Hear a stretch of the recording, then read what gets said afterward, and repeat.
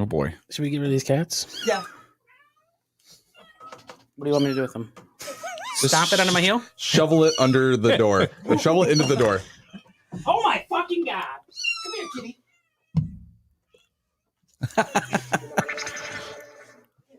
All right, we have to. We're live. Are we live? We're live. Do you want me to kill this cat or not? We gotta leave that door open. It's always something, man. Welcome to Never Podtoberfest. Fuck it, we'll do it live. Okay, hit I'll the write the theme song. damn thing and we'll do it live. Hit the theme song. What are you renting? Cole? 7 days a geek, 7 days a geek, oh, 7 days a geek, 7 days a geek, oh. Greetings and salutations, get ready to binge watch with 3 geeks. Couldn't stop Cole from eating, now he's a workout keto neighbor. Jason the Angry Ginger from Monkey Poo Studios, Limp and Quad Father gives us therapy from this couch. We're talking Netflix and Hulu, everything. No quad father. Whoa. Join our weekly watch party. First, let's catch up with the geeks. What are you geeking out about? 7 days a geek, 7 days a geek, oh, 7 days a geek, 7 days a geek, oh, 7 days a geek. Oh. Greetings and salutations, everybody, and welcome to the Podtoberfest 2021 edition. I am the Angry Ginger, sitting inside Monkey Poo Studios, and this is hour 1 of 12, or, well, for some of you, others have been doing this for about 20-something hours already, without recording anyways. In the studio, right here across from me, neighbor Cole, if you're watching on the video. There's not producer Kyle, who's producing, and we've got TK1, the Kilted One, Grant, who's already got the giggles going on. Not producer Kyle, I like that. You haven't heard that talk yet? Said yet? It's beginning. I'm not going to take the bait. Oh, yeah, that's in. All right, we got whoa. All Got right. it. Why do we have an echo? I'm on it. You got it figured I got it. out? It's All Going right. to be a slight That's echo. one check mark for you. That's another tally for the not producer Kyle column. Oh, come on. All right, say hi, everybody. Hey. Hi, everybody. Hey. Hey, Fran. Hola. What's going on? Coming up this hour of Podtoberfest, you've got 2 things, Cole. Let me hear them. The geeks are back. I already fucking didn't spell that right. The geeks are back, and it's a conglomeration of the best and worst hosts from Monkey Poo Studios, past and present. Will it work out? Who knows? But you're going to have to listen to find out. And Kyle, you can take number 2, can't you? I can take number 2. You can take 2, boys. You're going to go number 2? The geeks catch up, but not about their lives this time. We get to hear what they have been watching, and brace yourselves, children. It's a lot. So this is kind of a 7 Days a Geek episode. Usually our morning show consists of a lot of that, but we've tied in some true crime thing. That is our theme for the day. And we've got, so this is our COVID Coffee, Crime, and Corpses 2-hour special. And then we're going to go into our favorite serial killer / criminal. We've got Monthly Murder Watch Party. That's our hour 4, 1 p.m. Woohoo. Then, you know what? I have the old sheet. So that's as far as you're getting out of me right now. Disregard all You're that. good. You're good. No, I'm missing the whole 4 o'clock hour on this sheet. Okay, you know what? I got The you. I got whole you of over it. here. Look Yeah. at that. That's The entire- 60 full minutes he's missing. The entirety. Fucking prepared. I got you. All right, then we've got the Monkey Poo setup. Scenarios are posed. What is going on with this? It's the. What are you talking? Likely to commit crimes. Okay, this is our crime thing. And then we're doing FACPA top 10 war crimes for 3 p.m. Eastern Standard Time. And then we've got our match crime to the criminal. We're doing another full hour of Bingo Epperty, Dead Co-host edition. And then there's the Crime Collector, a story written by me in with a swiftness and read by the incomparable TK1. Incompetent is the word you were looking for. Yeah, well, I say every word wrong. So But not to be confused with impotent. I think the exciting difference component there. here is that important. unlike some of the other Podtoberfests that have occurred throughout the years, this one has like a really solid theme that we're going for and is going to be covered over the next 2 days with the true crime aspect, right? Yeah. Crazy killers. And like other than weird laws, we're not really like true crime obsessed kind of podcast listeners or hosts. So I am it's very fun. much so, We're though. just doing it for the fun. Yeah, I mean, murder's fun. I mean, when you put it like that, I feel a little bit bad about myself. So let me throw the murder's fun. Why are you looking at me like that? Let's start off with something that I think is going to be really irresponsible on my part for anyone listening, but it is I guess a crime fact that maybe people don't know. And throughout the next 2 days, I will try and just randomly throw these out. just for fun, and maybe it'll screw you guys up, and we'll go from there. So, true story. There's a legal murder zone in Yellowstone National Park. Oh, that laundry dude just went to the wrong place. That's right. There's a 50 square mile section in Yellowstone National Park where one can get away with murder. Yeah, isn't it like it's not and other crimes? There's no policing or anything there, right? Like no one owns the area. I'm not going to lie to you. I don't know because I've never actually read what I'm reading right now. Okay. Well, read more. Brian, The more you know. ding, ding, ding, ding. Brian Kalt, a Michigan State University law professor, discovered the loophole in 2005 while researching jurisdictions for his article. And when he murdered 7 people. Yeah, right. He's just out there. He discovered, air quotes. that there was He was doing research. He's got hunting cameras live attached to trees. He's just fucking stabbing people. I mean, how do you discover a loophole? Like, he's really going through paperwork. No, he murdered he 7 murdered people and got someone. away with it. It's like, aha. Isn't that the same? Like you can go out and you take a boat out like 7 miles out Through of the paperwork. ocean? No, You he can murdered No, he 7 murdered people and got someone. away with it. It's like, Sorry. I gotta Kyle's leave you plan. there. Right? It's like in international waters, right? It Yeah. doesn't matter. so correct. So Yellowstone National Park, like all U.S. national parks, is federal land.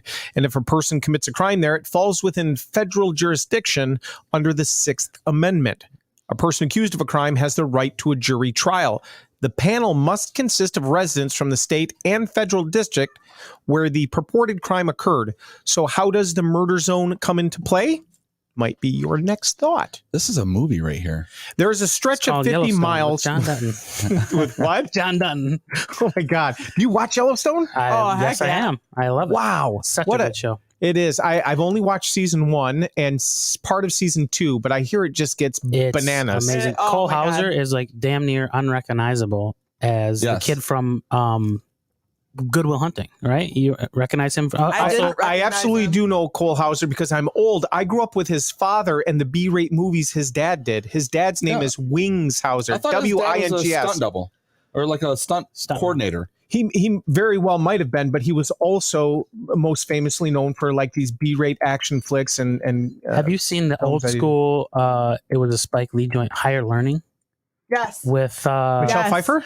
no, that's No. that's. Oh, it's You're right. Dangerous Minds. Sorry, that's Dangerous Yeah, Minds. yeah. Yeah. I know where your mind goes.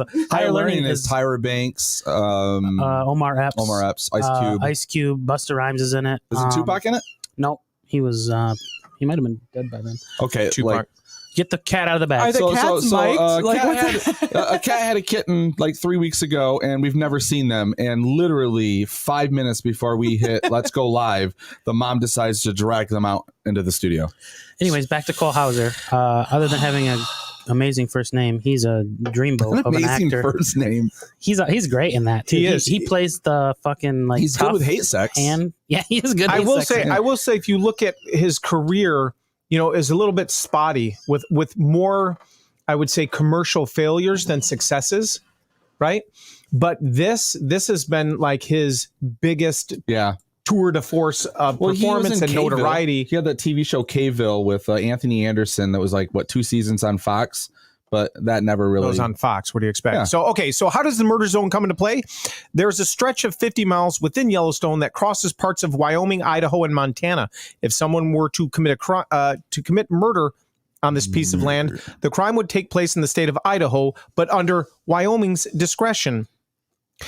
This portion of Yellowstone is unpopulated with no potential jury members living anywhere in the area. Therefore, no jury trial can take place.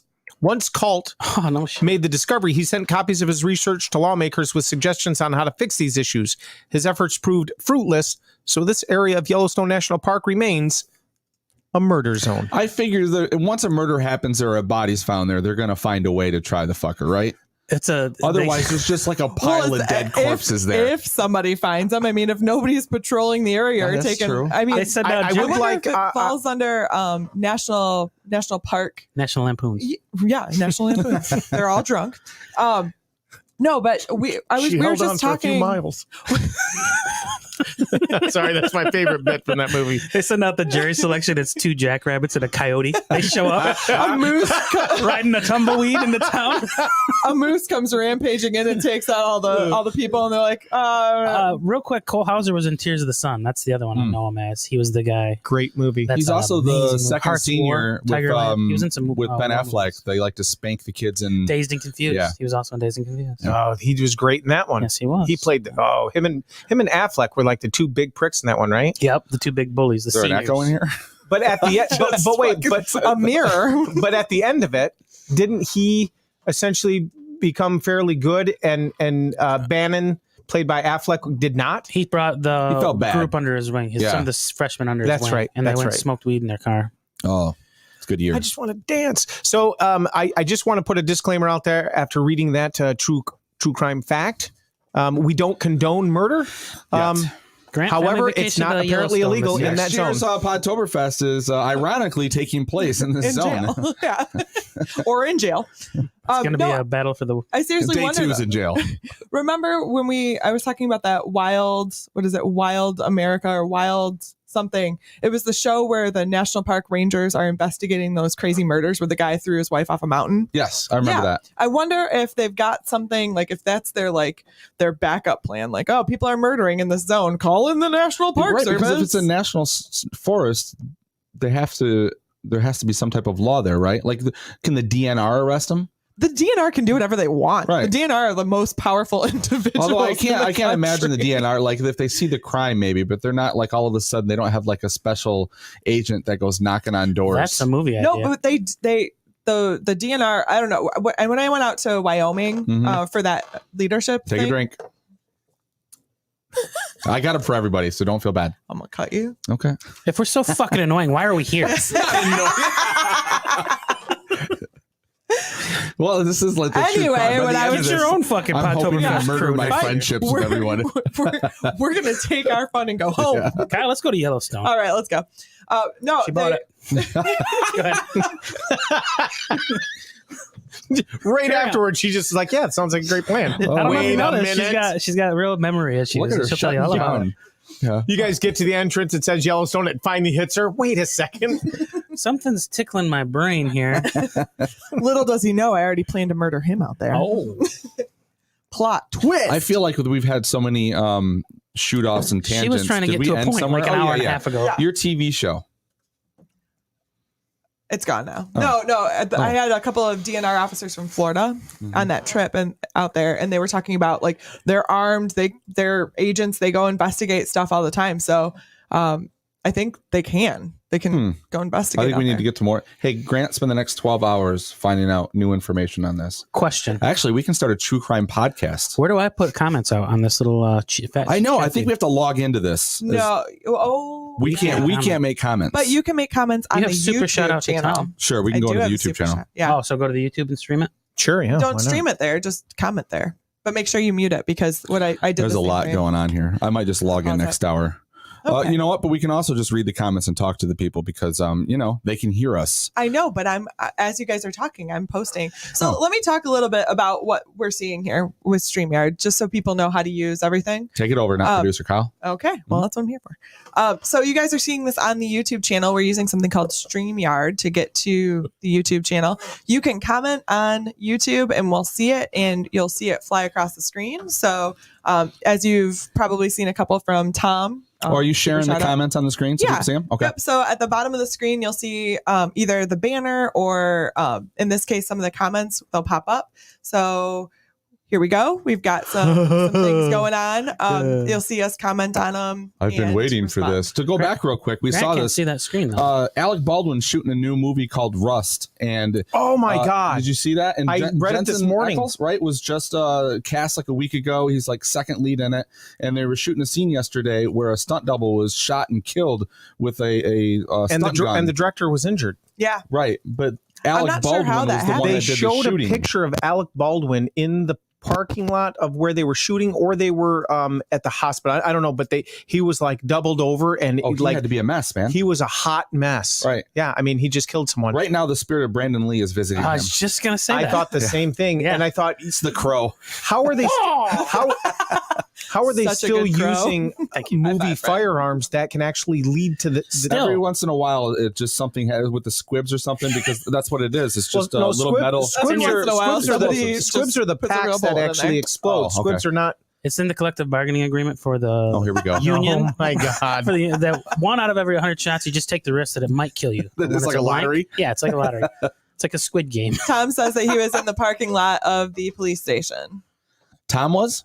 Oh, Tom- Alec was Alec. in a. Okay, I was like, what is Well traveled. Tom's just yeah. Where you at today, Tom? We've got Brian on the way here, and we've got Tom. He's out in the field. He's our He's our field liaison. correspondent. Yeah. He's out there like surveying the 50-mile radius of Yellowstone right now. He's trying to- Little known See if I can fact, get some land. Tom was actually the one in charge of Alec Baldwin's gun, and they weren't blanks Oh, in there. there we go. Hey, I want to say real quick to any of the listeners that are listening either now or during November, when you're seeing any of the promotions or anything on social media, please share those so we can try to either get listeners now to come in and listen live. We're giving away T-shirts. We got some gift cards or stuff that we're going to be doing, and also we'll be playing some of these games throughout November as well. So this will play both ways. Quit How playing games with exactly my do heart. they go about reaching us today? Oh, to like play these if there games? was an email, an email or or- Twitter handle or something like Or that. how do they get to this live or broadcast? they right? could just chalk in the live broadcast. Yeah, I mean, we really would like to see them just chatting right there in the comments. But real quick, I'll give you reach the official Monkey Poo Studios at Monkey Poo Stew. These are all Twitter. 7dag Podcast is the official 7 Days a Geek podcast account. I am at S7EVN Days a Geek. Neighbor Cole is spelled At Neighbor Cole, NEIGHBOR Cole. Kyle, where you at? I am at Kyle Marie Writes, WRITES. And Grant, where can we find you? You can't. I am nowhere. at Instagrants on Twitter and also Instagram. We'll find you. There's an Our email, underscore. 3geeks@7daysgeek.net. There's three of us or two of us. There will be three of us. We're working out what it's going to be. Maybe we'll invite Kyle full time. But, I like the producer role. So, she'll be on the show. No mic. Hey, man. Bacon. No Mike Bacon.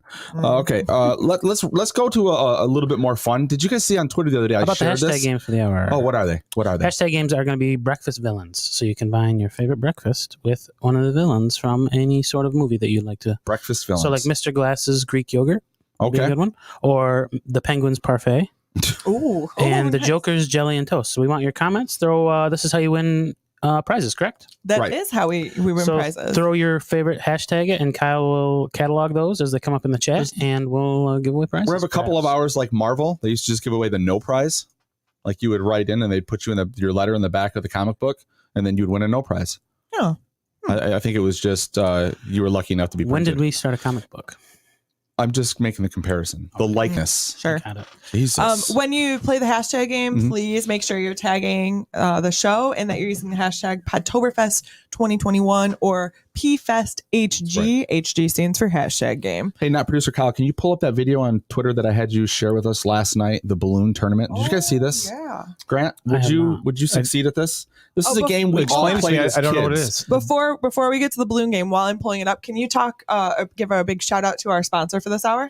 Our sponsor for this hour is, let me scroll, I believe it's Brian Hughes. Shout out to our very special Brian Hughes who supported this hour. BH, baby. Yeah. He threw the money down in the PayPal. Look, you can support throughout all of this. We're looking for your support. I'll be honest. We're looking for your sport. Is that what I said? Sport Yeah, because we're going to talk the Very balloon. sport. The balloon. What is it called? The balloon. tournament. Yeah. So did you ever play Don't Let the Balloon Touch the Ground in the living room with your brother, sister, or whatever? Yeah, it's like it's similar Look at to the floor is lava, So right? these guys are in a large classroom with a referee. Why they're wearing helmets, I don't know. And they just have they're in a living room with a car in there. There's a lamp and some other shit. And they have to volley the balloon and get it away from the other person. The other person's got to dive over shit and I don't know what's happening here. You're gonna share the screen. I'm going to share the screen. So All right. just give me a second here. I'm going to share our lovely little screen here. Boom. This is insane. Insane the fact that this exists as a sport, a competition sport. Look at this. Wow. Wonder what. Apparently, that's not helium in that balloon. Okay, where does this take place? I don't know. I don't see that. Well, it's Peru versus Alemania. You gotta say that. You gotta say that like it was in the Quest.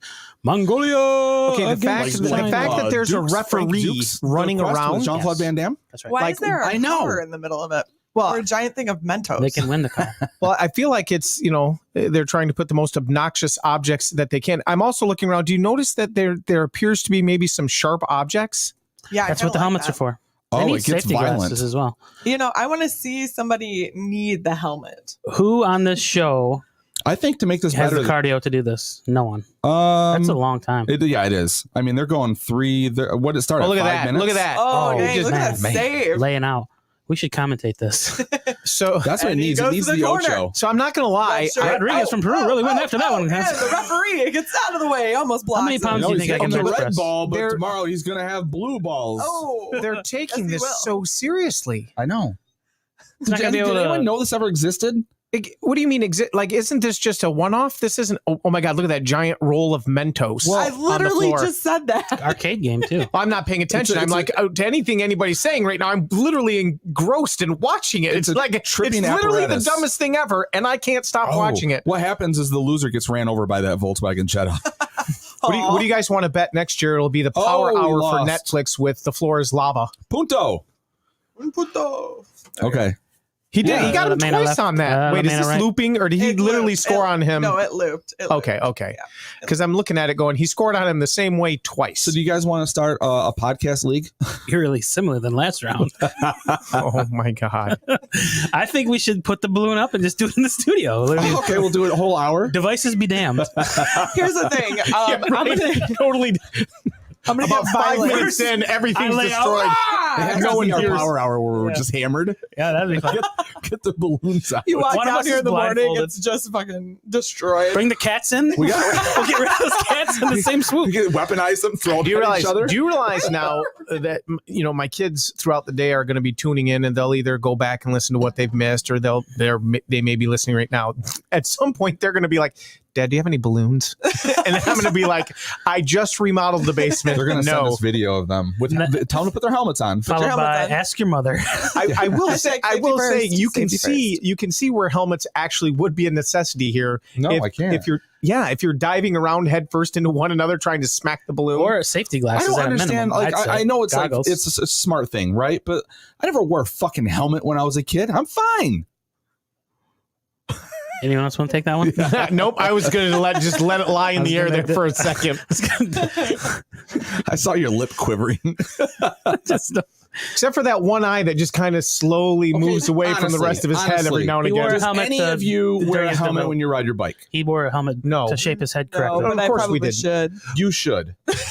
But like, Yeah. but I probably like, should wear a but helmet think about all the that. time. Like so many things, the reason why society now wears a helmet is because research Right. and science indicate That that Will Smith movie. it helps, prevent. Do you certain- guys have your children wear helmets on the bikes? No. Yes. It really depends on what kind of riding that we're doing. Where I'll be like, yeah, you guys should probably wear your helmets. Go on. Yeah. So if we're on Horseback? heavy trails and like downhill mountain biking or something like that. Oh yeah, you have to. That. When do you go downhill mountain? You don't even own a mountain bike. Not true. You- We own don't- 4. You You own don't 4 seem like mountain the bikes. type. Yeah. Yeah. Yeah, we I just can see did Grant in a Speedo. we just did Mackinac Island several months ago. Yeah, but you rented And- those bikes, right? No, we took You ours. brought them and you put them on the You don't ferry want to with rent. you. It's like $40 an hour. That yeah. So It's no, insane. actually Beth bought me a fat tire bike, Oh, you were telling me that. Yeah. and then the girls got matching bikes from I think it was Dick's and Sporting Goods, and then Grayson got a new mountain bike, and we went to Mackinac, and instead of taking, you ride around on the trails that are you're supposed to be on. And then there's the difficult trails, which like have you cutting through the middle of the island, that aren't really well trodden, but they're there. Mm. And so in doing those, You needed your helmet. we needed them. on the island? Oh yeah, there's spots on the island where it's insane. You work It's there and my live there. island. I mean, if Well, you're coming you down, guys did talk about that one crazy hill. yeah, that it's the hill by the Grand, and people Yeah. drive like assholes on Everybody, that. yeah, but I'm not talking about the paved roads. I'm talking about literally off roads. You're going over logs and bumps and around trees, and they exist within the island, 100%. I know. I worked up there. All right. How's bragging camp going? What's the Like, what do you want me to do with that? I was like, I know that alrighty they're there. what's the laws regarding murder on Mackinac Island? So There's getting actually back a to number where of we were. children's It's an books ode about to that. the war, Ford. So Fort here. Anaxis. let's transition into streaming talk because there's a ton of that there. Oh, okay. But first, I can throw out another fact if you'd like, and then we can go from there. It looks like, Grant, you've got a shout out from Kelly Christopher. Yes, that would be a very good friend of mine, a coworker who is at work covering my ass while I'm not there today because I took the day off. Nice. And What's she's her name, tuning Kelly? in. Her name is Kelly Christopher. Thank you for covering his ass, Kelly. I used to do it. I did it for 8 years. It's a pain in the ass job. If you need a support, No pun intended. you need a support person or anything, please reach out to me. I've dealt with him more than anybody. I don't know if that's true. Well, then his wife and his mom. We got to get your mom on the show this week. No. So Hello, mother. Hold on. Also, we have our first hashtag game shout out Okay. from Tom. Blofeld Bits. Hashtag. Oh, we'll PFS. bond. Yeah. Is Tom the only one listening this morning? No, Kelly's Christopher. listening. No, we've Oh, got duh. Kelly Christopher's listening. Jesus. got At some some. point, Beth is going to be on, or if she's not already. Theodore Stop Peterson. bringing up your family. Okay. I'm kidding. There's a Theodore Peterson. Sounds like a. Teddy Theodore? Peterson. Teddy Peters. Mm. TP. Sorry, I didn't know where I was going with At least that. it wasn't DP. It's legal to have sex with a corpse in more than 20 states. Yep, what that's right. Necrophilia involves sexual attraction to corpses, which can include the act of having sex with the dead. Surely this is illegal, right? There is no federal law against it. In some states, necrophilia is a felony offense, but it's a mere misdemeanor in other states. And in over 20 states, there are no laws against necrophilia. It's not limited to the United States either. Many other countries do not have established laws against the act of necrophilia. I just want to say, really gross. I feel like that's just like one of those like unwritten rules. You Yeah, but just don't do it. necrophilia it. Dad joke number one. I don't We need a know. board. Oh, we got a board. That reminds me to mention, coming up later throughout the day and possibly tomorrow, we've all been assigned to pick maybe a prolific serial killer or a true crime story person. And this one actually speaks to the person that I'll be talking about, Ed Gein. So if you guys aren't familiar with who Ed Gein is, don't do your research. I'll have all the information for you later. Ooh. That's Coming it? up That's where we're ending? in Okay. That's it. I just wanted to, right before we did a bunch of light, fluffy stuff and talked about streaming services, Bring the throw in mood way another down. Yeah. true crime fact about necrophilia. Well, there's a couple 'Cause other it's topics gross. that I had in this bad boy. I know we had the balloon tournament, the movies that made us love on the spectrum you wanted to discuss. Oh, so good. Also, just before that, a little news just came out. Warner Brothers is discussing Dune 2 will be happening regardless of how it does in theaters. Oh, wow. Right? They're giving Denis Villeneuve his, at least he gets to make they're talking the show on HBO Max and the sequel to the Dune book. So they'll finish with that. More Sopranos. It bombed at the box office, like 4.3 million for, something of Newark. What was that Saints called? in Newark. Yeah. But it has, the Sopranos has gone like through the roof on HBO Max, the series, and the movie was well watched there. So they're talking about either another movie or possibly making a series to bridge the gap. Shut your mouth for a second. Okay. While you're talking about that, has anyone watched the Untold Crime and Punishment documentary? It's about it's supposed to be a tie-in for like the real life Tony Soprano and this minor league hockey team that he buys. Oh, no. I haven't watched it yet. It's Oh on my my watch God. list. I was heard it talking to Matt about this a amazing. little bit, Mhm. because he's a big a hockey fan, and like some of the hockey lingo gets thrown out there. But the crux of this thing is this guy's a mob boss. They call him the real life Tony Soprano. He has a sanitation company. So this is like Yes. today's age. This was in the last 10 90s, years. like in the 90s, Okay. Right. That's actually why they put the disclaimer at Sopranos about this isn't supposed to represent any real person alive or dead. So that guy couldn't sue. Probably. So this guy. I just made that up. Oh, all right. Well, I fell for it. This whole group of so this dude is like money laundering, and he recruits this team of hockey players, and he gives it to his 21-year-old son to run. And this kid's like a Guido, and he's like fucking. It's terrible. Whoa. How do you think that makes people feel to be Italian and you're using that? That's. I think they use that term, right? Yeah, I think it's. I feel like it's I feel like today's the day that you become woke, and you can't use the term Guido. acceptable nomenclature. He looks awake. I don't to me. think it's. They used it on MTV. Oh, never mind. If it's on MTV, There you go. it's acceptable. That's my defense. All right. Yeah, fair enough. Paramount hasn't gotten any letters, so neither will Monkey Poo Studios. Anyways, but he puts together this whole team of, they call them the what's the name of the town? Now I can't find it, but they're called the Trashers. Their mascots are trash, and they just go around the league bullying everybody. There's a team of like just fucking thugs. And They just beat everybody up. Wait, this is amazing. a real thing? It's really happened. Yeah, it was. What do they call them? The enforcers, right? In hockey, the Called enforcers are enforcers. the. Yep, it's the Genovese crime family. The dude's name was Anthony Galante, and it's he the sounds UHL like a- Danbury Trashers is the name of the team. Okay. Yeah, watch that. It's good. Untold Crime and Penalties. So is there do they find out there's some real murder? Is there any crime going on? Does the 21-year-old kid choke a bitch? They're What's going on they're here? using this team to we can get into a deep dive in this, but I don't want to take up the Should entire we do time. this during was it hour 3? Is that our favorite serial? No, that's monthly murder watch hour 4. What we've Okay, watched. You we'll can talk bring about that it up then. on. Yeah. But you said Tony Soprano, and I had to get that. And Okay. that show that you're referring to is streaming currently, and on what service? It's on Netflix. It is the Untold series, which is like a lot of behind the scenes stuff. Oh. They did a Caitlyn Jenner. Yep, they did gotcha. Now I know exactly what you're talking about. Untold. Is that a The, weekly series? Woman boxer. Yep, the woman and boxer and one. the, There's 5 or 6 of them out, and I've watched it. Malice at the Pistons Palace. for the- Do you remember that? yeah. If you're a Detroit fan. Mhm. Sorry about that. Malice at the Palace. They cover that deep dive, which is fucking. That's a great.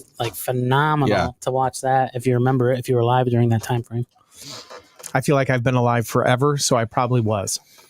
could have been. To everyone's surprise. Okay, so what have we been watching? Let's wrap this last half hour up with just the streaming goods. So we were talking about Love on the Spectrum yesterday. Yes. We've hit season 2, and I have to tell you, I tried to get you to watch this. You didn't watch though, did you? I did not. Just 'cause it's humorous. my family and I, I'm uncomfortable around people. we watch a lot of TV together. We only have one television, and so Stop bragging. we all have to agree on shows, and at times that can be rather tumultuous, right? Well, what do you use for cable? Your cable provider. I don't. That's pretty funny. That's a callback, ladies and gentlemen. For years. Oh yeah, I cut the cable.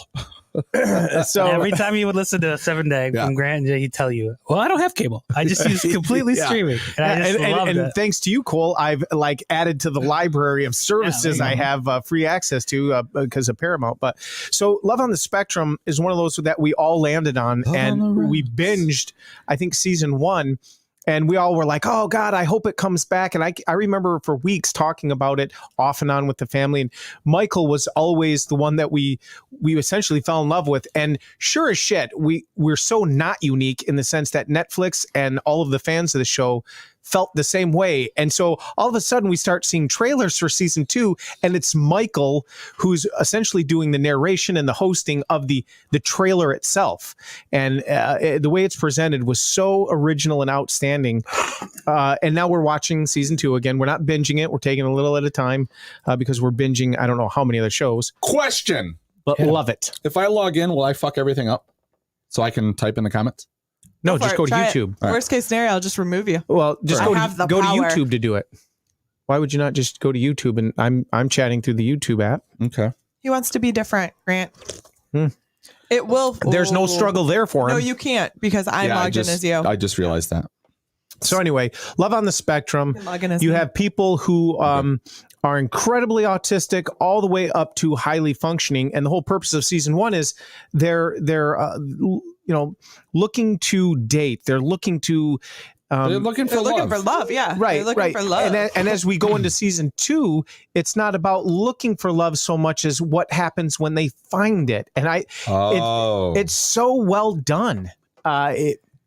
And I don't want to call them characters because I would be hard pressed to believe. they were edited in a way that they are characters, I think. I don't think so. I think they do a really good job of showing those moments where autism can really influence and impact their behavior, the way that they're dealing with themselves being filmed on the show.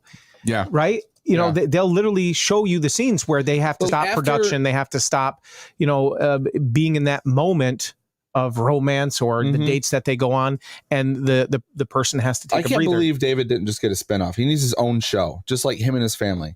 He is his name's David, right? No, Michael. Michael, I'm sorry. Michael. And he'll just tell his mom and dad like straight, like they suck at something, or it's just the way he talks to them, and they just like. But there's no so malice, used to him. right? Right. No, that's not, part of the absolutely not. autistic personality. Yeah. Is there's a bit of lack of social graces, but it doesn't stem from ignorance per se or a negative place.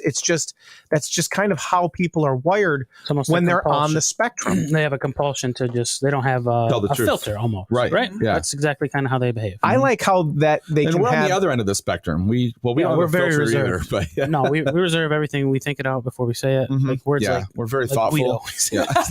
Oh my We're out God. of abandon. I think what I like is when watching, I guess, autistic people who are on the spectrum, right?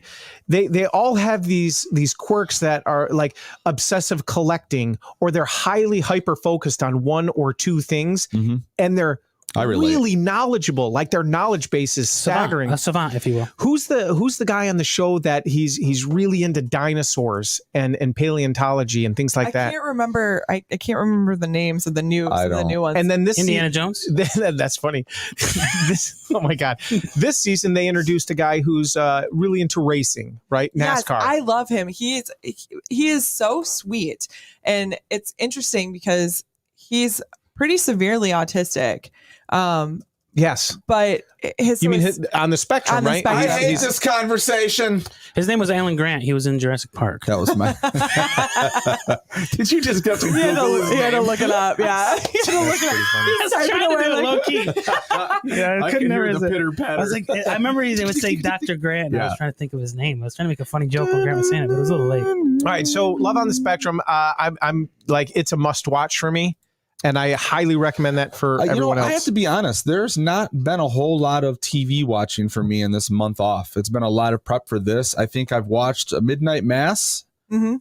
There you go. Stop right and there. Only Murders in the Building, which we're going to discuss later. We can't discuss it this morning. Can we Only discuss it in Murders? multiple hours? Only Murders?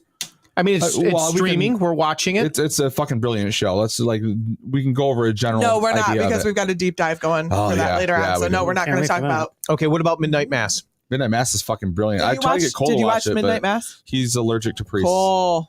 I have So a penchant, so a what? a panache, Call A back. panache? a penchant. If you listen to Call the back show, joke. you know what he was referring to. We had a whole debate. That was on. It was on this show. No, it was I think, but Matt had heard it and gave you shit for it. No, it was Right? on FactPub. You were was it? saying It was on- one Podtoberfest He says because he that's has a where it came from. penchant. You have a penchant, and then you Yes. said later on you said a panache. And you thought they were the same word. I thought they were the same with word, but his- I didn't know if you were mixing fucking with us or Uh-huh. if you were being funny or if you actually thought that was the word. I'll be honest with you. Don't remember. Not a What- single so iota of memory in of your that brain. moment. So when I say panache and Mhm. penchant, do you think those are two different words or two different? They are two different pronunciations? words. There, Okay. it's PENCHAT, and then PANCHAE. Wait, no, PENCHANCE. ACHE. Oh, welcome to the spelling Panache. bee hour. Jesus Christ. Panache. PAN. Jinx. Verisimilitude. The. T. To ha. Can you say it in a sentence? That's a big one. The International Spell the Preservation word. Tried Society. to spell the. Okay, so Midnight Mass, right? The great thing about Midnight Mass is, without spoiling it for listeners, if you haven't watched it, you guys will understand this, right? Because you've all watched it. Yes. Yes. They don't ever.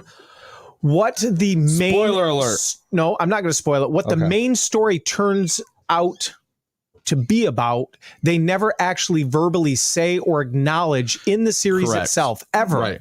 It's as if But you know almost, I knew almost immediately. We within It was the first episode, we were yeah. both like we were going through like the whole. it's because the list of trunk things. he brings Yes. in. That's I went- really anyone who watches cinema or films.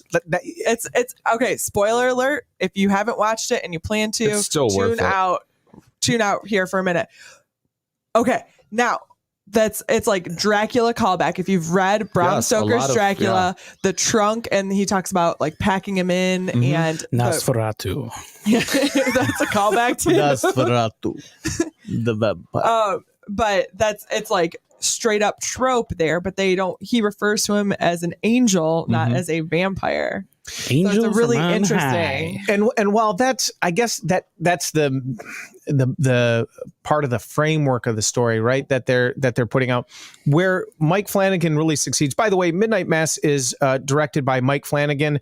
Most noteworthy, biggest thing that he's done in the cinematic universe is going to be Dr. Sleep, his version of Stephen King's. It's better than The Shining. It was outstanding. But for streamers, right, you're going to look at The Haunting of Hill House, The Haunting of Bly Manor, and of course, Gerald's Game. Gerald's Game, outstanding. Hush is probably one of my favorite pieces that he's ever done. And didn't he do one of the Ouija board movies or Oculus or something? He did Oculus, Right. and he did Ouija Origin of Evil. No, he didn't. Who He is didn't this do guy? Origin of What's Evil. his He name? did Oculus. I'm Yeah. sorry. Which, by the way, Mike Flanagan.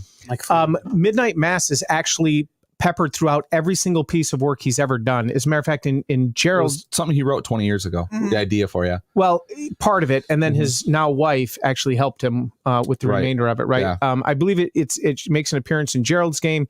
It certainly makes an appearance in Hush.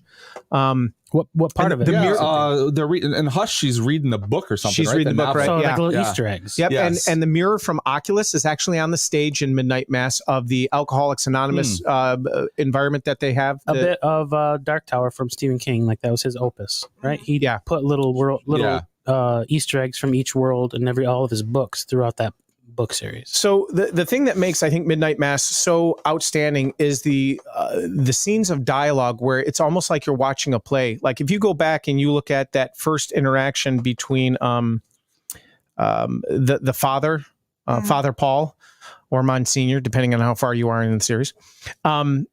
And what's the main character's name? Is it Kyle? Is it Kyle or is No, it it's Riley. Riley? Okay. Yeah. So Riley and the father meet up for the first time in their Alcoholics Anonymous group, which turns out to be just the two of them.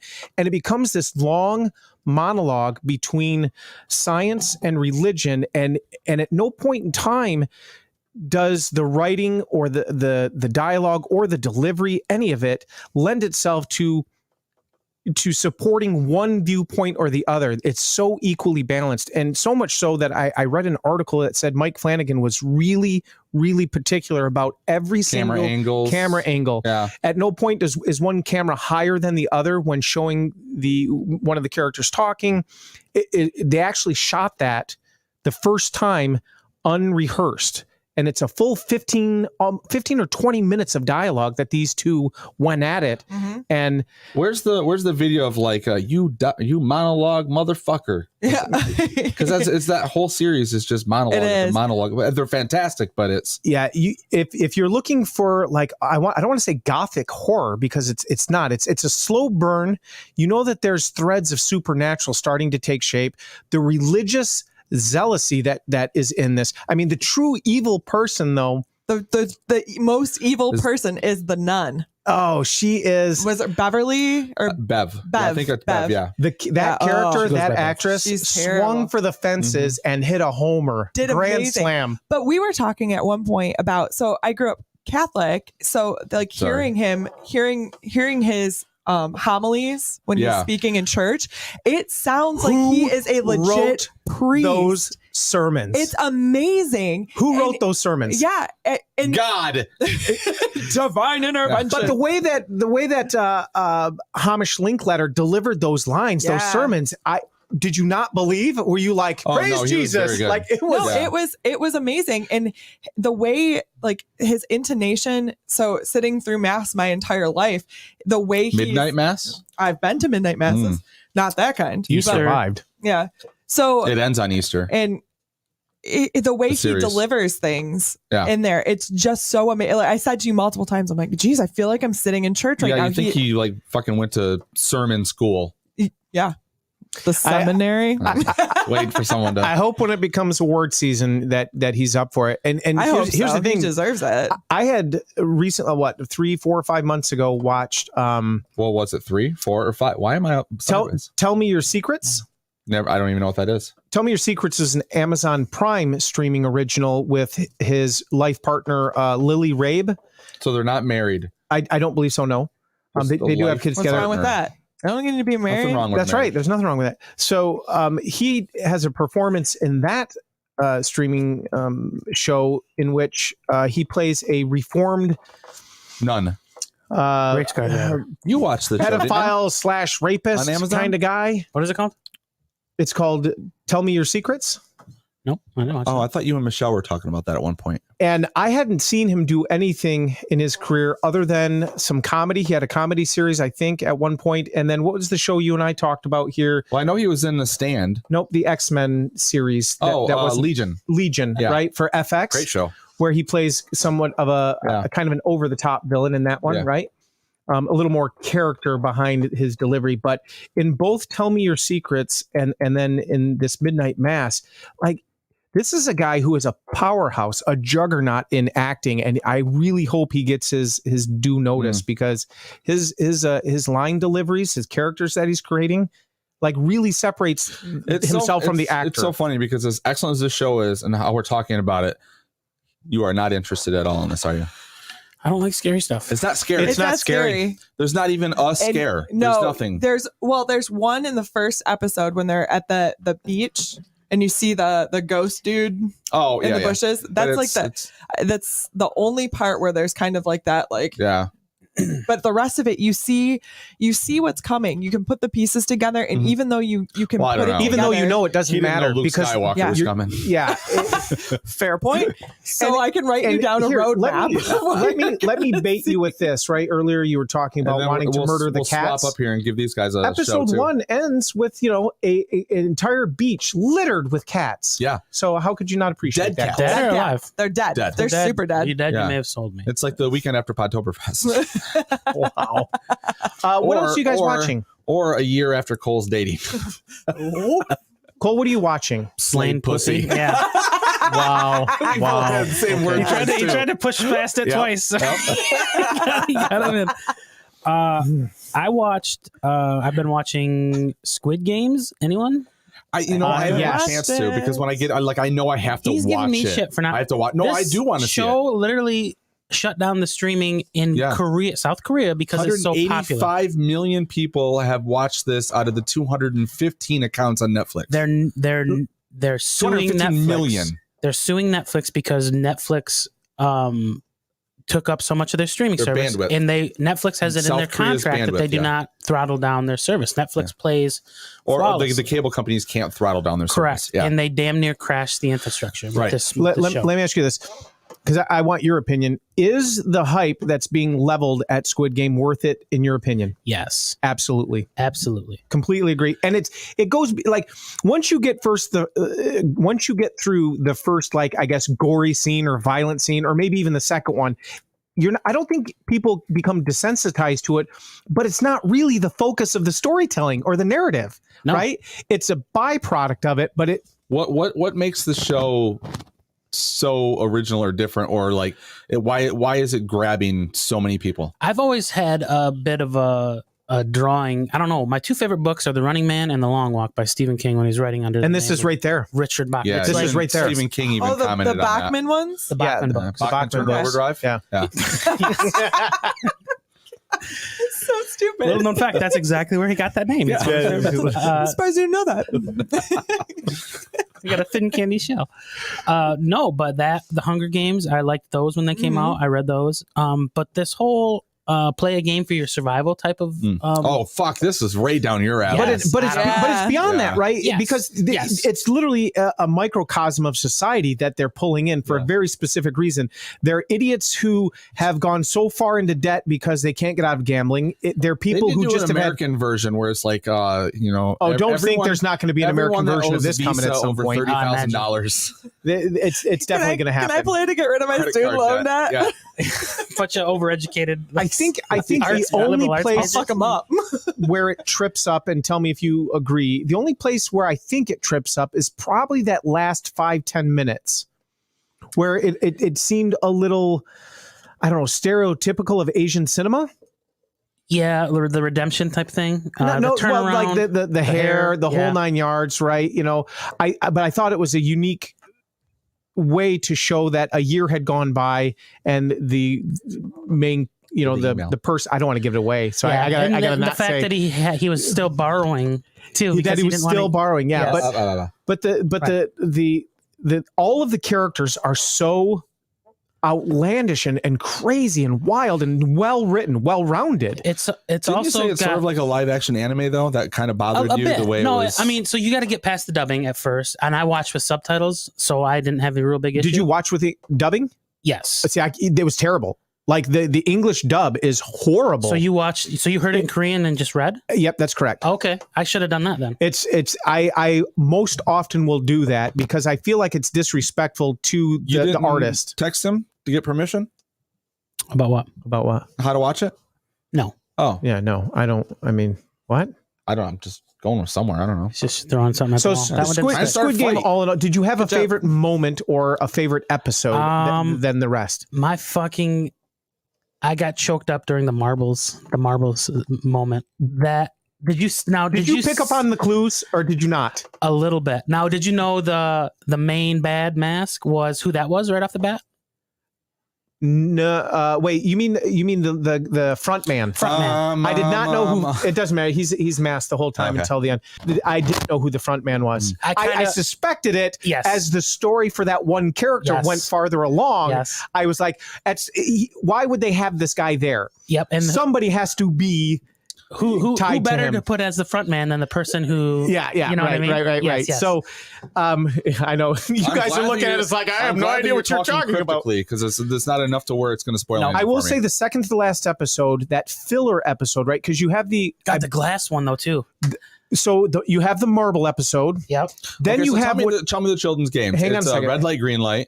Yep. We're playing marbles. What else? What else was there? Here, let me Is there tag? spoil something Let's play unique tag. that doesn't spoil the Honeycomb viewing. one. All of the games, you'll know what the games are in the first episode if you pay attention to the walls. They're literally in front of your face the entire time. And what's I've got 8 unique minutes. is that the characters are trying to figure out what's the next game. And literally, if you were a viewer watching the show and you paid attention to the paintings on the wall, you'd know what the games Did were. you know? I didn't. Some of those I thought were kind of South Korean centric. Like I've never done that honeycomb thing. I've never even heard of that. Have you? No, I had not. And you're correct. The symbols were on the walls, right? Yes, yes. But the glass bridge, tug of war, marbles. Tug of War they one. I forget about that one. That one was crazy, but that was believable too, Are right? they Like, playing tug of war of like a ditch filled with glass? well, there should when have needles filled with AIDS? when Ilnan Ham is like, yes, I used to play tug of war as a child. Here's what we need to do, and they're like, "Fuck you, man! You don't know what you're talking about." And I was like, "Dude's like 90 years Yeah. old. I'm pretty sure he knows what he's talking about." I invented it. And then they go to that. It was so awesome to that was watch. cool. But then that his strategy didn't even end up working. They had to end That up went kind into of the- go. They improvised. Put it on the Yep, screen. They improvised. improvised. I will say, and going back to this, this second to the last episode, which was a filler episode, right? So you have the marbles episode, and that leaves the last remaining players. And they do this little short episode. I think it's only 30 minutes long, 35 minutes long. Yeah, It's weird. Like the last. second to Then last it one. goes into the final episode for the final Squid Game, Yep. and that played out better than I could have Flawlessly. imagined. So It was so intense. two takeaways. Well, and then we'll get off of this that I did not care for. I didn't like the bringing in the big barons, and they were just like these rich moguls. The VIPs. The VIP. I thought that that was a bit forced. That seemed a bit easy. Like, we're the people that are funding this thing. We're betting on these human beings. That just seemed kind It of was Rat weird. Race. That, and then the side hustle with the doctor, I thought was a little bit unbelievable. Right? Yeah, I see what you're saying. Yeah, like that was a little they bit just kind like, of threw that in there for additional yeah, storytelling yeah, purposes I because ultimately it didn't really go anywhere, right? No, it didn't. It did So give. it's not a perfect show. It did give. It's damn near close. It did give old boy who was undercover a chance to, in the seeds of that havoc that was created from that. Yeah, that okay, side you're right. thing, to move up from triangle to circle to square to. Yeah, I guess right? you're right. Which is weird. Like Circle if you're a gets the video square. gamer watching Squid Game, it's almost annoying because Yeah. you can't help but think Sony PlayStation Yeah, the I entire I want to hear this I've guy's seen the dialogue. card. Hit his fucking I've seen the triangle. card. I will say this: I would love to play the game that got Gihon into I didn't the remember Squid their Game names. in the first place that smacked the paper down. I'd love to play that with Jay on the show. Is it with for money or do you slap the shit out I of think each we other? should do the slaps. think so too. right. I think after the first slap from Jay, though, his hand is so massive it just knocked me out. Hey, you should just rig it so that he could never win, and you just beat the shit out of him. Did you think that that's what was happening at first? That it was rigged for Gi-hun to lose? I think so. I'm not positive. I got that take, but then you see the thing playing out over and over and over with other people. Yeah, and it's just like, no, that guy just sucks and he's a sad sack. It's like Charlie Brown trying to win for his life. I love the there's a fact pull. that he forgets that he just won 10,000 won, and he's like, all right, now it's my turn to slap the shit out of you. He's like, no, here's your money. He's like, I slap you because you don't have any money to pay me. Oh, that's so great. He's like, He just wanted one smack on that guy. And it's like, no, here's your money. fuck the 10 grand. I'm going to slap the shit out of you. All right, I'm ending it right here for you All two right, in sorry. your conversation. Sorry, mama. I just wanted to give a quick shout out. We've got a winner for each hour. Before we announce that, we've got some amazing hashtag responses. All right, let's hear them. We've got the Pennywise bran flakes. You'll have a floater in the toilet. Oh. Who's that? These are all from Tom. Okay. Dracula's blood orange yogurt, now with more blood, less clumps. Leatherface brand sausage links, teenage to perfection. Nice. Oh my God. Let's see. There was another really good one up here. Let me go back. What is going on? I don't know. The cats are going crazy. But anyway, so our winner for this hour, the Michaels Myers breakfast burritos. That was another one. Okay. Our winner for this hour is Tom Jackson. Shocked. I know. No way. Shocking. So we'll have Tom's going to win every hour He might. unless we get this out on Only Twitter. one winner an hour. Or so- one person can Tom, win the day. start tagging people on Twitter and Get him in Twitter here. Say, bomb them. I'm a winner. You can be too. This is Tell him you just won $10,000 listening to 7 Days of Geek Podtoberfest. here's his last one for this hour. The Wolfman's Wolfies breakfast burritos that make you howl at the moon. Jesus Christ, Tom. All right, so we're going to we'll be back next hour on Podtoberfest with trailers and emails from a listener. Yeah, we got 2 emails. And just again, a special thanks goes out to Brian Hughes. He That's is all our we got. listener supporter Yes, for this yes. hour. So Shout out another Brian. shout out. Thank you Brian. so much. Thank you for supporting the show. All right, and remember, if we're This going is like all a day church. You should be giving 10% of your income. Tithing. tithing to us, yeah. So stick with us throughout the day today. We're live all day, and then we're also live tomorrow. So We keep can't that in mind. promise the cats will be. Nope, What? we can't.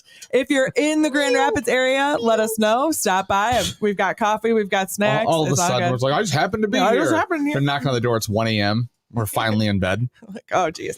All right. Well, we don't have to leave this because we're just staying on for 4 hours, right? So we'll just, dun, dun, dun, dun, dun, dun, dun, dun, dun. We'll be back Insert momentarily. theme music here. Yeah, so geek out.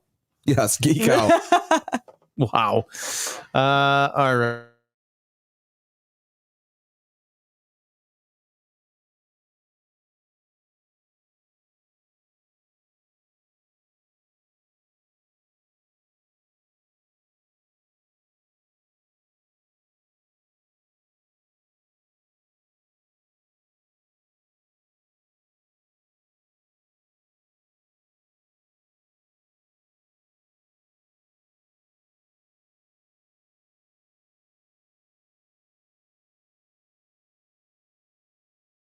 All right. Oh, hold on. Somebody. My bad. I'm good. Somebody. All right, hold on. I want to try this. Has anyone login been thing watching the feed and noticed the 10 second, 20 second Yeah, there's a little bit of a delay. delay? Yeah. Oh, is there? This is so much nicer than last year. This is Isn't fucking this amazing. great? YouTube. Yeah. And what is this called that we're using? StreamYard. We're StreamYard. going to be using this for everything now. How much Mhm. was it? Podtoberfest's 20 bucks a official month for the sponsor, one that we unofficially, got, but it's StreamYard. because, we needed the extra hours. Remember that year when we had Poopery as a Oh, sponsor? Yeah. That was awesome. all day. Yeah, Poopery sent us. What did they send us? Like 8 or lot. 10 bottles of Poopery. They sent us a case of stuff. Mm-hmm. I actually still have, I think, a bottle of the Poopery. I got a whole box of them. a Poopery. No, that was from Seinfeld. Okay. Got the Drake's This so- isn't part of the show, people. This is just our intermission. It's an intermission. Let's all go to the movies. and have ourselves a snack. I know. I see it. It's Destroyer of Plates. Get down. Do not kill the cat on camera. I'm not going to kill the cat. I love animals too much for that. I'd cry. Okay, so this next hour, In order to we're create just an doing account- trailers. I feel like we didn't cover enough How streaming. did you guys log into this chat? I went to YouTube and your channel, Honey, and then I it's- just went to the chat. It's because So you're I'm not logged in chatting. as you. You're not chatting in Right here. Yeah, watch this. Hi, Jason. But what did you do to YouTube to get to that chat? I went to YouTube. You're right on going the live on YouTube, and you go right here, Jay. Look, say something. It's really Just strong. go on there. Pull up your. But you're in StreamYard typing. I'm not in StreamYard. Honey, you can't get into Oh, StreamYard. okay. because It I'm- looks exactly the I'm same. on your Bro, StreamYard bro, account, all right, bro. so you can't. I want to talk. Bro, calm down, bro. Bro, I hate everybody. Oh, I deleted StreamYard. my bro is at Didn't. work. Oh, I'll Covering come back in. my I'm ass. coming back in. I'll be there in a minute. Appreciate you, bro. Tom says You know who you are. on Twitter, How you doing? I want a free trip to the Yellowstone Murder Zone from 7 Deck Podcast. Is that what he tweeted? That's So outstanding. if we want to promote this, how do I promote? What do I do to promote? You have to use Okay. the YouTube link. Yep, go to share. Okay. Hey, so- share the YouTube link in the private chat. Okay, That way we can all grab it. okay, I can do that. Yeah. Am I muted? I'm not muted. There we go. Am I back?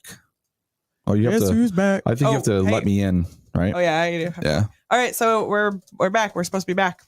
I wonder if I can sign in with my name. And no, two of us probably can't be in there because I just created an account with my other email address, Just but use then it. it wants me to pick a destination and all that Just, shit. hey, Hashtag just what? use my email. Podtoberfest? Hashtag Podtoberfest 2021. Do you want me to send you my info? So you I'm can just log- going to go into YouTube. I'll make it less I'm difficult. gonna do for one of all those us. cock Okay, ticks. fussy. No, I'm not being fussy. I'm just trying to make it easy. All right, should we hit the theme song? Cool? Yeah, you're gonna have to kick me out and bring me back in. All right, I'm 7 kicking you days out. a geek. 7. There's got to be a better way to do that. Probably, but We'll figure it out. we'll figure it out. Matt can probably tell us. All right, so Hour 2. Ready? I'm ready. 3, 2, 1. Meow. Oops. Did you say meow? The geek, oh, All right. 7 days a So- geek, seven days a geek, oh. Greetings and salutations. Get ready to binge watch with 3 All right. 7 days So- of cold, 7 days a geek, Angry Ginger from Monkey Poo Studios. Limping quad father gives us therapy from this couch. We're talking Netflix and Hulu, everything in the streaming world. Join our weekly watch party. First, let's catch up with the geeks. What are you geeking out about? 7 days a geek, seven days a geek, oh, 7 days a geek, seven days a geek, oh, 7 days a geek. Greetings and salutations, everybody, and welcome to hour 2 of Podtoberfest 2021. This is our true crime special edition day, both days actually. I'm Angry Ginger. I'm inside Monkey Poo Studios. That was our theme song. We do not have the Quadfather with us, but hopefully we see him sneaking in the chat somewhere. Neighbor Cole is across from me. Kyle is next to him across from me, and Grant still in studio for the day, scrolling True for story. more true crime facts. Now, last hour we talked some of the streaming stuff that we watched. We're going to do more, I'm sure, of what we've seen, but we've also got some trailers to discuss. And you know what? If I pulled up the sheet, I would actually be able to give you a little bit more of what we're going to talk about. yeah. Oh, Let's real give quick them though, something holy to cow, talk you've got such a about. beautiful shirt on today. Thank you. Thank you. It is glorious. If you are watching this right now in your hoodie, this is our swag, our gear. You can order it. You can go to our spring. Now it's just spring, right? It's not Teespring, now spring. By far and Yeah. large, the best Podtoberfest logo that has been created out of all the years. Yeah. Fucking off. Hold on.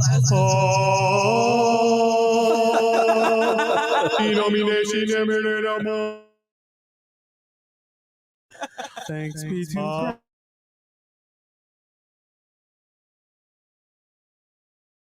That was good.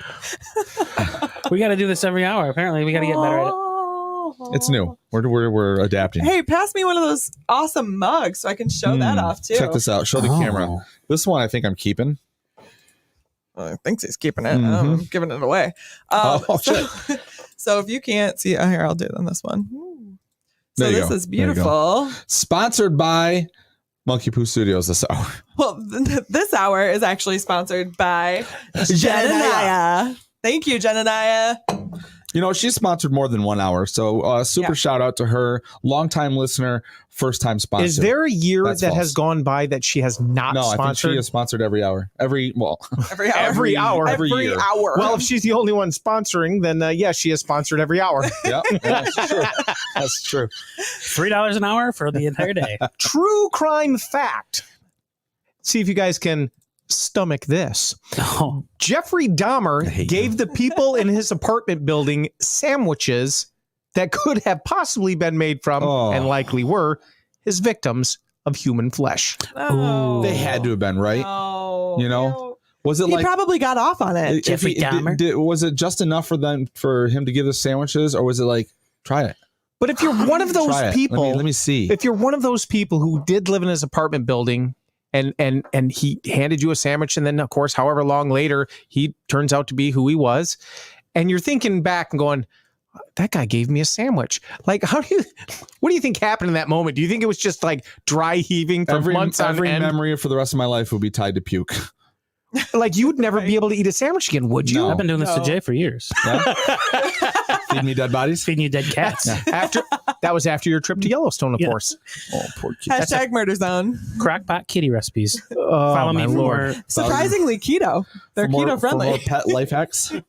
more pet life hacks. Another The pet. true That's crime true. fact about Jeffrey Dahmer. He worked in a chocolate factory. Oh no.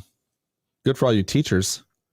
That's it. That's the fact. That's it. That's the fact. He worked in a chocolate factory. Hershey's I guess is the, like, sa- we've the never sandwich, had him on. the sandwich factoid was probably the home run. The other one was a little dud. Was Was it Ted it a Bundy? milk dud?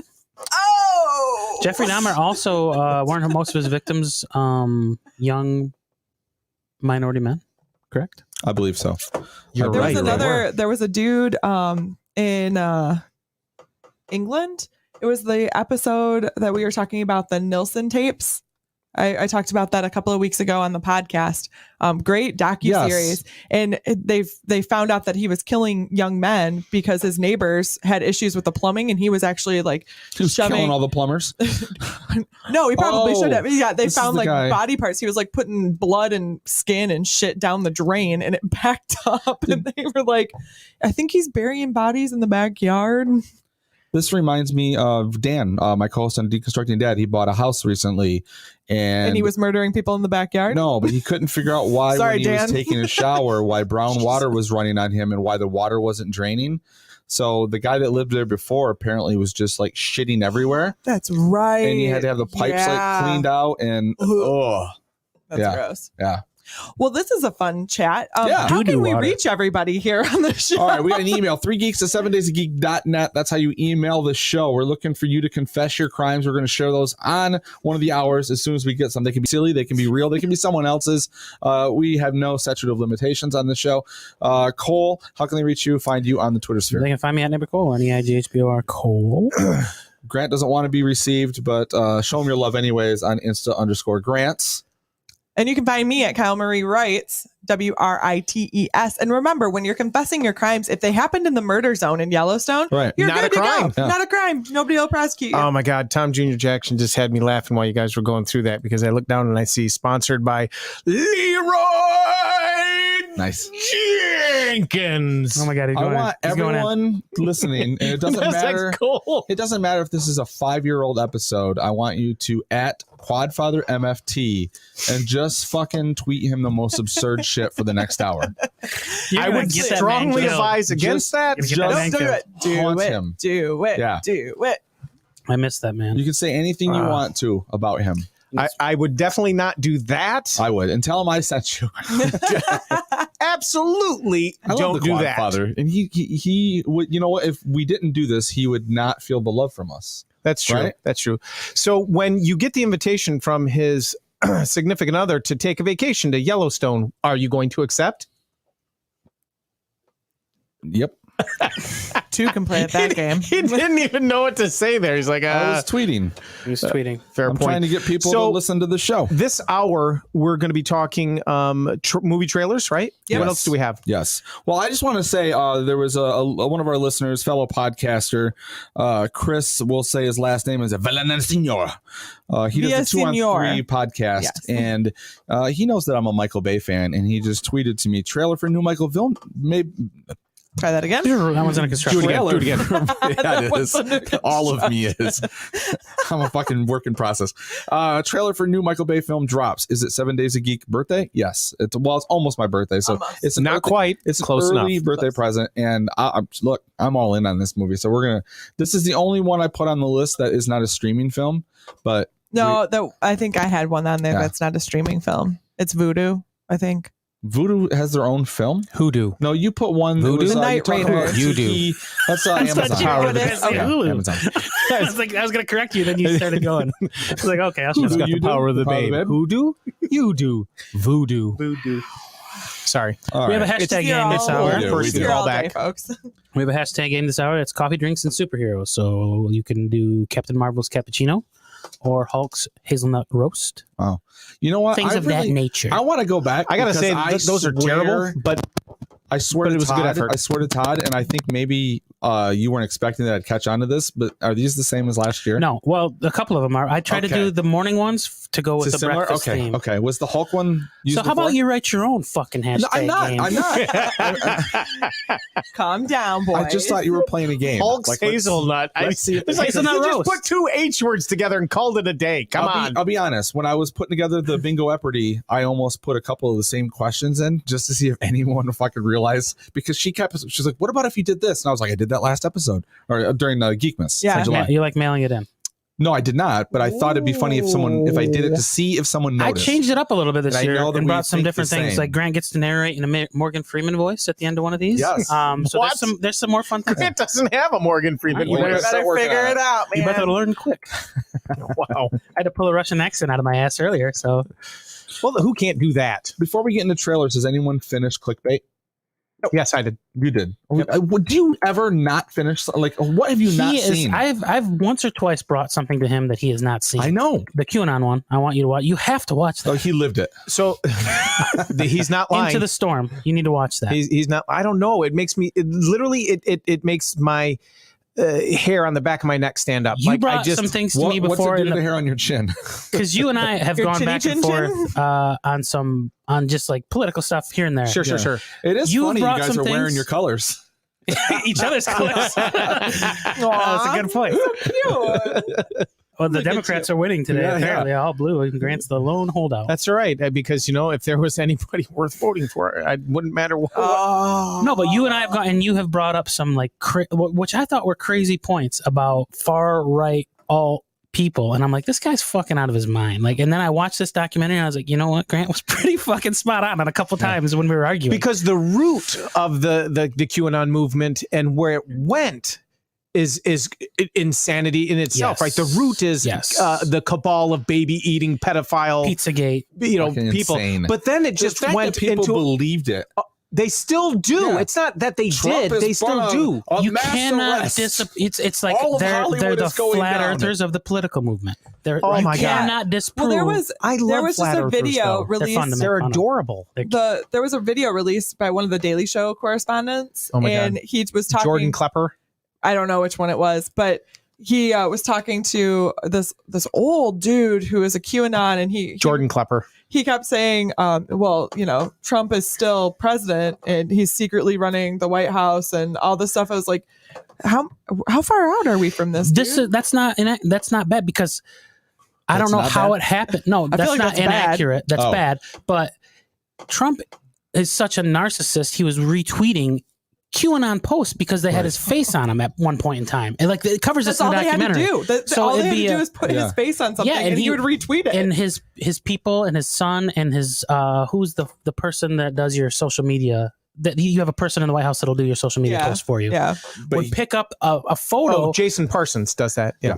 Pick up a photo that was from a QAnon thread off of the 4chan boards, and it wouldn't Yep. necessarily be. 4chan. That's is- where QAnon stems Yes. from. I know. I just 4chan, like anything and then it off went of to 4chan. 8chan, and you talk about some sick motherfuckers out there. They go into the 4chan boards about shit that's in there, like the shooter from the guy that had the guns that had a bunch of like slogans on them written in Mhm. white. Yep. He went live on 4chan, and like I didn't know this level of evil. Like I knew this level of evil existed, but I It didn't know does. it was so fucking tantamount. Like people were like, "Good job, man!" Like, "Oh, that one was a fucking headshot." Like as he's killing people, going live before they could shut the board down. Fucking crazy. He was live for like 15 minutes before they got wind of it and shut it down. We're was that talking true at? crime today, and the downside to talking about true crime is that there are literally depraved human beings of which some people have never been exposed to the insanity that exists in our world. Well, you always knew it was out there, but you've never seen it in your face like that. It's like different I saw, than knowing it versus like you see people seeing it. posting that, and my stomach was turning as I was watching that, and I was starting. You're talking about the QAnon documentary. Yes, Yeah, and I was okay. starting to get fucking like mad. Did you have Like, to rub one out? You motherfuckers! I masturbated immediately, and I centered myself. It was an angry You guys are masturbation. so broken. But oh no, my God. it was. But Okay. like, yeah, just seeing that in your face and seeing centered the level of myself. sickness that's out yeah, there. you were telling me about it. I can't watch that shit. I cannot, like, even Well, if the the documentary- killing of not Osama bin Laden, of the Iraq guy. Hussein, Yeah, when they fucking Saddam. dragged him out of the fucking spider hole and through town, they're Oh, gonna kill him. Like, I Saddam can't Hussein. watch that shit. Even though he's a fucking vile piece of shit that deserved all of that, like, I don't want to witness that. Yeah, I don't need to see that either. Yeah. yeah, like, Like it was public hangings. I don't need as Right. I'm watching it, I had it. I was watching it at work. As I was watching it, shows the guy going into his trunk, grabbing the AR-15 and the AK-47. They got these scriptures written on them and all this stuff. And he walks up, and you see the security guard come out of the fucking. I want to say this was one of the temples that he did this at. Okay. And he pulls it up, and then it blurs it, and you hear the guns go off, and I'm like, "Oh my God, what the fuck is happening?" And then I'm like, because I was watching with like half of an eye, and then I looked, and I'm like, "Holy fuck!" Oh, and then wow. it's like. These people, like, here's a sampling of the So they're chatter showing going on. all of this in the documentary. It showed it the lead up to him walking in. So I don't want to watch that. No. That's It doesn't terrible. show you. It doesn't show anyone getting killed. It stops it right as he walks in the door, and then it cuts to the comments Right. of the people what they were saying. Yeah, that's awful. as it was That's going terrible. live stream. So yeah, But so you see the level. this of is the fucking documentary you're sickness. trying to convince me to watch. He's telling That's you that one they section. cut the part out You where know, you I could get actually it. see I get it. live. It's just I don't know. It just doesn't appeal. Like when did you watch Behind the Curve? The flat Earth. The flat Earth documentary? one. Yeah, we Yep. did. You laughed your ass off, right? a lot. Yeah. Like there Was was it the rocket one? The guy with the rocket? Right. Shoot himself in the And, space? and But the did one where you- they're going to shoot a laser at a board or something like that. From like, correct. But yeah. did you realize when you were watching it, or at least by the end of it, that the two people they highlighted the most, the front men, if you will, that were kind of they're flat earthers, but somehow they were enemies, right? They wanted. Did you realize that they didn't actually really believe in what they were selling, but instead they'd become famous the notoriety of it. Yeah. from the notoriety of it, that it drove them to and how to did he not hook perpetuate up the with bullshit. the sexy ginger lady, Oh God, she was cute. right?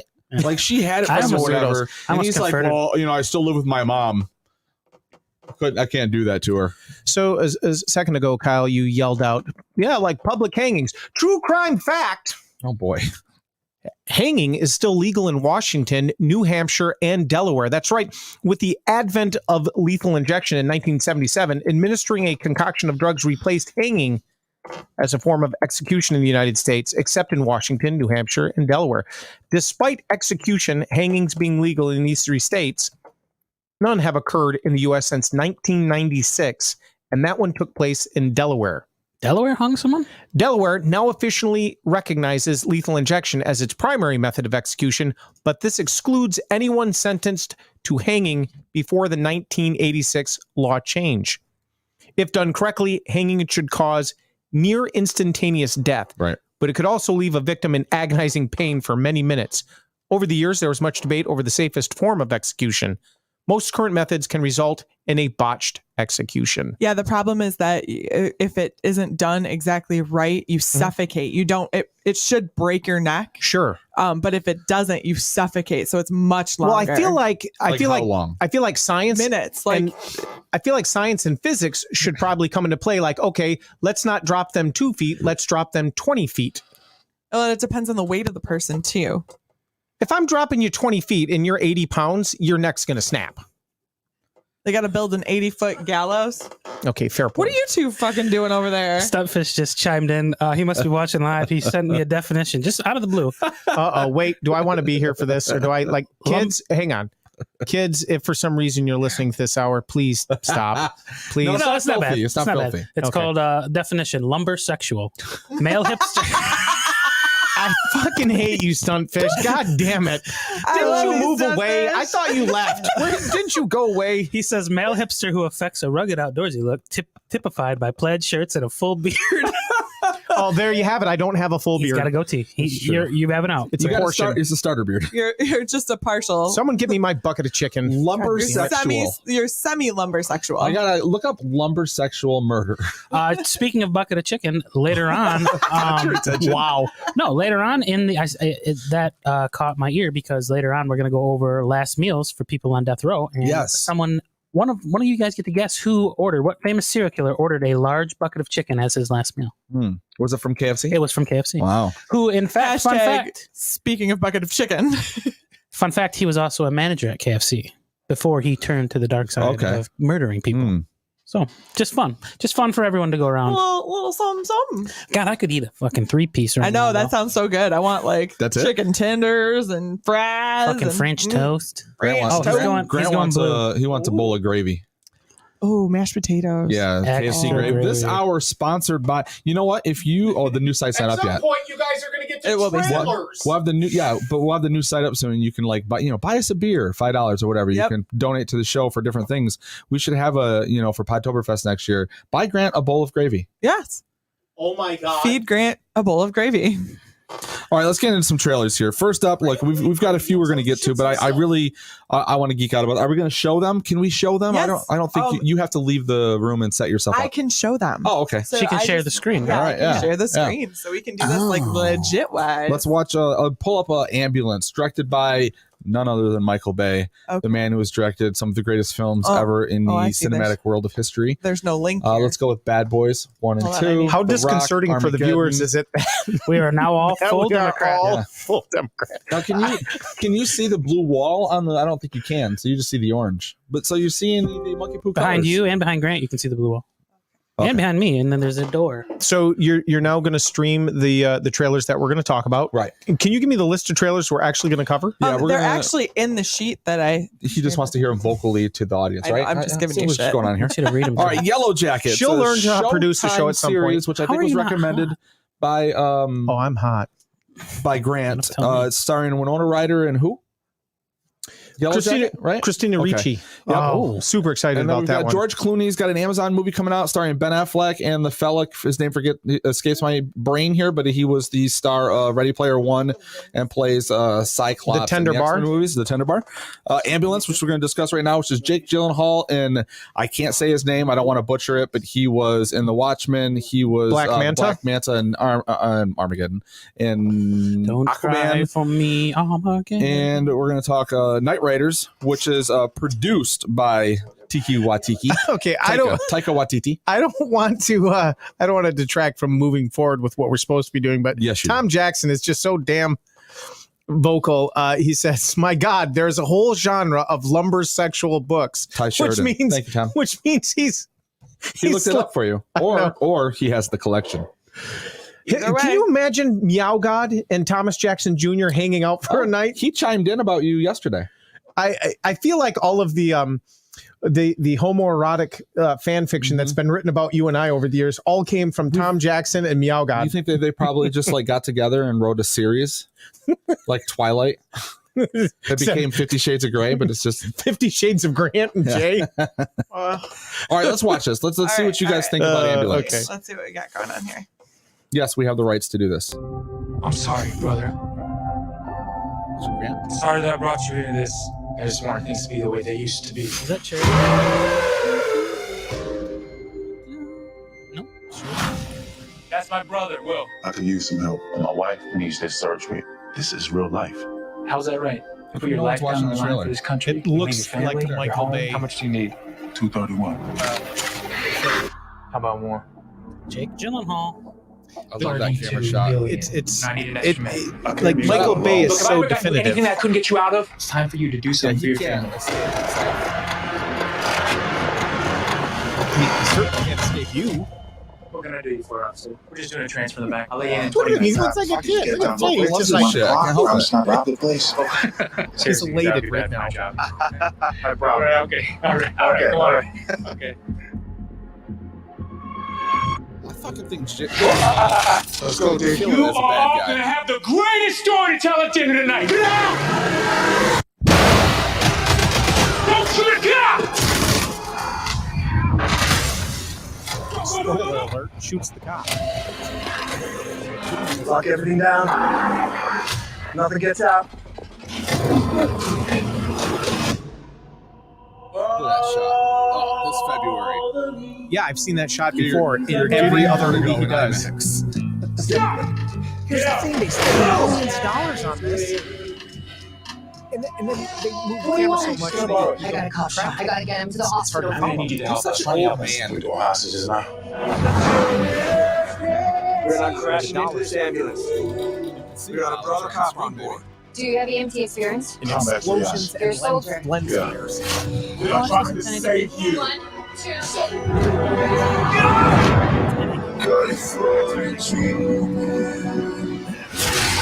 Hey! Don't you move! You think this is a tough with that gun? Yo, Danny, relax. I gotta get back to my wife and my son. Really are seeing Does your wife know you're Rob Banks? We're not the bad guys. We're just the guys trying to get home. We don't get to walk off into the sunset. Danny, everybody knows how dangerous you are. Do you? You get your helos out of here now! I'm gonna get you back home, little brother. Spoiler alert.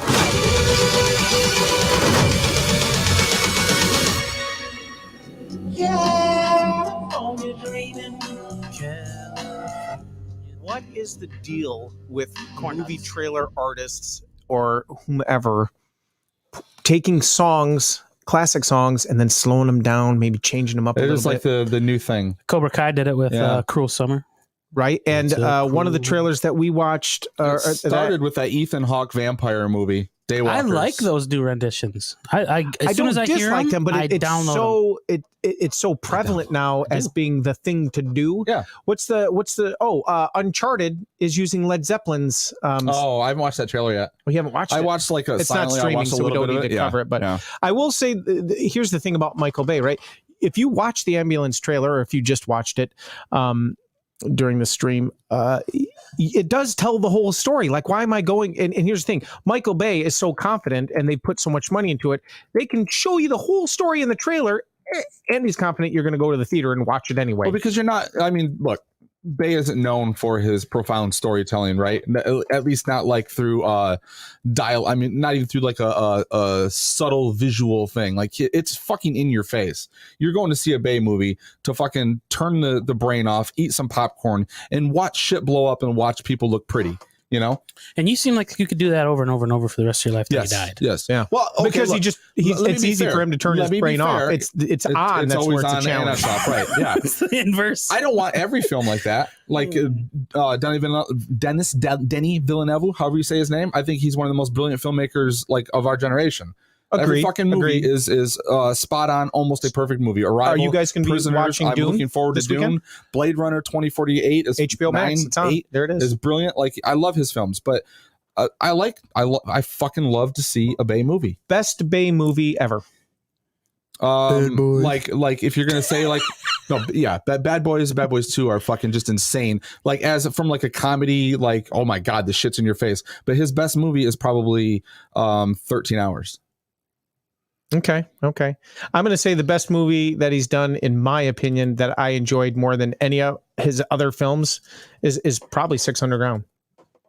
That movie is like that movie was almost too much for me. But he Like did the Armageddon, first didn't 20 he? minutes where fucking bodies are just being hammered through the road. That scene is so intense. But it was like Michael Bay. Yeah. Bay'd it. Yeah. Right? Yes. Yeah. It was Michael Bay on steroids. It was like Netflix said, we don't care what it costs. What And about The Bay Rock? was like, oh my God. The Rock is a fucking brilliant movie. The Rock is pretty Yeah. good. And the fact that like it took years for people to realize that it is like a James Bond film. What were they like an unknown or an unrecognized James Bond film? That he actually went home Like and fucked the prom queen.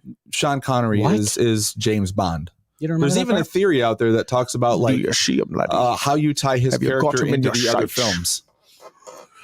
You're best. That's what he says. He says, Winners go home and fuck the prom queen. but of course you are. I'm Stanley Goodspeed. But Hey, of course Tune in you next are. hour where we all do Scottish accents. What movie is that from? Do you see him, laddie? Have you got him in your sights? It's the fucking Highlander. the drunk the high movie, the Danny Boyle. Trainspotting. Thank you. Yeah. Good call. I tried to. That was a trick question. So this movie's Jake Gyllenhaal, Eliza Gonzalez, and like who can't watch her on screen ever. It's written by Chris. Don't know who she is. Like, so Fedek. me. Very pretty. I'm not even gonna say their names. Yeah, she's very pretty.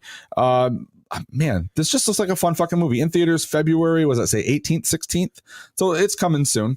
It's interesting to see Jake Gyllenhaal in that role, like the bad guy role. Speaking of coming soon, we watched another Michael Bay trailer. You're going to be coming soon. Yeah, just play it again. I'm here all week, folks. And it's not It even was like delayed too. it's not even like, you know, because he I had to does so process it. much fucking camera work and like crazy explosions and all that shit. Like, you know, you get like an hour and a half movie out of him. The guy does 2.5 hours. It's like modern day war zones with him. He's just like, whatever. You're going to sit through it. Little do you know that he actually filmed about 16 hours of footage. He's like the To mill it Howard down to- Stern of filmmaking. There's more people Wow. that will go see his movies because they hate him. And they'll still fucking watch them and bitch about them. Just fucking have some fun. All right, let's go on to the next one because apparently no one else wants to have a good time and talk about this. Meow God has joined the chat room a little late after my commentary on Meow God, but You must have summoned him. I summoned him. I said his name and therefore brought Like him forth. Beetlejuice. Beetlejuice. I said Meow God 3 times, and there he was. So, what's the next trailer that we're going to be covering in this next half hour? Let's watch the Tender Bar. Okay. We guessed wrong. Yeah, we were. What were you having our guessing? own conversation. We were thinking Yellow Jackets.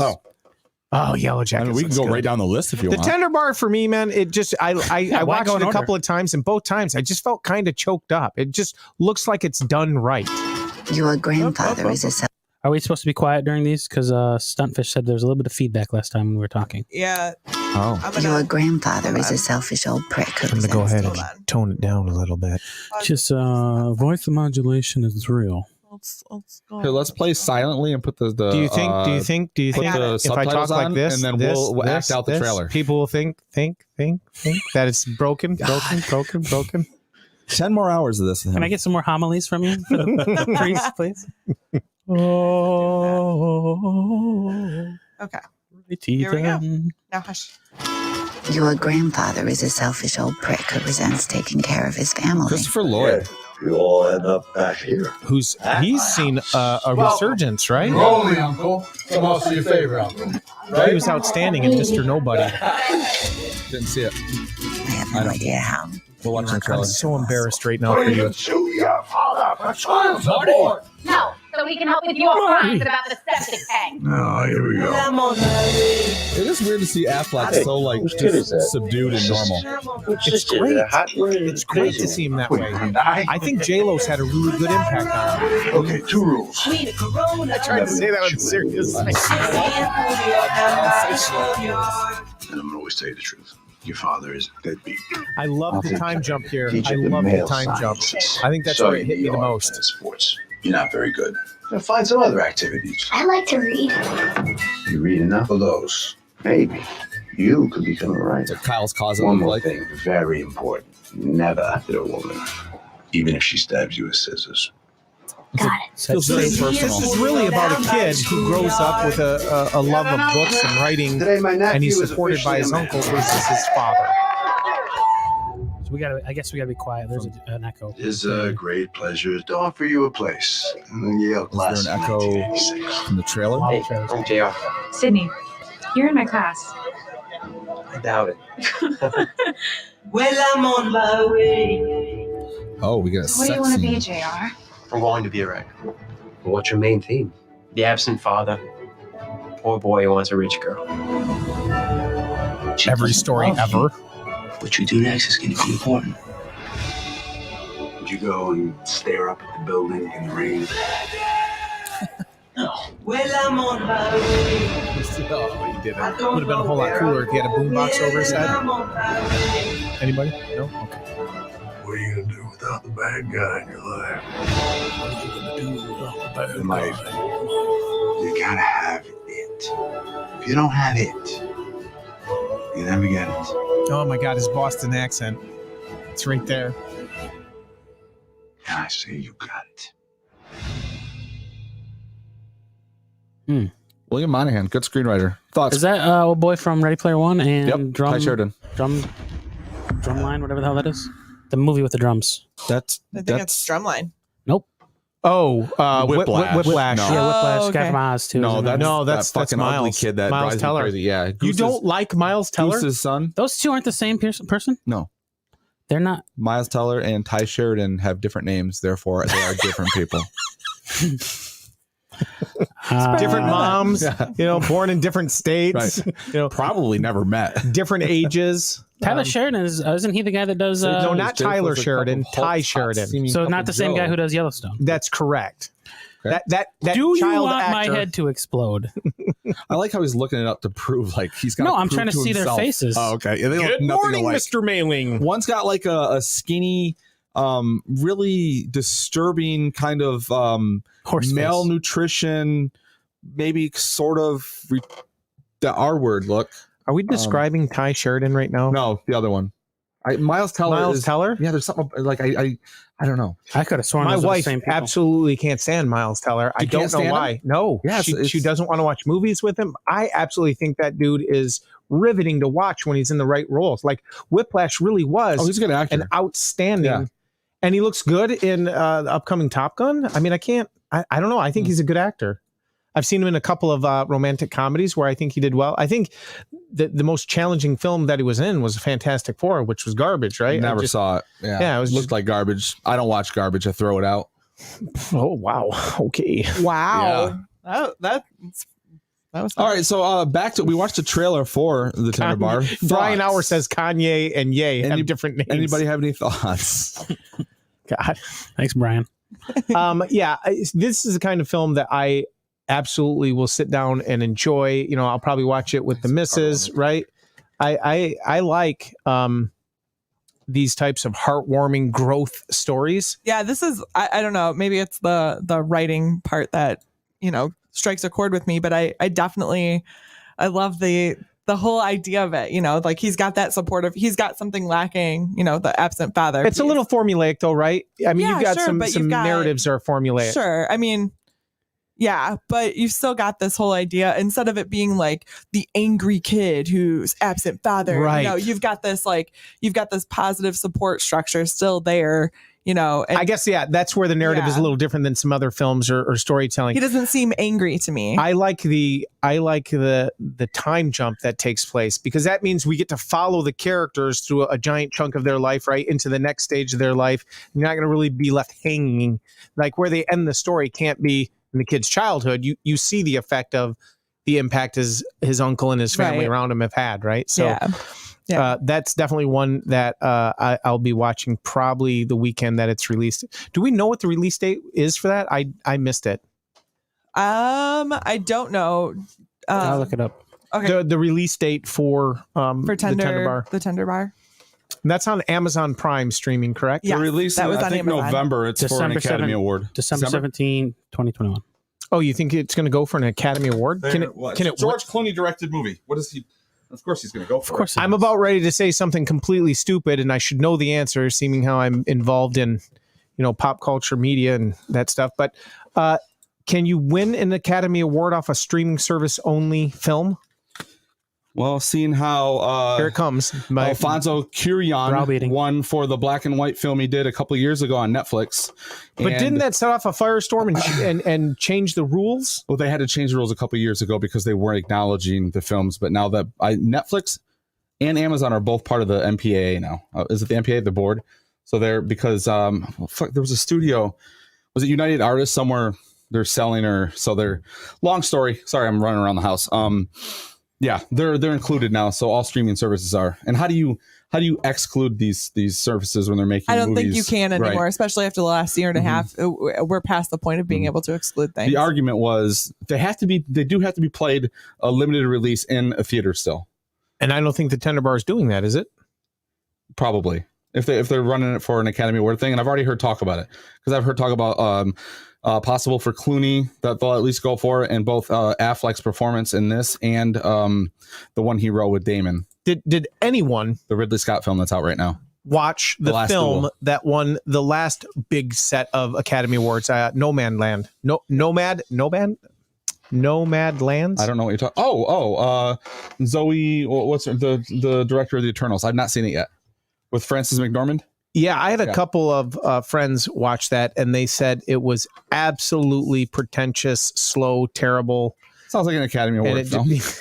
As a matter of fact, they watched it months before it was up for the Academy Awards, and Kelly came into work and she says it was so bad it's probably going to win the Academy Award, and sure as shit, that's exactly what happened. I remember hearing that, and I'm on my way to work, and I'm like, "Did you hear?" And she's like, "Oh yeah, yep, told you." So, what's next for streaming trailer film? Ooh, we have Yellow Jackets up next. Oh, this looks good. So this is, I believe it's a Showtime streaming television series. I don't think it's a movie. I think it's a series. And it looks like basically a female version of Lord of the Flies. And if I remember correctly, Lord of the Flies doesn't show you what happens in the event that the children were found, right? Or those remaining The very were found. end of Lord of the Fries. Lord of the Fries? That's the McDonald's movie. Yeah. It's my biography. Grimace is in there. Lord of the Fries. Lord of the Fries. This is your I biography. like it. At the end of Lord of the Flies? They are found. That's They're like found, the but last. you don't see what happens. Right. They're So found. Yellow Jackets is this idea that a group of soccer players, a female soccer team from some high school, Is Mia Hamm there? they crash on an island, or they crash someplace, out of the realm of, people knowing where they're at Does right the away. island move? And previously on Yellow Jackets. It's also a spinoff of Ladybugs. Okay. That's pretty funny. But this really shows bug actually this shows life after those type of events. Okay. So like the trauma. So they're home and dealing with the trauma. Flashing back to what really happened on the island. Did they kill Piggy again? We have to go back. Oh, they got little Piggy. Oh, poor Piggy. No, they throw him off the cliff, don't They they? smash him with a giant rock. Yeah. Yeah. Poor Piggy. He just wanted to talk. All right. I'm going to Yellow Way to bring it Jackets down. on Showtime streaming. All right. soon. Remember, if we Hit it. talk during the trailer, it gets an echo. Okay. Okay. So I'll never forget the day I heard the plane had gone missing. What do you think really happened out there? Oh wow. All I know is that what happened was a tragedy. Those girls were special. They were champions.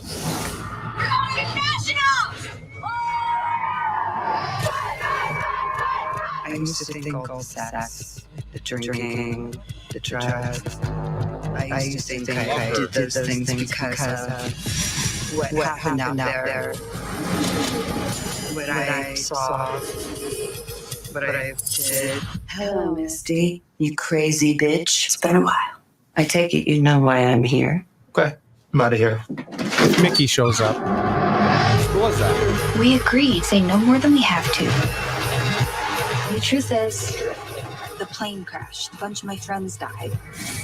And then the rest of us starved and scavenged and prayed until they finally found us.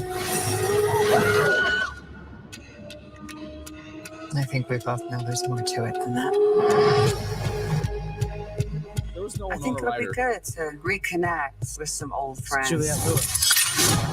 Yeah, who said Winona Ryder? did. What a dumbass. God. Was that a Mickey and Mallory reference? That was a Mickey and Mallory reference. That looks fucking I am good. so down for this. Dark and Twisted. Yeah. And Dexter's coming out. But on you can Showtime. see the Yeah. humor in it, right? Like that whole scene between Juliette no. Lewis and Christina Ricci. Oh yeah, yeah. Like that played for humor, especially when the boyfriend steps in behind her. He's like, I'm going to go home. Because she's standing there with a shotgun. Right. You're like, but that's got Melanie Linsky, who Two and a is Half Men. an outstanding actress. If you're not familiar with her body of work, she does really good She stuff. was in Castle Rock on Yep. Hulu. Yep, she was in Castle Rock. But the one that stands out for me is the Netflix original film, I Don't Feel at Home in This Oh, World God. Anymore, with Elijah Written by your Wood. boy. Um, Wasn't that Jeremy Sumpter? no, that wasn't Sumter. That was, now I got Macon Blair. Yeah, Macon Blair. Macon Blair, who works with Jeremy Sumter. Wasn't Jeremy Sumter like in Peter Pan or something? I don't know. Or Hook, or It's not the name Hook, that came but to me. I'll look it Jeremy up. Sumter. God, that's funny. I'm excited about this. As a woman? Well, sure, but Okay. more, I guess, because I've spent a Well, lot he of was in time Hook. teaching Lord of the Flies. She spent a lot of time on the island with the okay. girls. He was also in Friday Night Lights. Jeremy Sumter. Melanie Linsky? Jeremy Sumter. Oh, okay. You were asking earlier. No, Jeremy Sumter was a Peter Pan movie, wasn't he? Yeah, he was in said Hook. he was in Hook. Yeah. And then he gave you more details. He was also in front of. I know. I'm not going to talk. You're doing I'm a not good gonna job. Listen, Grant. You're doing a good job.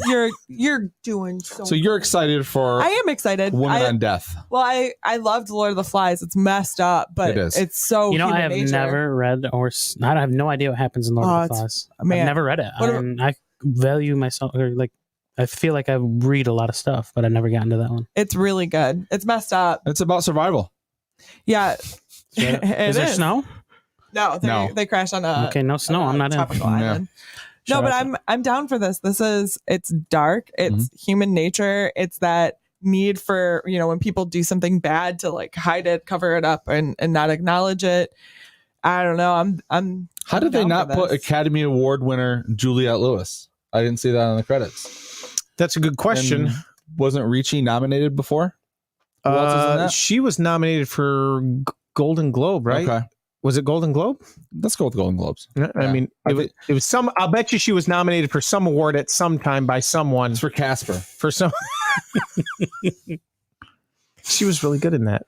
True crime. There's a whole bunch of things. Like Netflix is like marketing themselves as like the new true crime documentary like site and coming up. And we'd be amiss to not discuss this, but Tiger King season 2. It is coming. Like, is there excitement? Is everyone over it? I'm pumped. I think There's no pandemic to boost the numbers. that's true. Yeah, but like Well, I there think still is a everyone is so pandemic, addicted but- to it. Do you think like it's got an automatic fucking return audience? I think. We're all gonna watch it. Mhm. You know? So Of course, it was such a dumpster fire the first time around. Are you kidding me? And I it's want to supposed see to be how like that. new evidence, and they talk to him in prison. They've got like 10 new conversations with I him. want to know if he's still with his he's new stirring the husband. pot. I want to know if he's planning on running for president. Oh yeah! again. Did you I Oh, no, don't see know. the, that- the husband got new teeth? Or no, that was the first. That was the first husband. right? Yeah. Did you see that He's married to a woman now. Second the husband Aaron killed himself. Eckhart clone He died recently? Yeah, the one with the legs. I call him the Aaron Eckhart clone. If you watched, what's The the Julia. he looks exactly like Aaron the character he Brockovich. played in Aaron Brockovich. It's disconcerting how much. Rewinding here and going back to the Yellow Jackets. So that premieres on November 14th Okay. on Showtime.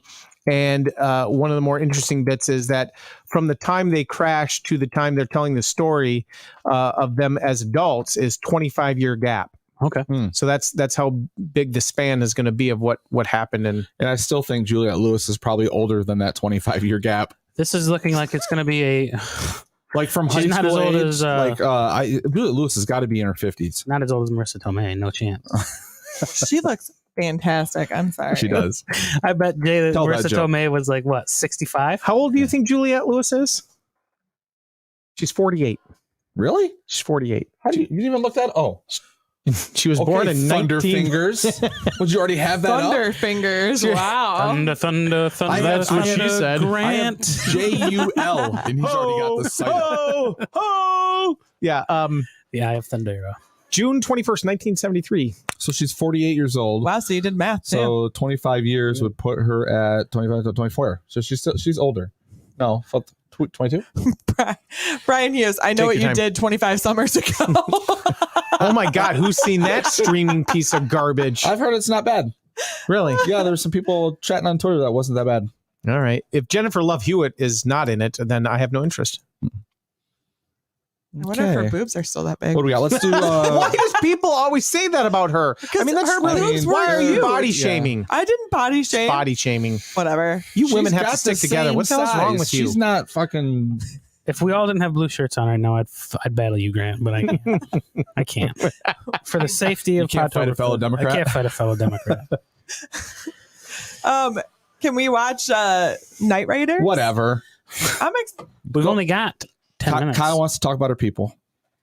Night Riders? I'm real pumped about Is this one. David Hasselhoff in it? No, it's not that sort But of he does Knight sing the Rider. theme song. Wait, is it Riders or Writers? Raiders. In the Sorry, city it's of Raiders. angels. Oh, it's neither of those. Undercover It's of actually something night. else. Night Raid. Is it streaming? Devil's holding the life on line. Baywatch Nights, man. Is it Voodoo or did you say this was Amazon Prime? It's Taika Amazon Waititi. Prime. So this is a It's type. produced by him. It's produced by Produced. Taika Waititi. Yes. Okay. Oh, Oops. is this the science fiction one? No. Yes. This is science fiction. Wow. Calgon is a little late to the party. He said, did they talk about Squid Games? Okay, so the director is Dennis Goulet. It's releasing November 12th, so soon, 2 weeks, I think, 3 weeks. And it's set in the future, 2043. A military occupation controls disenfranchised cities in post-war North America. Children are property of the state. A desperate Cree woman. Cree is a Native American tribe. Oh, I thought you said Creed. No, Cree. Well, you said Cree. I thought, oh my God, this is Marvel? A desperate Cree woman joins an underground band of vigilantes to infiltrate a state children's academy and get her daughter back. Night Raiders is a female-driven dystopian drama about resilience, courage, and love. Written and directed by or directed by? Directed by Dennis Goulet. And written by Taika Waititi? Executive produced by Taika Waititi. Oh my God. Have we talked about Taika Waititi's executive production of Reservation Dogs? She's obsessed with it. Reservation Dogs. I love it. It's good. I've love seen it. 5 or 6 episodes. Binged that show like...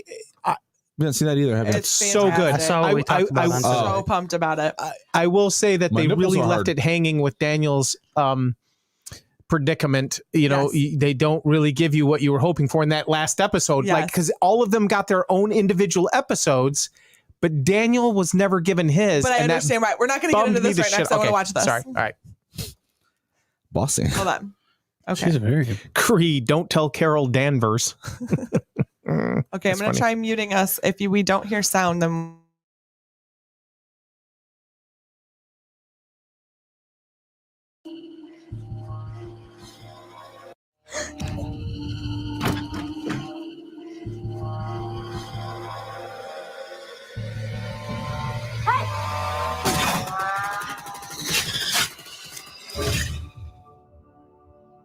More will come. Who lives here? The city went dark after the war. No one can see your face. No one. Is that a child? No, it's okay. See? I was beginning to believe that my boy was the only free one left.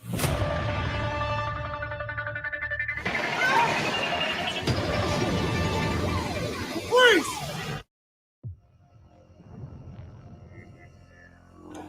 You have a child at the academy?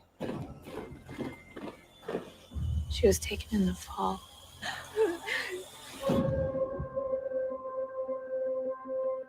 The academy want to start the war again, and they'll force our kids onto the front lines of it. I'm gonna find her again on the other side. As long as we have one piece of land, they will always come for us. Is it too late? No, but we have to go now. We pledge our hearts and give our allegiance to our glorious republic, and solemnly swear to protect it. One country, one language, one flag.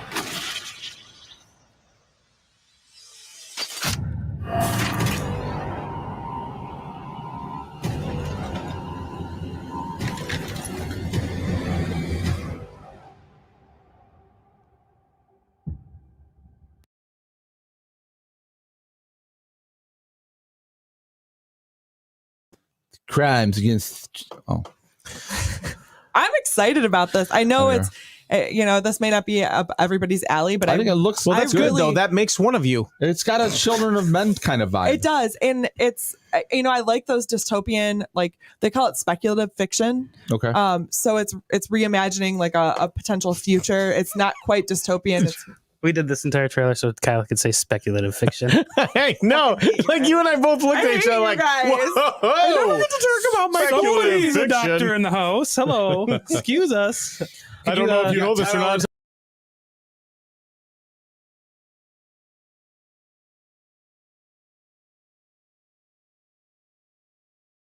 I may No have kicked one's this out for a watching second. us. The angry ginger's been rubbing off on her, literally and figuratively. Oh. Speculatively. Speculative. Well, Okay. I'm super excited about it. So, And it's Amazon. It's coming out when?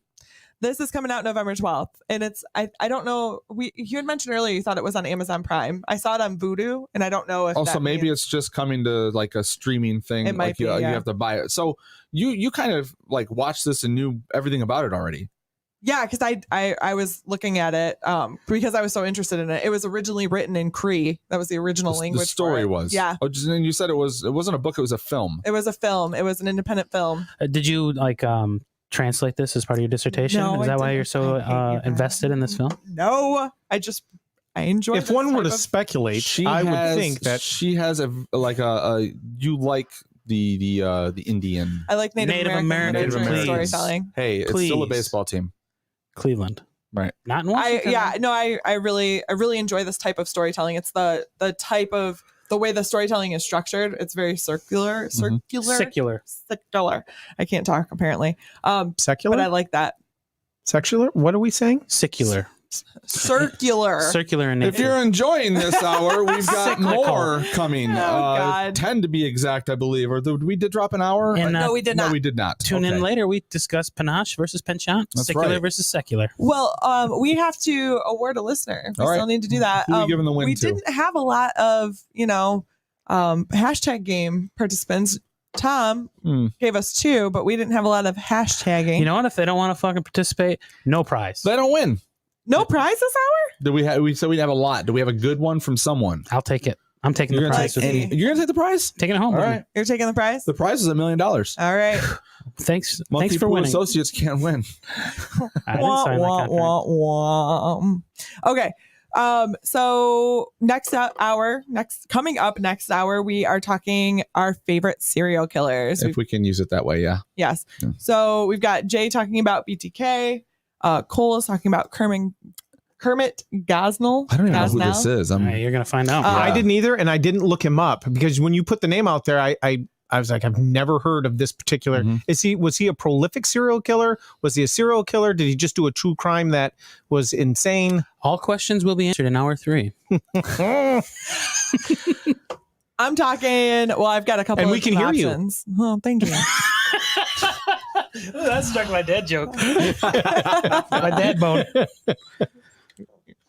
Your dad. What are you bone? talking My about dad next bone. hour, Grant? I'm talking about Ed Gein. Ed Gein. And whatever else he feels like bringing up. Apparently. Yeah. Do you have a fun fact for us about serial killers, Grant? Yeah, let's end the show on something fun.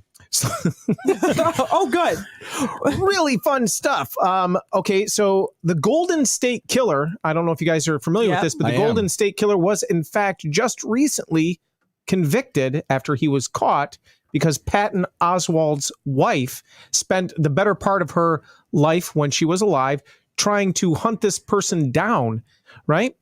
And just before her death, I believe he was scheduled to go to trial. She passed away.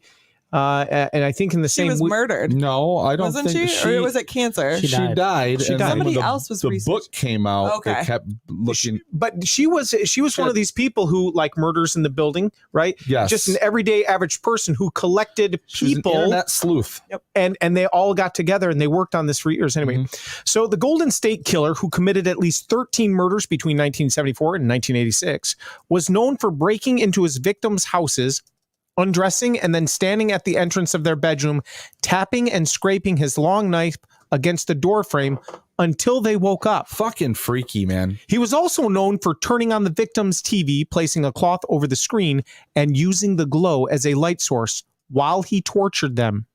When he was eventually arrested, the police noted that the computer in his bedroom also had a cloth over it. It was suggested that this was done purposely so he could relive the murders. What's this guy's name?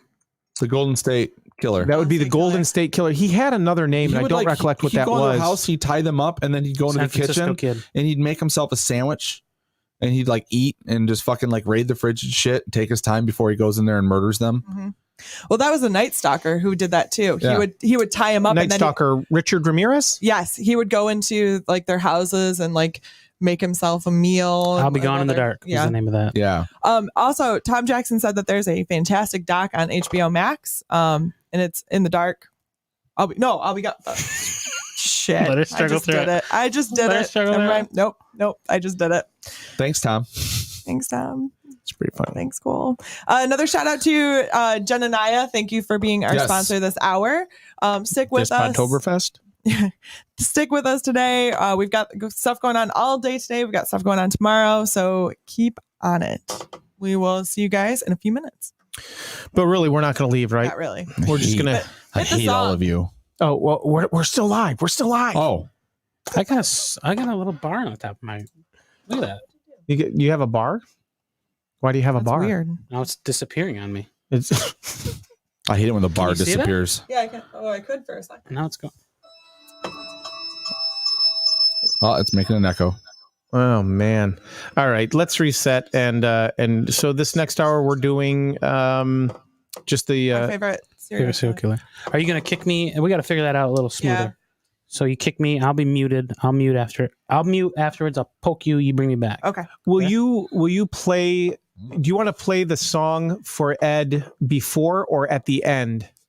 It's only a 3-minute It song. doesn't matter to me. So you just Can we need to just send play it to me. and talk over it, or do you want to hear the lyrics? Well, I think it's fun for people to hear the lyrics. Do you want to stop and discuss it? You want to break it down? You want to tell us the meaning of it? No, I don't think so. So we're just gonna play a song and sit here quietly. Yeah, let's do it at the end. Okay. When do you want me to order food? Oh, you're ordering food? Yeah. Oh, I thought you were gonna like make a taco bar. Okay, so what are we ordering? So if you guys are tuning in, we're kind of in between hours. Obviously, these get broken up, and put out as recorded episodes, and you guys can view these. Or people who aren't tuning in for the live feed will be able to download the episodes at a later time where they're cleaned up, and we've done post production and added music and fixed up all this nonsense. But for you that are tuning in, listening live, you get all the behind the scenes stuff as we go, which is really just a bunch of nothing. And I have cash in my vehicle if you need cash. Just there's cash in my vehicle if you keep need. talking. No? Okay. All right, I think we need to switch colors because it's really it looks like this is the fucking Smurf podcast. What does? What are you talking about? Like you look at the screen, it's just a bunch of blue people talking. Oh, for Pete's sakes. It's an intermission. Something simple for the kids. I'm just gonna do Just lettuce. Okay. I'm just gonna. Where are you ordering from? I was gonna do Qdoba because I know they've got a taco bar. Oh, isn't that like fucking $150? Yeah, you just do a bunch from Taco Bell too. Oh. What do you want to do? Yeah, that's what Well, find out what Qdoba charges. Trying to podcast. Sure.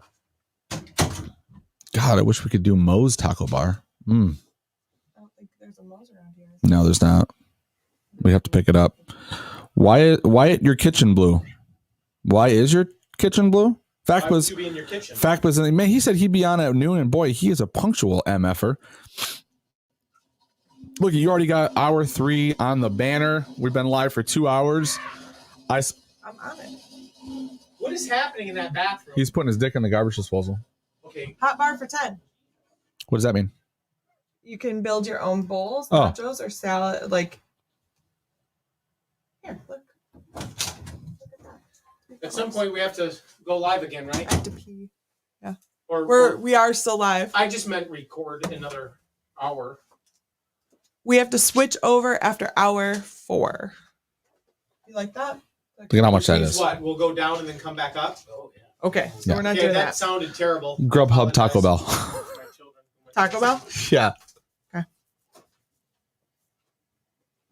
What are you eating there, Co? I guess I won't turn on the bathroom fan. Yeah, please don't. All right, so are we're just, this is listeners, we're just, doing a thing here. They know how this goes. Yeah. Jay wants 100 tacos. No, he doesn't. Jay, I want a fucking chips and cheese. little bit of meat on a piece of lettuce.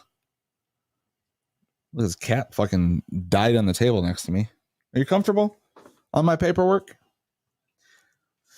Oh, listeners, Are you sure we want Taco Bell? we're talking. I mean, I don't really want it, but I don't even. it's affordable. What's You guys just gave me like. what's Tacos El Cundo? $80. Cole doesn't like Tacos El Cundo though. I'm not checking. No? Okay, hold on. Let me see. You want to go on in a few minutes, and then you can just sort of do that in the background while we discuss. Yeah. All right. Oh, yeah. Can you grab one for me too? Doobie doobie. I tried to make sure that I had stuff for you. All right. Let's bring the theme song in. All right, you ready? Yeah. We gotta work our magic. I'm ready for you. I'm unmuted. I need to bring up the third hour. All right. You gotta kick me. Let's bring the theme song in. All right, ready? Yeah. We gotta work our magic. So I need to mute. I gotta pause. Wait, YouTube. Yes. YouTube. Pause it. Okay. I love it when he yells at me. Fact, but I can't wait to see you guys eat on mic. Here we go. Oh God, Matt's already 7 days a geek, We'll do it in the middle. Oh, 7 days Between. a geek, 7 days a geek. Oh, greetings and salutations. Get ready to binge watch with 3 geeks. Couldn't stop cold from eating. Now he's a workout keto neighbor. Angry Ginger from Monkey Poo Studios. Clinton Podfather fucking love the goddamn show. Talking Netflix and Hulu, everything in the streaming wars. Join our weekly watch party. First, let's catch up with the geeks. What are you geeking out about? 7 days a geek, 7 days a geek. Oh, 7 days a geek, 7 days a geek. Oh, 7 days a geek. Greetings and salutations, everybody. Welcome to another hour, the third Greetings. of Podtoberfest. I'm Angry Salutations. Ginger, sitting inside Monkey Poo Studios, Right next to or me. as I like to be called, Quadfather number 1. Across from me is Quadfather number 2. Why is this? I don't know. I gotta keep bringing him up in spirit, because he's dead. Spirit of Halloween. Yeah. Who are you? And what are you? Who are you? And who's your father? Who's your daddy and what does he do? Yeah. Is what you're trying to say. I got you covered. I'm here across from you in the blue. Oh, yeah, you are. And I got to my right, also wearing blue, we have Kyle Marie. It's me. I'm producer. replacement quad. Quad mother. You really are. Oh, don't call me that. Oh my God! Don't do that. You just screwed the pooch on that one. Quad Ay, sister. Dios mío. Yeah, now we gotta burn this episode down. Like lawyers are. We have to have our legal team comb through this one. Yes, we are. Yeah. And then we have the fourth Our position. our lawyer's on the show with us today. Who decided to break up our color motif. I was told to change shirts. Somebody literally said, "Go change your shirt because we can't all be blue." Thank you, Smurfette. I'm blue. Da da dee da da. All right, what are we doing on this hour? This hour, you know what? The cat's not letting me on here, but I believe this is we're gonna pick our favorite criminal. Can anybody see the cat? Yeah, at the end of no one noticed. Yeah, you can see for him like 20 minutes. I had cat I've seen camera. him. I turned my laptop and pointed it down to the cat, and people were just watching it sleep. No one said anything about how adorable it was. I thought it'd bring in new listeners. I was just gonna say that the viewership just skyrocketed for sleeping They cats. think you killed it. I mean, you know what? Seriously, why are we not fucking making kitten calendars to sell every year? can. I mean, I've Go grab got one of those enough kittens. models. We can just show them Yeah. here. That's how we Oh my start God. the episode. The winner of this hour gets a kitten. Yeah, okay. Even one of the malnourished ones that can't walk yet. I told Matt I'd do a request to eat live on camera like an ASMR video. Okay. So we are on hour three. Yes, we are on hour 3. Of We're talking. Podtoberfest 2021, and obviously the theme for I guess it might not be obvious if this is the first hour you're listening You're to. just tuning in. It could be obvious if she put the title of the hour on the banner. Obv. OBV. Wow. You know Hi. what? It's her first year producing. Give her a little bit you know of what? Hey, you know room to what? breathe. Bang up job because she's killing it so far. Golf Because clap. Murdering it, if you Listen, will. Whoa. Oh! Because we downloaded this Not in yard this building. yesterday and played with it a little bit. Epic failure for our interview. We tried to pre-record, so we just went to Skype, and then Matt signed in, and he had a little bit of previous usage out of this. So it's fucking easy to use. It is. And thank you, Matt, for walking us through yesterday. Yeah. He helped me troubleshoot anything. He that I has was the having troubles patience of a fucking saint. with. He really does. Well, he Yeah. deals with you guys. He does, So- on a voluntarily basis. Like So this isn't year like some prison program where he has we're doing to pay true back. crime. I'll Throughout stop talking. peppered throughout the hours, we're going to have discussions on true crime, serial killers, things that are so bizarre they can't be true, but they are. And we're going to have some games later on. We're going I to have love some games. murder mysteries. We're going to have some trivia. This hour, we were all tasked with basically discussing a prolific criminal or serial killer. And so each of us have picked who we wanted to, and we're going to discuss that. But first, true crime details. Fun fact. Whoa. There we go. You got to mute him. Just slap him in the mouth. That'll shut him down real What was quick. the fun fact? We're good. True crime fun fact. In the early 1920s, a German family and their new maid were brutally murdered on their farm. Yes. However, the family's patriarch had reported several strange incidents in the months before the murder. These included footprints in the snow leading up to the farm and in the attic, despite there being none leading away from the property. Wait, hold on. There was Cat's awake. footprints in the snow leading to the house and in the attic? Correct. But Dusty none attic. leading away from the property. Keys went missing and a strange newspaper was found. In fact, the family's former housekeeper had left her job the months leading up to the murders because she believed the house was haunted. Maybe the house was malignant. Oh my God. We haven't talked about that one, have we? It's therefore been posited that the killer was actually hiding in the attic for a period of 6 months before the murders occurred. She Ayn Randed them. There you go. There's your fun fact. Ayn Rand. How many movies have you guys watched where the killer is actually in the house and had been hiding or living there for some time? Never been done before. No. First time I heard it. Really? Who was I thinking? Not Ayn Rand. Who's the I don't know. little Jewish girl hid from the Nazis? Oh, that's Anne Anne Frank. Frank. Anne Frank. Thank Did you say Anne Rand? Yeah, who's that? Author? That's the one. Okay. That's her. That is she. Winning? Yes? No? Maybe? Okay. Oh my God. So who is up first with their Hold on, we got it. Oh. Hold on, we Hold got on. some stuff. Oh, Follow housekeeping. the damn sheet. Housekeeping folks. issues. Hello. You're asking me like I know. Can someone I print know. me a copy of the sheet? It's digital. You You have a tab. dumbass. Do you know how many tabs I have open? Yeah. Are you seeing I bet you're not more than me. I bet you're not more than me either. So a couple Hold of on, things. let's count tabs. Yeah, Let's live up to this 1, challenge. 2, I 3, accept 4, it. 5, I'm 6, kidding. 7, Go ahead, Kyle. 8, 9, 10, 11, to count 12, out loud. 13. What are you, 4? 13. Apparently Had 9. Lucky 13 tabs. What? So many I have. Okay, Kyle, that's enough. Jay, you've Yeah, got I to be win. close to 13 or 12. I've probably got 24 Jay, open. Jay's got like 50 tabs. He's scrolling. Yeah. Has nothing to do with the show. This Let's- plays well on air. Well, It really does. It really does. You want to tell us what the hashtag game is? I for this surely hour? can give you the That hashtag would game. be This great. week's, this hour's hashtag game. I'm at 50. We're going to do athletes/geeks mashup. 56 tabs. What do I get? All right, let's hear some examples. Get my undivided And attention. 2 browsers. Athletes. Let's go to the next one. So you mash up an athlete and a geek, and you kind of make a funny little name. So you do Calvin Johnson with Elon Musk. You got Elon's Muskie Johnson. You can do Stephen Hawking with Pete Sampras. Hawking Stevens Peter. Okay. Stuff like that. I like it. So I these like are it. basically you're coming up with like that's pretty impressive. That first one was good. Didn't bring porn- that one from last year. They're like porn actors with assassination names. Yeah, you can go with whatever motif you'd like. Okay. Yeah. What are we doing There you now? Are we done the housekeeping? We Housekeeping. also we've got a shout want me to out flip to it our out? listeners right now. Okay. So special shout out to Diamond Dave Oh, I hate that for guy. being a fucking awesome human being. Where the fuck is Dave? You know I what? don't know. Here. I haven't seen Everyone flip the camera off right now, and I'm going to send a picture to Diamond Dave. That piece of Yeah. shit. Dave, you got to get on this. We got fingers? Get your finger in there, Grant. All right. There we go. We love you, Dave. It's not the Thanks for first time being I've heard that, supportive. Jason. in there, Grant. We were talking about that before we got on air. Oh, Milking the weird. prostate. Holy cow. Weird. Holy cow. I can get at least 4. Right now, Meow God and Comfortably. Jackson, just their ears just went bing. It's like, here Well, it thanks comes. for your ongoing support to Monkey Poo Studios. Oh my God. All right, so who's talking first? Who's gonna? Well, if you look at the fucking sheet. It doesn't matter. Cole, go first. Cole, go first. All right. My serial killer / murderer / real piece of shit comes from.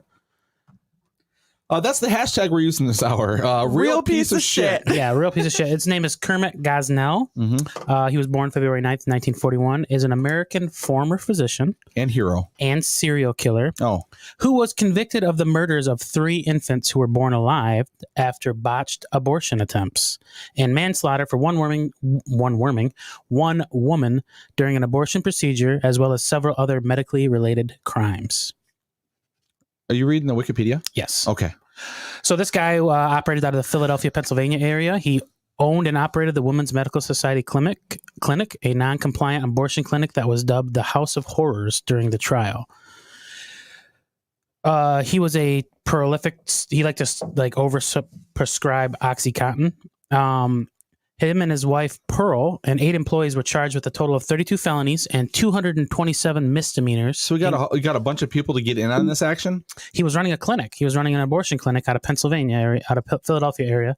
So he was charged with a total of 32 felonies and 227 misdemeanors in connection with deaths, illegal medical services, and regulatory violations.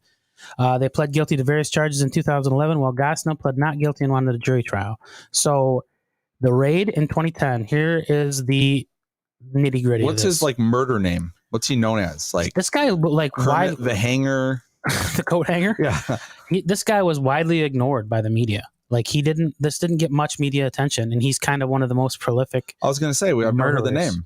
So the Women's Medical Society was raided in February of 2010 under a search warrant by investigators from the FBI and the Pennsylvania State Police. The raid was a result of a months-long investigation by the DEA and the Philadelphia Police Department. The state stage. Let me see here. When the team members entered, here's the nitty gritty. When the team members entered the clinic, they were appalled, describing it to the grand jury as filthy, deplorable, disgusting, very unsanitary, very outdated, horrendous, and by far the worst that these experienced investigators had ever encountered. There was blood on the floor. A stench of urine filled the air. A flea-infested cat was wandering throughout the facility, and there were cat feces on the stairs. Semi-conscious women scheduled for abortions were moaning in the waiting room or in the recovery room, where they sat on dirty recliners covered with blood-stained blankets. Oh, my God. All the women had been sedated by unlicensed medical professionals. That term is used very loosely. Long before Gosnell arrived at the clinic. You're thinking loosely, abortion? What do you got, Grant? I see you giggling. There's things that I want to just shout out sometimes, and I think that's what my kids might be Shout listening. your answer out. Shout your answer out. That's I a love little it. Freebird Hot Wings pull. The Yeah. staff members could not accurately state what medications or dosages they had administered to the waiting patients. Many of the medications in the inventory were past their expiration dates. One of the most horrendous crimes. The expired medicine. Surgical procedure rooms were filthy and unsanitary, resembling a bad gas station restroom. Instruments were not sterile. Equipment was rusty and outdated. Oxygen equipment was covered with dust and had not been inspected. The same corroded suction tubing used for the abortions was the only tubing available for oral airway assistance if breathing was needed. It gets worse. Wait, do we like this is really detailed? Like I feel uncomfortable. I'm almost done. Fetal remains were haphazardly stored throughout the clinic in bags, milk jugs, orange juice cartons, and even in cat food containers. Gosnell admitted to the detective Wood that at least 10 to 20% were probably older than 24 weeks old. In some instances, like the fetus that was in the jar, or had been sitting there that long. Correct. They had been aborted at 24 weeks. Okay. In some instances, surgical incisions had been made at the base of the fetal skull. The investigators found a row of jars containing the severed feet of several fetuses. In the basement, they discovered medical waste piled high. Sounds like a foot fetish. The intact 19-week fetus delivered by Mrs. Monger 3 months earlier was in a freezer. In all, the remains of 45 fetuses were discovered. At least 2 of them, and probably 3, had been viable. Holy shit. And no one knows who this dude is. Like, no one covered this. No media coverage, nothing. Because, I don't know, maybe because of the taboo nature. Because of the abortion. The hot button issue with the topic, right? But they literally he was caught and convicted, and this is in the 90s. This was in the 90s. No, this is his practice was suspended from licensing in February 2010. Oh shit! So 2010. Mm-hmm. Oh, Jesus! Wait till the wiki what? I threw together some ones that are along this line of just it's so insane and unbelievable how gruesome and grotesque the crimes are. But I you'll notice the theme of these ones that I put together as well, spoiler alert, most of the ones that I put together, these are people who did it publicly known and then were let go or never convicted of the crimes. Have you guys ever heard of H.H. Holmes? I saw him in my search. No. Some of my searching for I've Britain. heard of his younger brother John.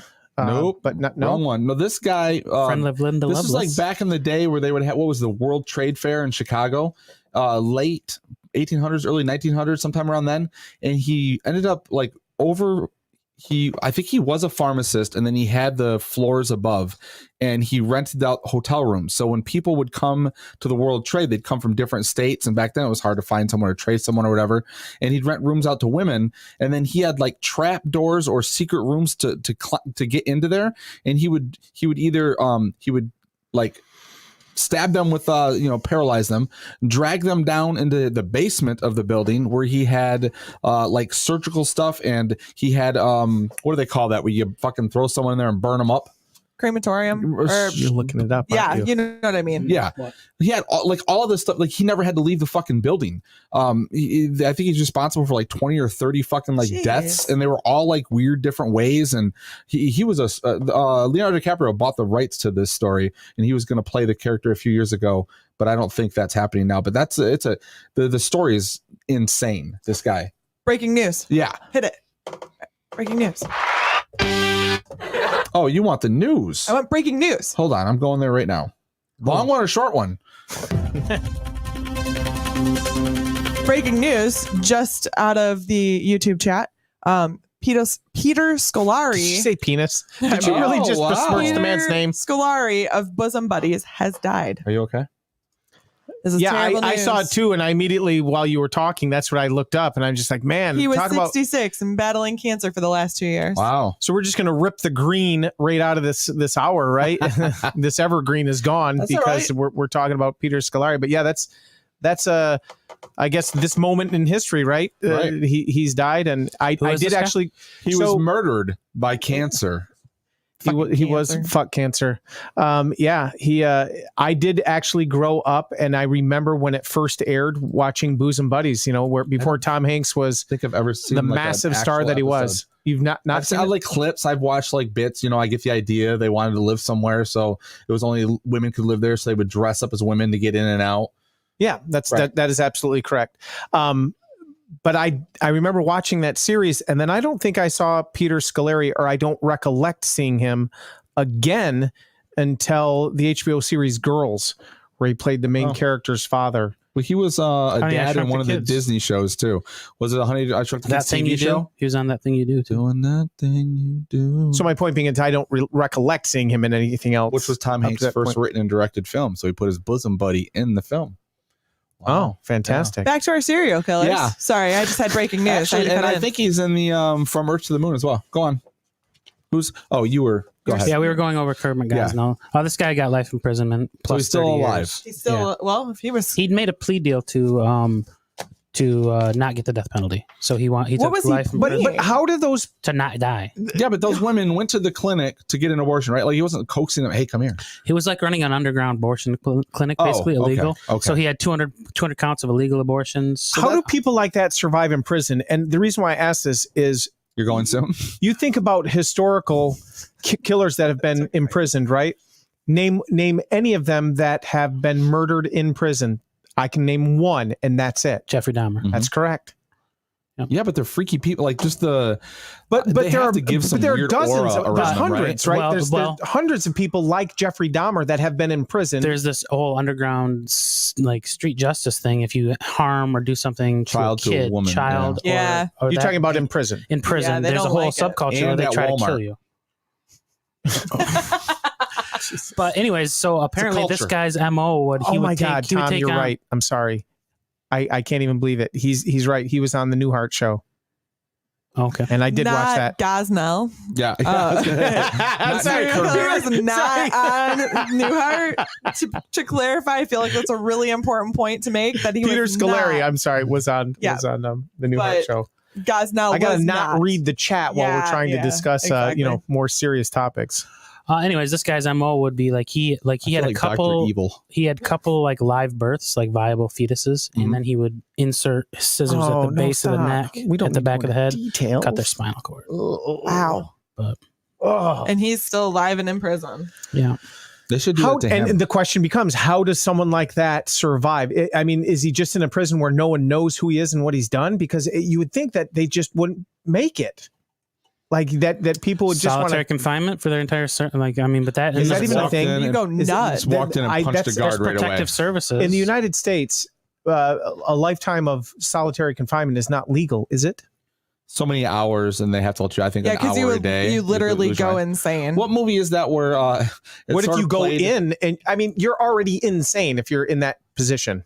Yeah, but there's a difference between like maybe you weren't proven in court to be insane, but you're fucking insane. If you're crazy versus like being crazy, like you just like fucking talking to a wall and like I don't know. What movie is that where he's got to stay in confinement because they're trying to kill him? So like every time they let him out, he just walks out, punches the guard, and walks back in. Yeah. Is it? It's not Rush. Is it? Is it the Money Talks?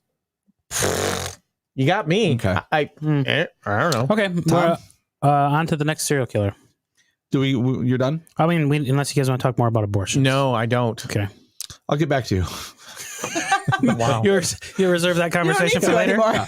We'll see where we at with time. Kyle and I can have a nice debate on air, as we like to do. We haven't had one of those in a while. Let's get some drinks and start going. Moving on. Last time we didn't even have drinks. We just started arguing. All right, hit us with yours. You want because one of mine? Well, it was very interesting because we had a conversation yesterday that we were going to try and play tomorrow as part of our Podcasting 101.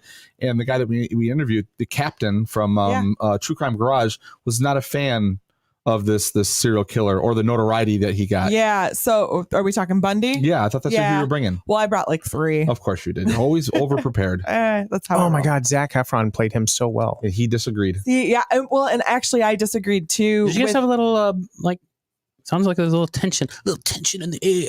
Who did? You guys on that guy who interviewed for the podcast. Oh no, there's no tension. No, he was good. He didn't like your subject matter.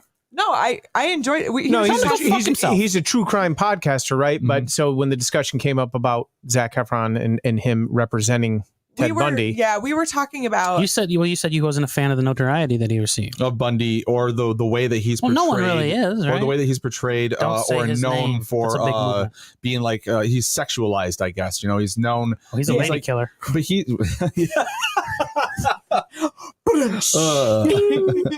Hero week. Yeah. So the issue that he had with them was he had crooked teeth, so he wasn't handsome. Yeah, apparently.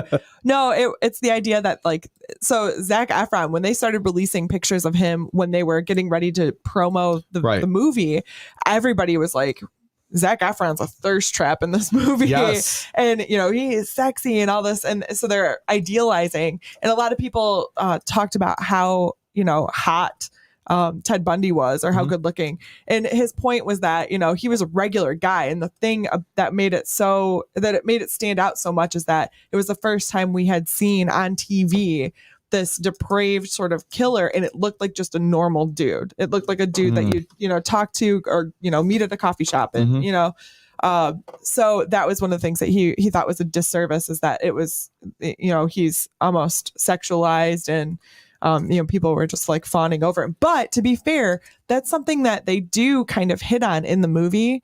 Right. That people did that. Women saw him on TV. It was like the Beatles. Yeah, like outside of court, they had groupies. signs and shit. Yeah. And so, and it's not that they disagreed with the fact that he was a crazed murderer. It was like it was a non-factor. It was just like, oh, this insane killer. You're a research guru. Has there ever been like research done on the people who fall in love with murderers? I'm sure there has. They all have to have a weird what's that similar syndrome tick. called? There's a syndrome for that, but not it's Killer not. lover. Killer liver. And just to clarify, that's killer, KILLER. Killer lover. Lover. Yeah. I think it's KILLA. Killer lover. Killer lover. Yeah. That's my new rap name. Killer lover. Hashtag killer lover. So I was trying to think of some straight bars, but I can't. My freestyle game has gone down. Apparently, You'd be like Bert Kreischer. Just start fucking doing nonsense. Turn up my mic. Need more snare in my headphone. Tell us about Ted fucking Bundy, the killer lover. Take us back. There were a couple people that actually escaped. That escaped him. There was one woman in particular. They actually interview in the Shut up. The Netflix documentary, not the movie, not the Zac Efron movie. It's Conversations with the Killer, the Ted Bundy tapes. And they actually talk to police officers. They talk to family members. They talk to victims that survived. This is the Netflix documentary by the same director that made the movie. I don't know if the director was the same. It's the same director. Okay. Yep. So it's interesting. I think I want to say there's 4 episodes to this. Maybe not. Maybe I'm mixing up some of them. But anyway, they go through and they kind of talk about the timeline of crimes. And, he actually Am I hearing? Who's playing that music? Taking you back, man. Anyway, I totally lost my train of thought here. So the woman slow who train, you'll catch it. Thanks. It is. Choo choo. Toot, toot. Tell the story about the little engine that could. Can we get through this fucking thing? Stop interrupting me. I can't do it. Anyway, so he picks up this woman. He abducts her. I think it's by gunpoint. She gets out of. Was this when he was wearing the cast and he would act like he needed help putting the surfboard? There in the was car? another one, yeah, like that. But he's in this yellow Beetle, and she manages to get out. I don't know if they stop or he slows down enough where she just jumps out of the car and runs away, and then she goes and reports it, and then later finds out like, oh shit, this was Ted Bundy. I almost died. Yeah. So the interview with her is really interesting because they go through like she's clearly got a little bit of survivor's guilt going on. But it's a really interesting way. Like I know he's crazy, but he does his own defense, which I thought was insane. And there's a point, we talked about this in the interview yesterday a little bit. There's a point where the judge says, like essentially like this is a waste of a life. You could have been an amazing lawyer. You would have been great. And he was in law school for a while. He was taking classes, but he kept kind of like escaping the police that's by what makes it moving like around. very movie worthy. It was like even when like he was so liked and charming that like in between, like when they would break for lunch, they'd just take him up to the second floor of the courtroom and set him in a room. So he was in the opens library a window and jumps out and runs away. But he runs up into the mountains and it gets cold up there. So like 3 days later he returns because he's cold. Yeah. And then they put him in prison and then they start watching him. But then doesn't he unscrew the lights in the prison and he climbs through the. He escapes 2 different times. Yeah. And then where he was up in the mountains where he kind of was hiding away, he killed a bunch of people there. They found a bunch of bodies. Again? He did again? I thought he tried getting to a cabin, right? Yeah, but I think it was where he was one of his killing grounds or like his dumping grounds for bodies. Oh, so I didn't. So they I don't remember found. that. Yeah, I'm pretty sure that was. They talk about it at the end of the documentary, and it's it was crazy. So they found people up there. So it was a matter of like, well, we don't even know how many places like that he might have, because he was moving around to different areas, and abducting different people.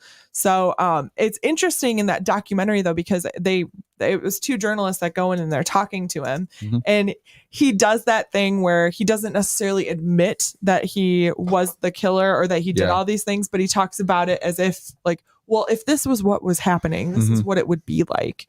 So it's kind of an interesting, you see that as somebody who watches a lot of these sorts of docuseries, you kind of see that with people who they actually record where they have that moment of, well, I'm not saying I did it, but here's how it would have played out. Didn't they catch him because of, and sorry if you already mentioned this, didn't they catch him because he had bite marks in one of his victims' asses? I said that totally wrong. Teeth mark in a victim's buttocks, Yes, right? I believe so. It bit him directly in the buttocks, which I think tied him. Which I think tied back to because his initial the bite in the victim's ass. Didn't he go like on a big crime spree like in a sorority house? Right? Yes, he killed a bunch of people. He did. Ted Bundy did. Yeah, it's that I don't remember. Like, he Legend did of with like a the log. First couple were him pretending to be Washington? like a crippled man with a or like he had a cast and he tried to lure a woman to help him, and then he braved up to the point where he just like I think he slept with a woman in the sorority, and then that night when they were all sleeping, just went around and killed them all. He killed a bunch of them. Yeah. One of them he bludgeoned with a log. It was like a log. Yeah, it was messed up, and he committed murders from like. think about horror movies where that's the general plot of it, right? I wonder if like writers and directors pull. I mean, obviously they probably pull real world crimes, right, and then kind of write the fictional story around it. Yeah. So it's an interesting watch because you see like he spanned from like the University of Washington to Florida. Like he was all over the place, and to see people's reactions to him. So they've got some footage, they've got these interviews, and then to hear him talk in his own words, it's really interesting. So at least, I'm I'd like to think I'm not a psychopath, so I'm not like, oh, Ted Bundy. Yeah. But it's fascinating to see people's reactions, and I think Like how that sentence was followed by a but. I'm not one of those people who's like, oh, Ted Bundy, but he's got his teeth marks in my right now. No, it just is interesting to see people's reaction to him and how he was perceived. It was almost like he was a rock star. And no one was times. afraid of the guy. Like for what he was known for, like there's I don't remember if it's the documentary or the film or both, but like he'd walk around the police station and just like they'd order him a pop and he'd sit around, he'd go use the phone, right? Yep. Isn't there a new streaming film? You guys already probably mentioned this, that just came out with Elijah Wood. Yeah, Elijah Wood interviewing him. Yeah, I don't think that's out yet, is it? Okay, maybe it's not out. Yeah. It's certainly coming out. But yeah, it's Elijah Wood recording those tapes. Okay. That Ted is recorded on. Okay. Yeah. So that was one of the first ones. And Ted is played by Mark Wahlberg. And I got to give Netflix. I'm just ignoring you. I got to give Netflix mad props because, like you said, they've kind of cornered the market on true crime documentary. They appreciate that. Yeah. Well, I think it's probably cheaper to produce, right? Mhm. There seems to be like a mass production of these fucking documentaries. People are watching them like hand over fist, so they're just purchasing. It's like what they were doing the last 5 years or so with comedy.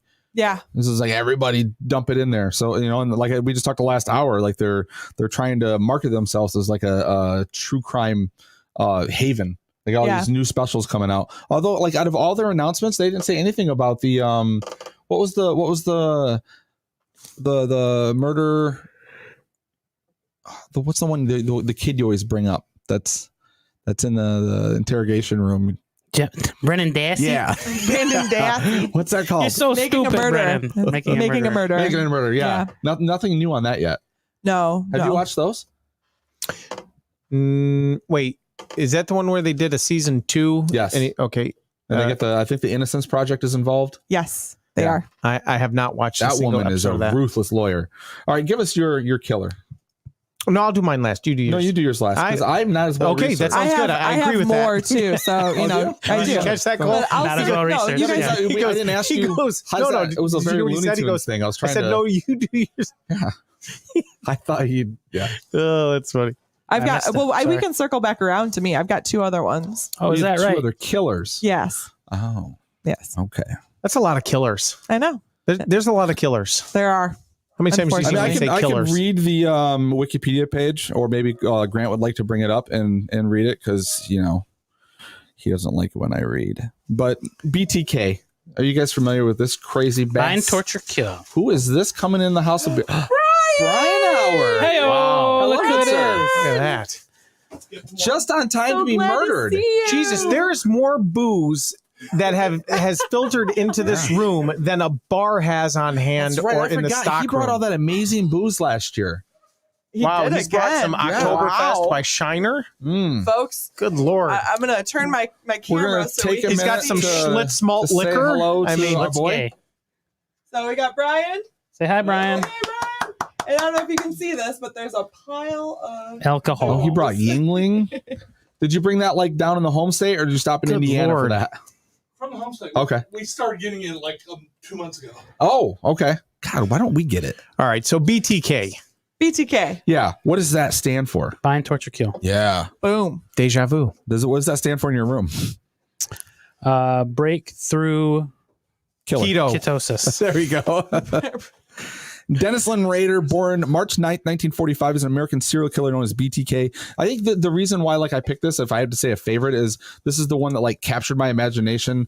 I think the first one that kind of sticks out at you because there wasn't one in my time. You were familiar with Manson and that fella she just mentioned. I bet I know a lot about Bundy? this guy Ted, because Ted Bundy. She literally talked about it for 20 minutes. Name. I had I think I watched. Remember the old Biography channel on Yes. cable? Yes. You probably don't because you never had cable. And there was a 2020 on this guy I had too. I cut the growing up. cord. I don't know if you know this, but he cut the cord. BTK was he was the one that got taken down by Microsoft Word, right? No, it was a typewriter.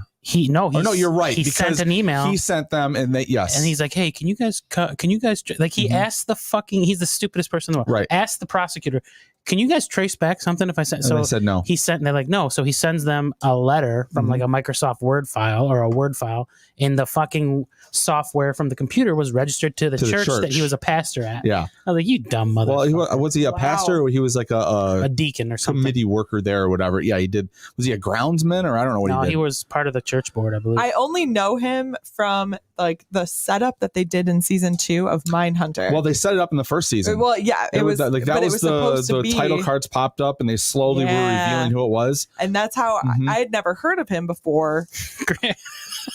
Fucking Matt wants to know, did Clippy turn him in? That's that funny. damn clip art.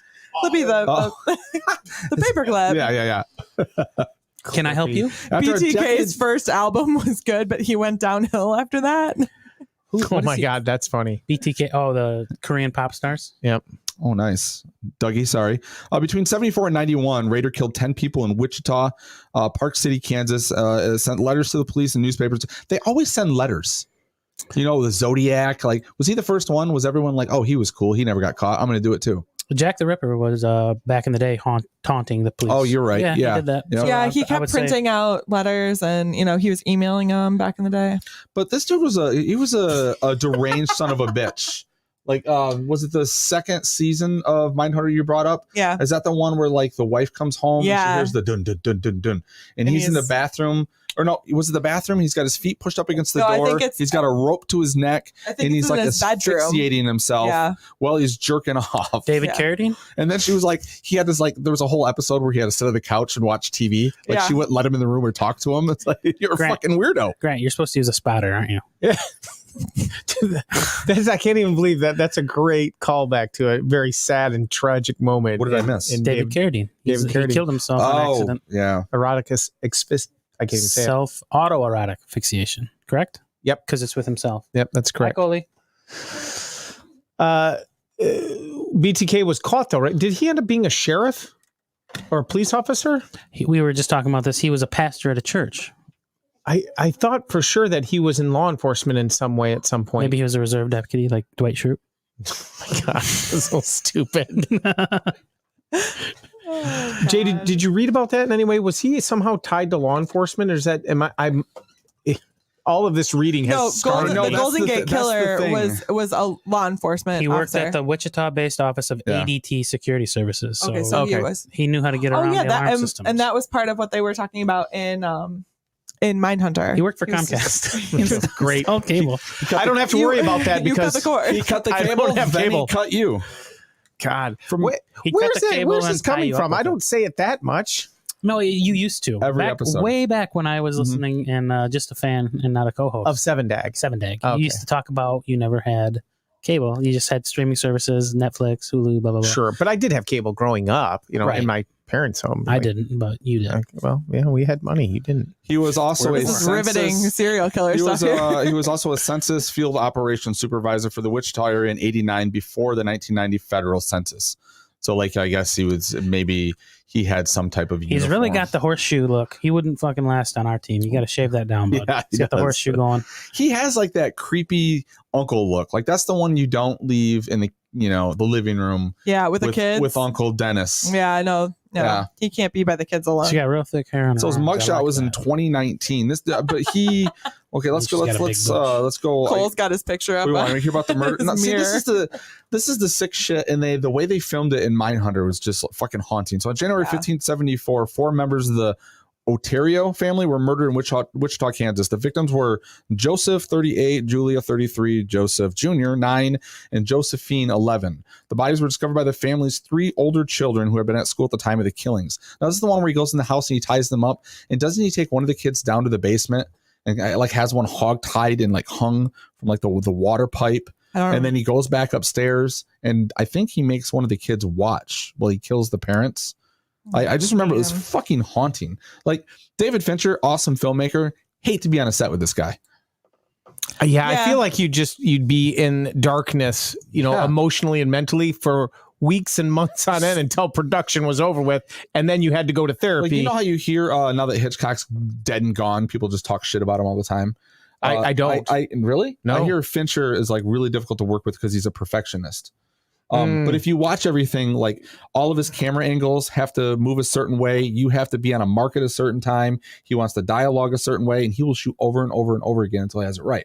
So when you're shooting a scene, like it's one thing where you're like Robert Downey Jr. and Mark Ruffalo, and you're the two reporters in like the news station having a conversation. But like, you know, you're this guy, Dennis Rader, shooting a murder scene with a family and you fuck up. Yeah. You got to do it again. That sucks. Yeah. Not a good thing.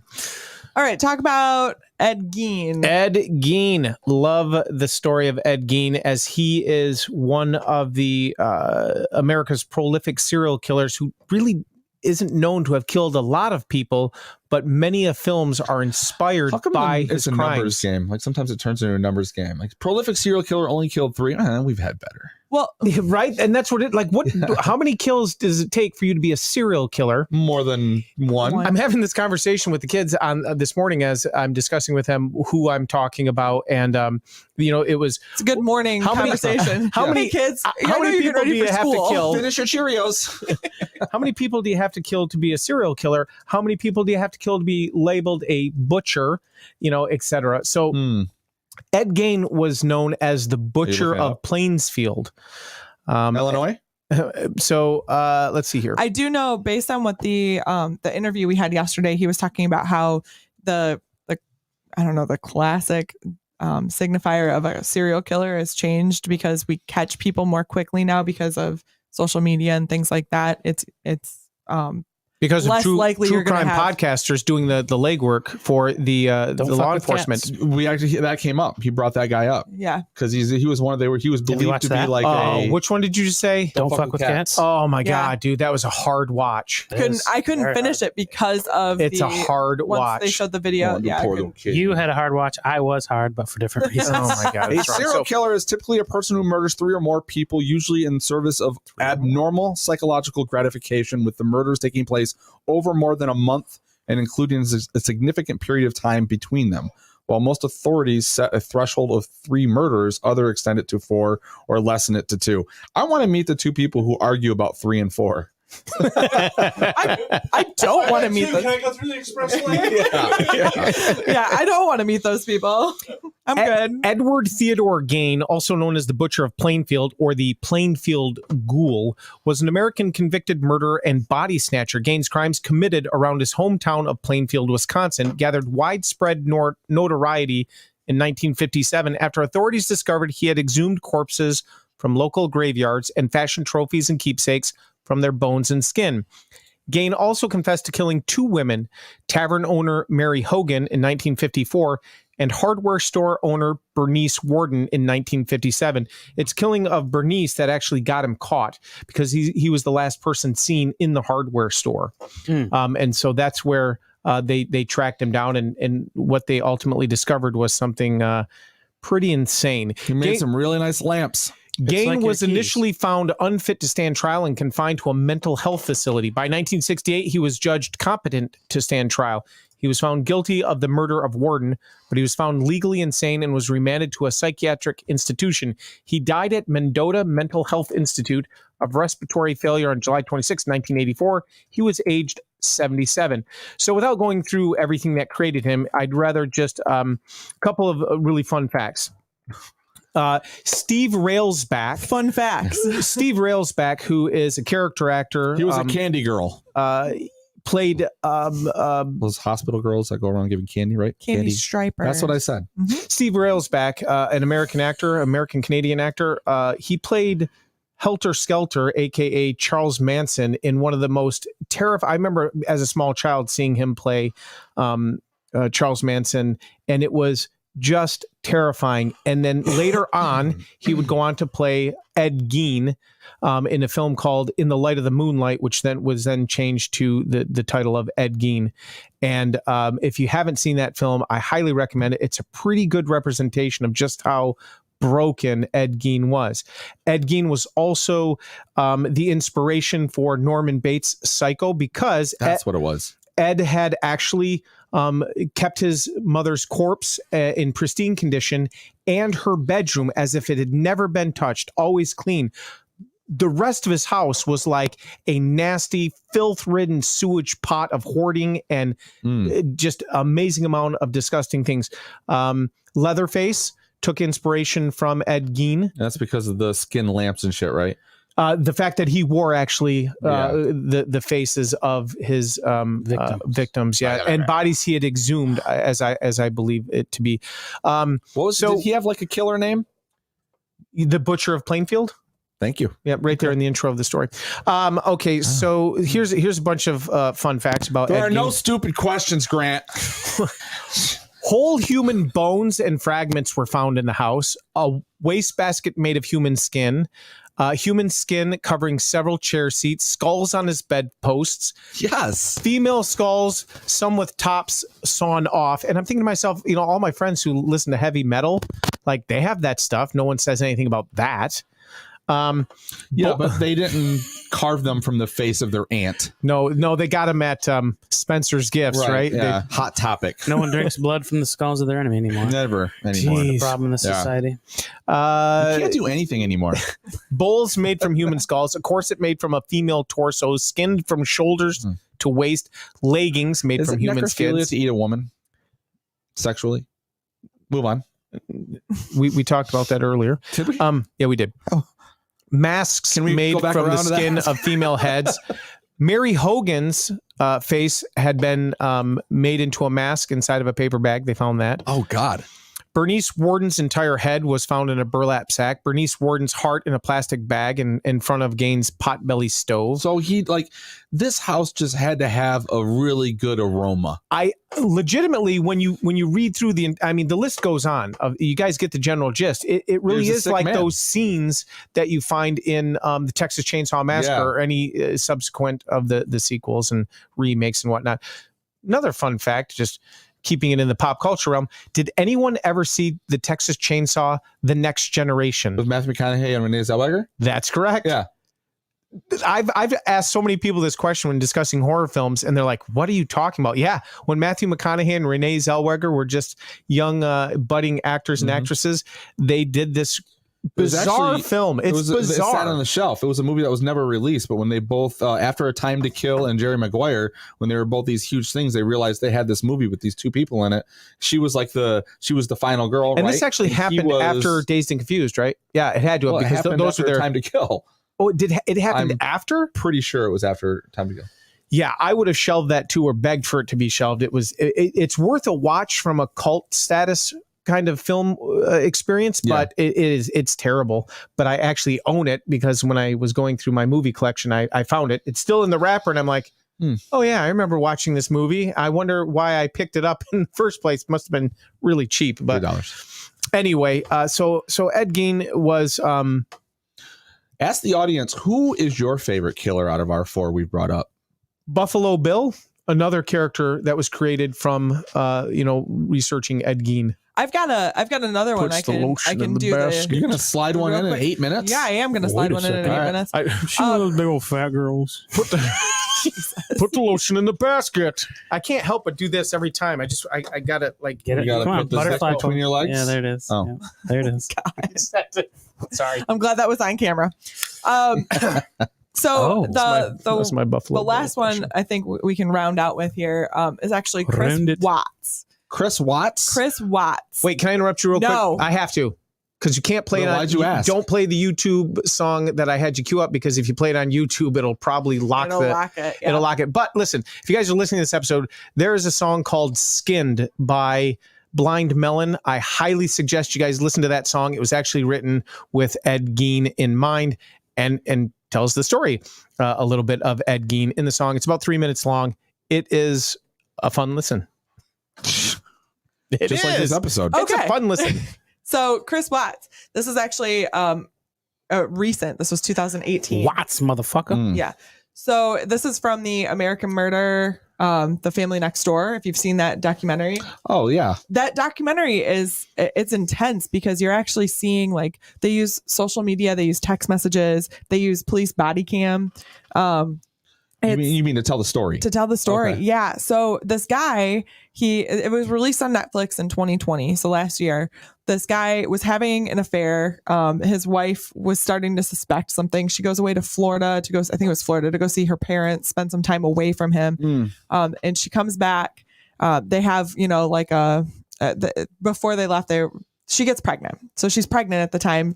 Is it one of those where it's like the wife and the baby got to go because I'm in love with someone else? Yeah, but it's And not just the wife and the baby. She has 2 other kids, and he kills everyone. And then the girlfriend breaks up with him and then turns him in. Well, the girlfriend was the reason that he got caught, but he dumped their bodies in one of these like retaining tanks out in the middle of nowhere. This is out in Colorado. And I've seen this documentary. Yeah, it was intense. Yeah. And there's this moment. So he already murdered him, and the police are showing up, and he's playing like this. He's the disheveled concerned husband. Yeah. But there's this moment like when he first opens the door and the police are there, and you're seeing the body cam footage, and he's just dead, like dead-eyed. There's like it's so creepy. It's so creepy. And it's the shot they show over and over again in the documentary. But the thing, like, it's interesting because you've got this like. Some people are arguing that this was too much of an invasion of privacy because she obviously never intended for like the text message, her text and stuff. Her text, so it's really intimate. Did they talk to her, or does she want nothing to do with this? She's dead. The girlfriend is too? No, the wife. They're using the wife's text messages and conversations and this stuff. is sort of like when you go back to Shit Town. Yeah, like kind how of. much of the audio they use of him when he's passed away and had no intention of it being used in that purpose. And there's nothing or really releasing his secrets. There's nothing really quite like this out there because of the way that they're pulling in so much of this other media, Well, you'll probably see more of it in the next few years. Probably, but there's a lot of discussion online about because it's so unnerving because you're seeing the super intimate look at it. And he qualifies as a serial killer because it was 3, the 3 kids, but he's in jail. He got caught. He's in jail. And I think he's serving life in prison without parole. Yeah. So in this dirtbag, and it was just like the perfect American life. And, on social media, they all looked like it was a perfect And what family. was the reason? The reason was just because he didn't want to lose face going through a divorce. Yeah, apparently. And he wanted the mistress and was just. Did the wife find out he was having the affair? I believe so. Or she had an inkling that there was something going on. Yeah. So, I don't understand that. Like, and he killed just the fucking go through a kids divorce. too. Like I don't, it's messed up. So that one, if you want like a hard hitting docuseries, that's something that's pretty emotional. That's the one to go through because it's an intense one. So another recommendation from Nut Producer Kyle. It's true. It is. And finally, I'm not going to talk about this one, but if you haven't watched The Confessions Killer, you need to watch The Confessions Killer. This dude, just a quick synopsis, he confessed to like over 200 crimes. Oh, so the title didn't lie about it? No, but he lied. And it like as people start digging into his cases, like he would have had to have driven like thousands of miles one way in one day and then immediately turned around to go kill somebody else the next day and go 1,000 miles. Yeah. So yeah. Did you even sleep? I've been up since 3 a.m. yesterday. Jeez. Okay, so Brian's gonna pass out on the couch here pretty quick. Thank God he was driving on the road. What if he came to kill us? Well, if you don't see us in hour 4. Jeez, bring it down. Yep. Hey, true crime fact. Hey, there's 4. So I do get. Yeah, you'll be labeled a serial killer. Jeffrey Dahmer, who was convicted of 15 homicides, admitted to cooking and eating some of his victims. In fact, as discussed earlier, he even gave the people in his apartment building sandwiches, which may have contained human flesh. Dahmer was also known, here's the fun one, to drill holes in the heads of his victims before injecting acid into their brains in a bid to turn them into compliant zombies. Yes, ladies and gentlemen, that really fucking happened. That is the world we live in. God, I want a Sammy. Oh. Okay, so in other news, we've got a couple of people who tried to jump in. I think this may have been a hard hashtag game from the sounds of it. Eric tried to jump in here with Eric Maley? Dick Elliott. Yeah. Dick Elliott Zuckus. I don't get this game is what he said. And then he followed up with Wayne Smithing Kevin's Gretzky's. So he's just mixing both names. Yeah. But you know what, Eric, you're our winner this hour because you actually took part. You wrote something down. You wrote something down. Lady. There you go. And coming up next hour, we've got our deep dive into Only Murders in the Building, The Staircase, and The 24 Faces of Billy Mulligan. Again, we got another shout out for a second shout out today for a special listener, Jeannie. She couldn't be here today. She usually would be here, but she's sick, so she's not here. 101 fever. So Jeannie, you go ahead and sit down. What she meant relax. was that she couldn't be here sober, and so she didn't come. But you know what? We're going to hold on to that Darth Maul saber. We're going to make sure it's safe for you. Let us know if you want us to ship it or if you will be coming up here to not be sober in the near future. So real quick, because I know we had to. I was done talking. Get Kyle going on what she needed to cover, but I wanted to finish that part of my fun fact about the drilling the holes in the head, turning it. Done with Dahmer. That's right, because the fact literally went on. He did this to a person. He did it to many people who died, and he did this to one of his victims, who then escaped, walked out into the street, and was the police. That's right. Yeah. With a hole drilled in his head, the victim escaped from Dahmer's apartment one night, trying to communicate with bystanders who called the police. Yep. Dahmer convinced the police that they had just had a lover's quarrel, and they allowed Dahmer to take the man back inside, where Dahmer later killed him. I got to say, if you're one of those police officers, from a history's viewpoint, like, how do you live the rest of your life? You arrest every person. I mean, it could come under the circumstances could have been very compelling to not make a. But the facts to that fact don't add up. If he was drilling a hole in the man's head, preparing to pour acid into it, how big of a hole, right? Maybe right. How big of a hole was it? How small? Because just enough to put maybe a hypodermic needle of hydrochloric. That's what he's doing. He's putting hydrochloric acid in their brain, right? The guy's coming out and he's, the cop's like, man, this guy's fucking drunk. These two are having a lover's quarrel. Yeah. Okay. He's at the end of his shift. I don't want to write a report. All right, take him back home. I'm sure he didn't come out and say, this guy's injecting my brain with. How do these people, all these people we're talking about today and throughout the remainder of Podtoberfest for the true crimes, how do they exist in society and make it so far into, being adults that they're able to commit these crimes, right? I mean, like, there has to be signs. Like, everyone listening, look to your neighbor. See if there's those signs right now so we can prevent some of this later. Torturing of small animals is one, right? Yeah. That's a big one, right? Torturing of small animals. There has to be other signs. Abuse is also an indicator. So people who are physically abused as children are more likely to abuse others. So I think you should find the facts, like find all of the indicators and do a dissertation and do a paper on that. It's called ACEs. That's I can't remember what it stands for, but when you have like childhood trauma, it's called you go through ACEs, and the more childhood traumas that you experience, the more it changes your personality, how you function, your ability to cope. It really fucks with you. I will say, doing the research and reading through a lot of these pages that I've been reading and all the putting together some of the information for the bits for the show, I don't think have done me any good whatsoever. I'm not a fan of true crime. I'm not a fan of the research of serial killers or depraved human beings in any way. Matter of fact, next year's Podtoberfest should be like, saints and those and good Samaritans. I think for me, because I've wondered that, too, like, oh God, why am I into this? I think the way you just said that, she's like, why am I into this? No, not like how that. Into it are you? No, not like that.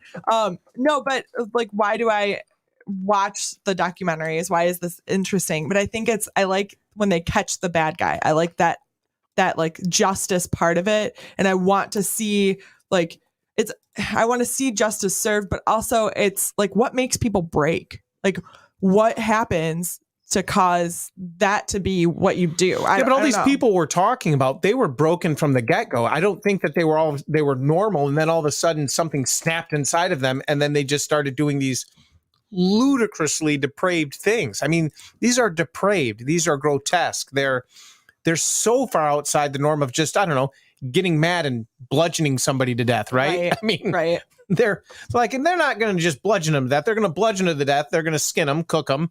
They're going to eat them. They're going to, hang their body parts up as decor. It's just, that's beyond the pale. Right.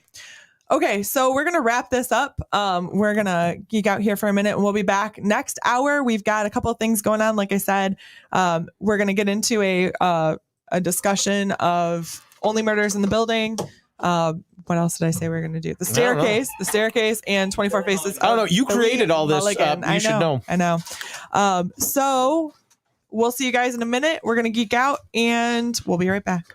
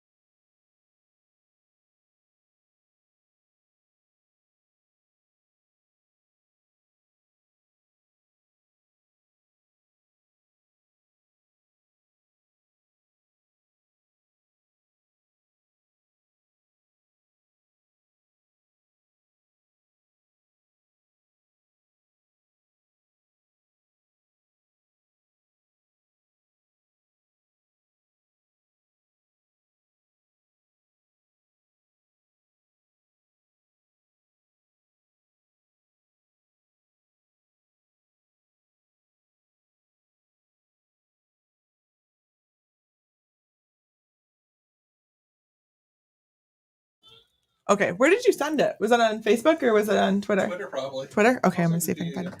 Yeah, send it to me again. That's a free app.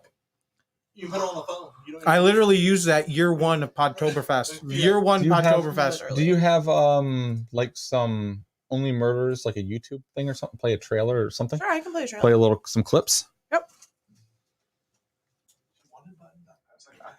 I actually had some old D1, maybe D2 iPads I was going to bring, but it's like, I'm not sure if they'll work anymore. Anyways.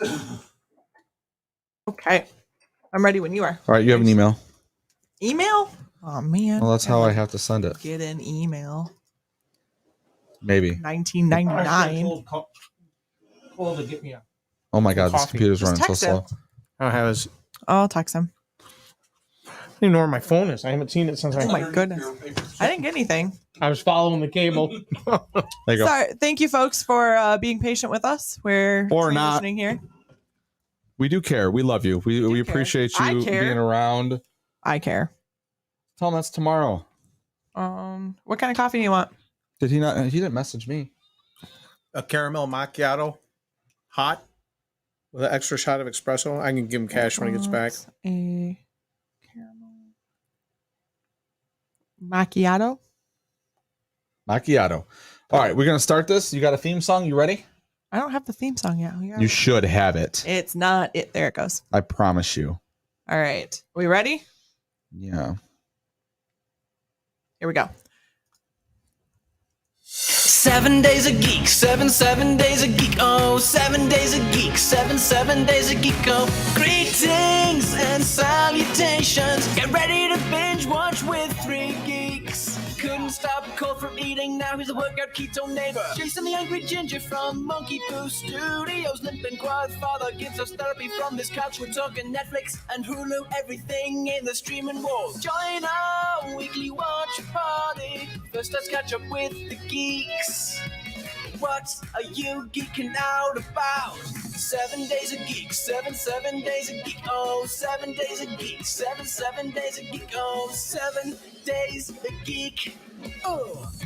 Greetings and salutations, everybody, and welcome to Hour 4 of Podtoberfest 2021. This is going to be our monthly murder watch party. It's a play on words of our weekly watch party, but we added, a month and 4 weeks. I'm the Angry Ginger. I'm inside Monkey Poo Studios. I'm sitting here with Sans neighbor Cole. He went, I guess he had to be a parent for a few minutes. So he'll be back on time for us to talk about our next show after Only Murders in the Building, which if you're in the chat room, please, when he comes back, give him shit because it's a brilliant show. And for some reason, he found it not entertaining at all. Not the way it was I don't acted, think he not even the way gave it it was a written. chance. Not that there's nothing about it.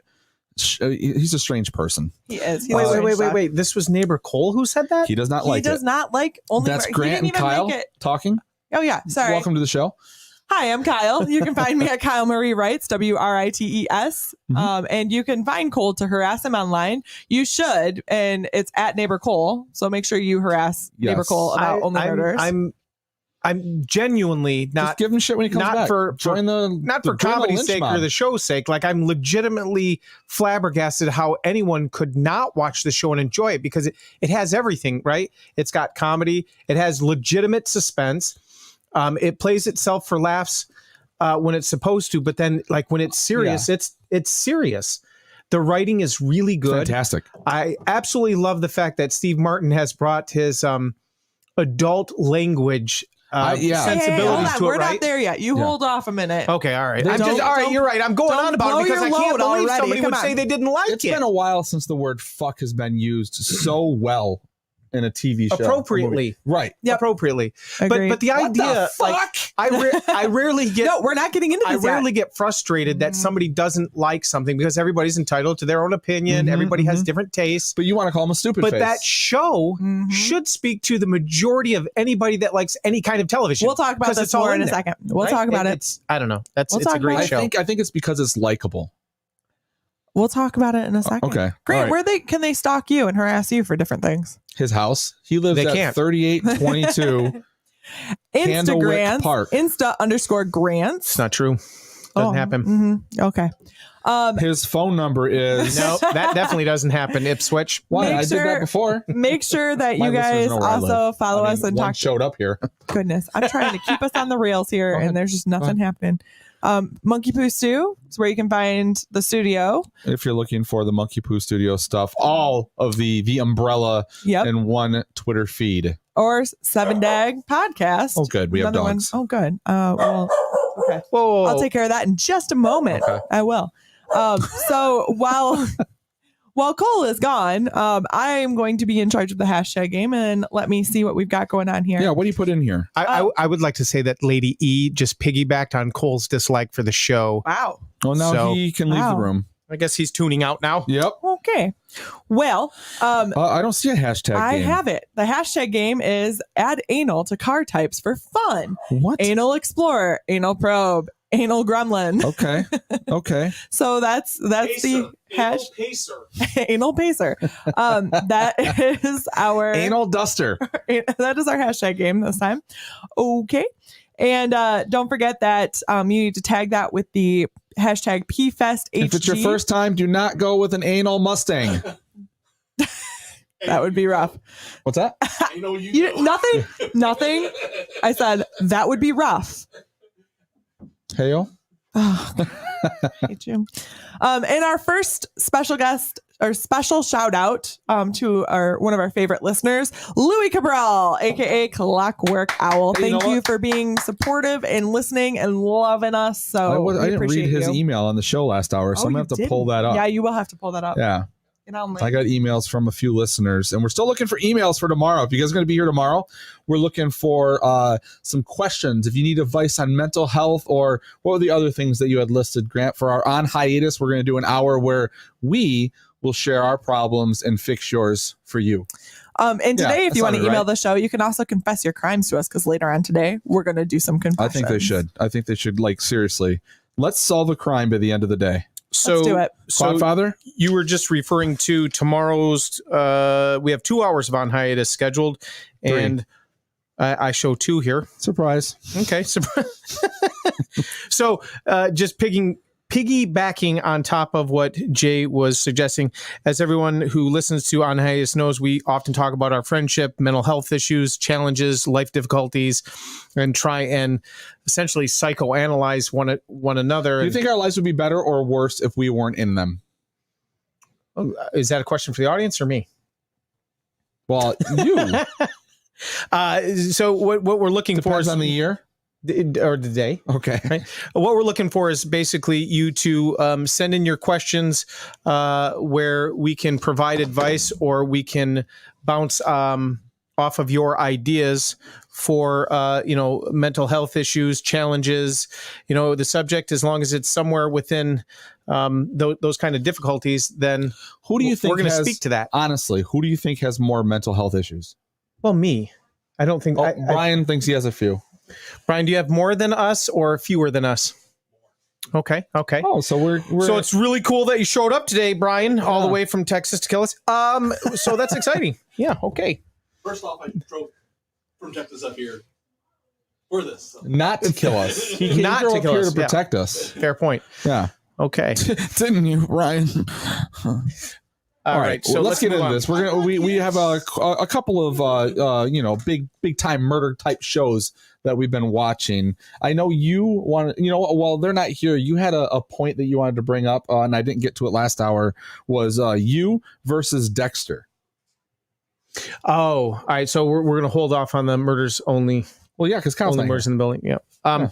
Yeah, I think this is called the challenge. Jamping. So do you see how professional I am on the microphone? The wife has Look said, at me. The wife has said that she wants to watch or binge watch You now that season 3 is out, and it's been greenlit for season 4. Yeah, and I enjoyed the first season of You to a certain extent, but I ultimately felt that it didn't. It gave me really no one to root for, except for the fact that literally struggle with that. Most viewers, were making this a hit show by rooting for Joe, and then as we get into, did you see what Netflix posted recently? I don't. They said I didn't. I didn't. Penn Badgley, right? Mm-hmm. Penn Badgley is attractive. not Joe, whatever his name is, because people are finding but the this killer goes Joe. this goes into what we were discussing last hour with Ted Bundy, right? Yeah, he's created a Ted Bundy like character, right? And so what we were discussing last night, off the air was. When you watch Dexter, the Dexter character and being a serial killer, he was raised by a police officer father who knew from an early age that Dexter was broken. So he trained him to kill the right way. Yeah, he gave him a code of let's kill bad guys, let's kill guilty people, let's take out the trash. That way, you're also able to utilize your skills and put your dark passenger where he belongs. You're still tickling your fancy, and you're not getting that with you. Like you're legitimately watching a serial killer and a murderer kill bad people, and they're. I hate to say this, but they are to a larger extent glorifying it. Well, other than because it was just because we are a woke society, right? No, we're not. They decide to make it less about this picture of a man doing it, and we're going to add a female who's just like him, and now they're the dynamic duo of murdering. I heard the third season's like Mr. and Mrs. Smith for murderers. Sure, okay, let's call it that. But the point to the conversation we were having is that I struggle to enjoy it because you don't like they're hurting. It's like a guilty pleasure. You can't just get into it for that because I get what you're saying, but it's definitely so watch it as different or something that they're releasing. Like that's my entertainment. Like where I'm seeing something I don't normally see on TV. Now I struggled through the second season because it just seemed like it was more long-winded. Or maybe like more of the same of Joe just, kind of psychobabbling himself into why people should love him or why he's always doing the right thing when it's clearly not. Like, I was like, I was so bored with what's her face's brother, that finally gets fucking killed. The filmmaker guy. Season 1? Yeah, season 2. Season 2. But I hear the last few episodes wrap up pretty good. And season 3 looks like I like the idea. I like the time jump a little bit. Like the fact they're having a baby. That's kind of an interesting thing. What's drawing me into actually watching it is is her name Victoria Peretti? Pirelli? Is that correct? I don't recollect. I don't know her name. I can't remember. From The Haunting on The Haunting of Hill House. And she was my favorite character in that particular series, and she did a bang up job. She was really good to watch with that character. So I assume she's bringing that acting sensibility to this new one where she's a bit unhinged, right? Well, hopefully she didn't seem to do much in the second season. No, Yeah, she was like, but I didn't finish it. I just got like the sweetheart girl who was like the fucking she was very much like you. Drastic she was like a hippie who fucking runs Nirvana, or it was Nirvana backwards, right? A lot of spoilers here about you. I don't appreciate I got to the part, especially since you didn't finish it, so you don't know how off the rails shit gets. Right. But well, I've seen you on a bad day. You have. It's true. Okay, now that you're back, we were just kind of side vamping right now. Oh, but okay. I am kind of interested to sit down and watch it just because people are talking about it. So I guess I want to be in the know. I don't want to have FOMO. Yeah, but why this show out of all the other ones that are on your list that you haven't gotten to? I don't know. Okay, I don't know if I will. I don't know if I most likely because I'll sit down and watch that with her. Yeah, because now you're settling into that life with not producer Kyle, and you're gonna not what is it, monogamous viewing, right? No, it's what do they call that? Netflix adultery. Yeah, right? Yeah. There are certain we've discussed. There are certain shows that we are not to watch without the other one because somebody gets upset. And right there, you've proven what you guys have been saying. Who needs to be married to live the life of a married couple? Nobody. Because that's literally what We're it is. not living the life of a married couple. Sure, if you're not allowed to watch Netflix shows She without still her, goes out and runs the that's a streets. marriage I'm thing. fine with it. Yeah. As long as she I have my own corner and a red light. Yeah. I have a whole district of red lights. Wow. Mm-hmm. She's a pimp and a whore. Oh my God. I can do both. Talk about only murders in the building. I can do anything. Go get yourself some tacos. Taco bar. In my head, Kyle Marie. I don't know what that is. You don't have to turn on the red light. Oh God, Sting. That was good. Why I thought we were talking about only murders, then he leaves. I don't know. I think it's because there's food upstairs. Bagel. There's tacos. There's I a think taco you got bar. uncomfortable I have with your sexuality. Yeah. Because You I'm left. a whore. Right. I'm not really a whore, for the record. So are we talking about? Shut up. Are we Yeah, let's go talking into it. about Let's go into it. Only Murders? Okay. Yeah. So I broke it down by episode. So we've got the 10 episodes. And, you know, it opens up there is the murder of Tim Kono. Yes. Okay. So according to the episode synopsis for episode 1, we've got the Upper West Side neighbors, Charles, Oliver, and Mabel, bond over a shared love of true crime. So they're all listening to this true crime podcast. That's kind of initially Right. when the building is shut down. Somebody pulls the fire alarm. All's not okay in Oklahoma. Yes. And they're waiting to get back into the building, and they all kind of sit down together and they're talking about the podcast they all listen to. So when a fellow resident dies in their building, the trio determined to solve the mystery and record an accompanying podcast. So they kind of Genius. Yeah, I relate to this. Like everything needs to have a podcast in my life. Right. I wish we should do a podcast about that. Yeah, you really do. And I have to like pull you back sometimes. Like, hey, maybe not. I wanted to do a podcast about this show. Right? Yeah, I know. So that's the first episode, and they kind of set up. It's interesting because there's callbacks to this first episode through every episode of the rest of the season. Right. A lot of the callbacks always take place in that damn elevator.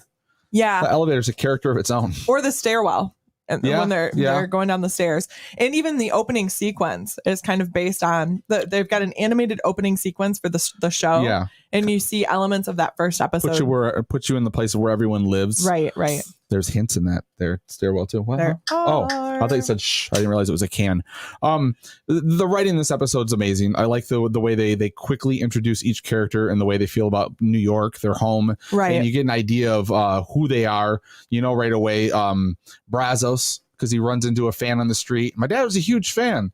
You know, he's dying. And then he's like, can you take a picture? And he wants a picture of them, not of Brazos. Yeah, he thinks at first it's going to be like a selfie with them. Right. And it's not. Down and out actor. And then we've got Oliver, who is he thinks he's like Broadway's director, but you soon find out like there's been some epic failures in his career to the point now where he's losing everything slowly but surely. Yeah, the biggest epic failure was Splash. Right. It was a musical about it. When they tell the story about all the fucking divers in unison and the lid doesn't open up on the pool. Oh my God.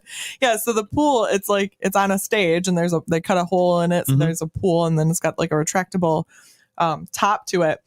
And then all these divers are diving into the pool, and the top doesn't open. So it's like the big travesty of Splash is that it's more Splash. I think that was at the third or fourth episode. That's when they have dinner with Nathan Lane, and they do a flashback of him pitching his idea.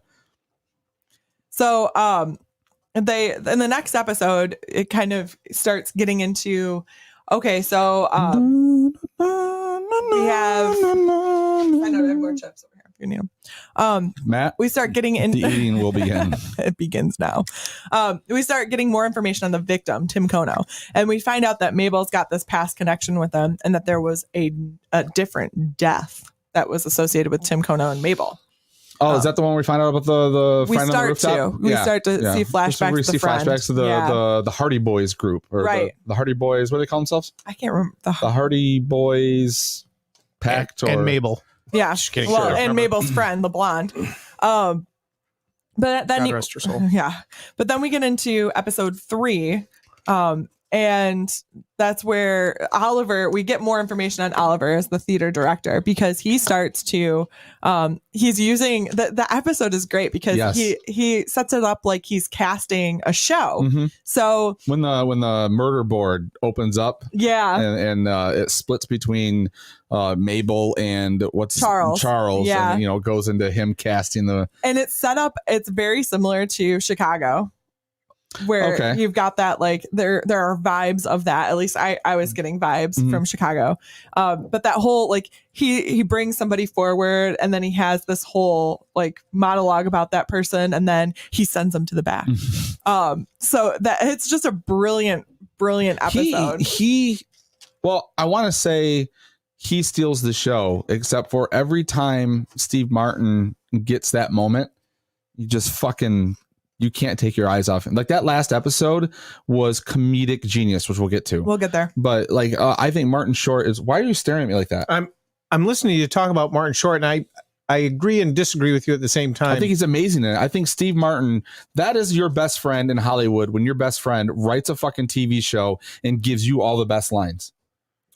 See, I don't know that he had all the best lines. I don't know if I agree with that. I feel like that Martin Short has reached that pinnacle of character acting that now it seems like everything he does, we talk about this so many times on other shows where De Niro is De Niro and Pacino is Pacino and all the greats. They hit you this. Definitely recognize Martin Short's, other than like the flat out flamboyant gayness from the wedding, the Father of the Bride, right? Sure. But you kind of see like he's over the top and really dramatic, so you're familiar with that. But like there are little clues of just the way his eyes move or when he's doing things. Martin Short's fucking really good in this, right? But I guess the point I'm making is that I see more of Martin Short more often than the character he's playing. Okay. Do you understand what I'm saying? Like, more the person than the character. I don't know if I agree with that, though. I mean, look at the creepy son of a bitch he played in the morning show. Yeah. Well, yeah. Okay. There, I didn't see Martin Short, right? Yeah. I saw the character he was playing. Yeah. Here is the Martin Short that we're accustomed to seeing. But this is but this is sort of like comfort TV. This was the Steve Martin that it's been a while since we've got to see and enjoy. And see, I think Martin was an outstanding. I thought he stole the show by far.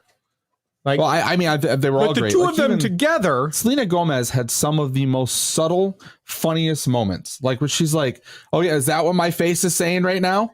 Oh, her dry wet. Yes. Or in the last episode where Martin Short's like, "Yeah, we had that moment in the elevator about your really cool beats," and she just looks at him as, "Yeah, is that what you think happened?" Like they're all good. I mean, it's a fantastic cast, and like they need to fucking produce it and be out. Do 20 episodes next year. 4 murders in one. No. Yeah. Okay, well, let's get back on track. Murder here. it. Episode 4. This is where they have the moment where they think that the murderer is Sting. And yes, they got to bring him a turkey. They think that Sting poisoned Oliver's dog. Don't stand so close to me. Yeah, it's the dog. It's so funny. So they have this whole moment of, they go and talk to Tina Fey's character, who is the podcaster from the show that they start listening. Yeah, Cinda Canning. And they talk to her about and she gives them advice, like, go give him a turkey. You don't need to be it doesn't need to be an actual turkey, but it's this whole Your idea version of a turkey. Yeah. And so they show up, they literally make a turkey after Oliver's oven doesn't work no more. Yeah. Does his oven not work, or did his gas get shut off? Because I think his gas got shut off. That was my take he's on it. Slowly losing his place. So then, he jumps in and they finish. It's like 2:00 in the morning and they finish cooking this turkey and they decide to bring coffee. It's like, we're going to take him a turkey at 7:00 in the morning. And he's like, well, bring coffee. Who's going to turn someone away with a turkey at 7:00 in the morning? Right. So they go in and they're actually talking with Sting, and it's this whole emotional moment for Sting. He's a terrible songwriter. It's so funny. So it's hilarious because in the podcast that they're creating, he's talking about the fact that, holy crap, it's Sting. That's the killer. That's who we found. And then but then they go back and they're like, oh, well, shit, it wasn't Sting. Sorry. Did you rub my butthole? Did we ever see his assistant who hollers from off screen? Other than that one time. Yeah. Okay, I couldn't remember if they showed her or not, and if she was anyone noteworthy. And don't come back again. She kicks him out of the place. So that happens in that episode is great. And the turkey works. They bring him in they claim that they're giving. Previous episode that ends with this Sting teaser. Yeah, where the dog they find the dog. And he's also poisoned. playing the guitar on the stage, and they leave us hanging, thinking Steve Steve could be the murderer. It could be because that whole episode is like the theater episode, right? Yeah. But and then in episode 5. Mabel slips away on a solo mission because she's tracking Tim Kono's final days. This is the car chase, right? Yep. And Charles and Oliver are extremely suspicious of what's happening with her because they're finding some information out, So there's So this the car great- breaks down at the gas station. Yeah. And then they end up like hooking up with these other guys that have been listening to the podcast. Right. So they have their own. They have their own podcast. Yep. So it's this hilarious kind of like there's a scene where there's like an off ramp and they miss the, they're Because they're following singing. her. They're too busy singing. So then they like have to cut across traffic. It's great. And they're in this old, yellow. What the hell is that car? I don't know what that car is. You're a car guy. The car that they're in? Yeah, it doesn't matter. It literally doesn't It's matter. not part of the mystery. No, Didn't happen in the building. So, This is where we end up at the we find out who Angel, or they're suspecting Angel and all the jewelry on the table. And this opens up with We meet where her- she her- stabs him, almost stabs Oscar. Oscar with the is knitting. following her. So Oscar was in jail for we previously found out that the other death was her friend when they were young. Is this going to be spoiler filled? Like, We're doing a deep we're going dive. right through it, baby. So we're gonna be. Where were you? We've been here for 10 minutes talking about 4 episodes so far. I know. I just didn't know if you were going to give away the red herrings versus the real truth versus if people are listening to giving this, away they the- should Well, tune we don't have out to if say they who want did to it at watch the end, but we can just talk I'm about not the giving away brilliance the of the red writing herring. and the Yeah. fun stuff. Yeah. Yeah. Okay. Just want to make sure. So she almost stabs Oscar with a knitting needle, which of course I'm like, ha. Which is foreshadowed Yeah. twice before. Yeah. Yep. She has a dream and some other things, but so they end up going and they've got that moment where they're putting the jewels all out and they're talking and she has them all meet her mother because they show up and she's like, what are you doing here? Yeah. And Charles and Oliver were like, well, we got concerned, and then they kind of have that moment where they figure they were definitely following her because they call her out for knowing Tim Kono beforehand. I love the fact that Martin Short's always alluding to he's younger, but he makes it sound like he's younger by years. Yeah, but it's like when they're yeah, like 6 months or something stupid like that. Yeah. Did you guys see the marketing campaign before it was revealed that Oscar is tie-dye guy? Did you see the marketing campaign for tie-dye guy? Yeah, they had people by the dozens, maybe 100 or so in different places, be wearing that exact in New same- York. I think so. I believe that's where it took getting place. spotted. By getting spotted, but then at some point, the entire group of people got together, all wearing the tie-dyed. It was a flash mob, tie-dye flash mob. Yeah, I guess that's what it was. That's good. Yeah, good call. Flash mob. Anyway, I thought it was a unique marketing thing, and this was before the episode had aired that revealed who tie-dye guy was. How come this is the kind of party? Oh, that kind of party. Oh, that kind of It's party. that kind of party. Oh, okay. Yeah. So apparently, we are we've got some spoilers in here. We're not going to tell you who did it. No. It's still worth watching. So if you watch enough TV Eric or and Graham- movies, you're going to know who did it before the first scene airs. Good idea. If you go by that one. yeah. Yeah. So, so episode 6, we've got, like I said, we've got Mabel introducing people to her mom. Her mom kind of freaks out on her, which is interesting. But then you've also got Detective Williams, who is the detective on the case, who starts having doubts because initially they're like, no, he shot himself. It's fine. And Right. then they're like, wait a minute, not so fast. Maybe that didn't happen. And this is the way we thought. out of all the episodes, this is Oscar had his own episode already, and this episode I believe is told through the detective's eyes. Yes. So it's really interesting. Like we get her background. She starts listening and she's like, oh shit, well, maybe. Yeah, she's listening to the Maybe. podcast, Yep. and they're actually giving her hints on how to solve the case. Yep. Go back and look at the toxicology report, right? Yeah. Yeah, but at first she was resistant to that because she didn't want to admit that she had made a mistake or missed something. Or that because they're stupid podcasters. Because remember, she threatened them on the stairs. Yeah. Let me guess, you guys are podcasters. Go ahead, just run through Podtoberfest. Thank you. So then, episode 7. Episode 7, we've got the investigation scratching at a web of old crimes. So we find out that there's some other stuff happening, and it gets real complicated with. This is the silent one, right? Yeah. It's really interesting. Fucking brilliant. That was one of the most unique episodes of television I've ever sat through, and it really harkened back to the episode I think I mentioned to you about with Buffy the Vampire Slayer. Which I never saw. Oh, you never? I didn't watch Brilliant Buffy. television, brilliant hour of TV, and this one actually did it and then on top of it, did it better. I think, by the way, but you knew at some point there was going to be a word spoke, and surely enough, that was the last 2 seconds of the episode. Yes. Oh, I knew like 5 minutes into it. I said, "There's no way Steve Martin's not going to like have some kind of comedic scream or something." And wasn't that one of those moments we were talking about at the beginning, where it's the perfect use of the F-bomb? Doesn't it end with him saying "fuck"? I don't remember. Oh fuck! Now I don't remember what the moment was, other than I just knew that it was going to happen. My bad. And I've seen every episode 3 times at least of Only Murders in the Building. Yeah. Really? Mm-hmm. That explains why you can't get to other shows, because right? You're just consistently watching the same show. I was so entertained by this. It's an entertaining show, unless you're. There's a lot of nostalgia in this for some reason or other. Even though it was original, and but just seeing Steve Martin and Martin Short. I don't know if did you ever watch the Netflix special they had a couple years ago? Yes, it was like a variety thing. Yes, they did live did. on. I love that thing. That was great. Yeah, I mean they're a good comedic duo, right? But again, I struggle with the over the top Martin Short, and that's versus why those quiet moments that's with why his you struggle son. with me. Sure, yeah, the flamboyance of it all. But those moments, I guess, in the series where he's with his son, and it's played for more drama. Nathan Lane? No. Martin Short. Okay, yeah. Those moments, right? Those to me were more character driven, more character feeling than Martin Short feeling, right? You shouldn't have a problem with him. The man's been in the business for a long time. If he wants to fucking be funny and a little over dramatic, let him. Okay, fair point. I mean, I can't argue. The only murders on this podcast, you pick on him again. Episode 8, hitting a dead end. The group calls for reinforcements in the form of their podcast superfans.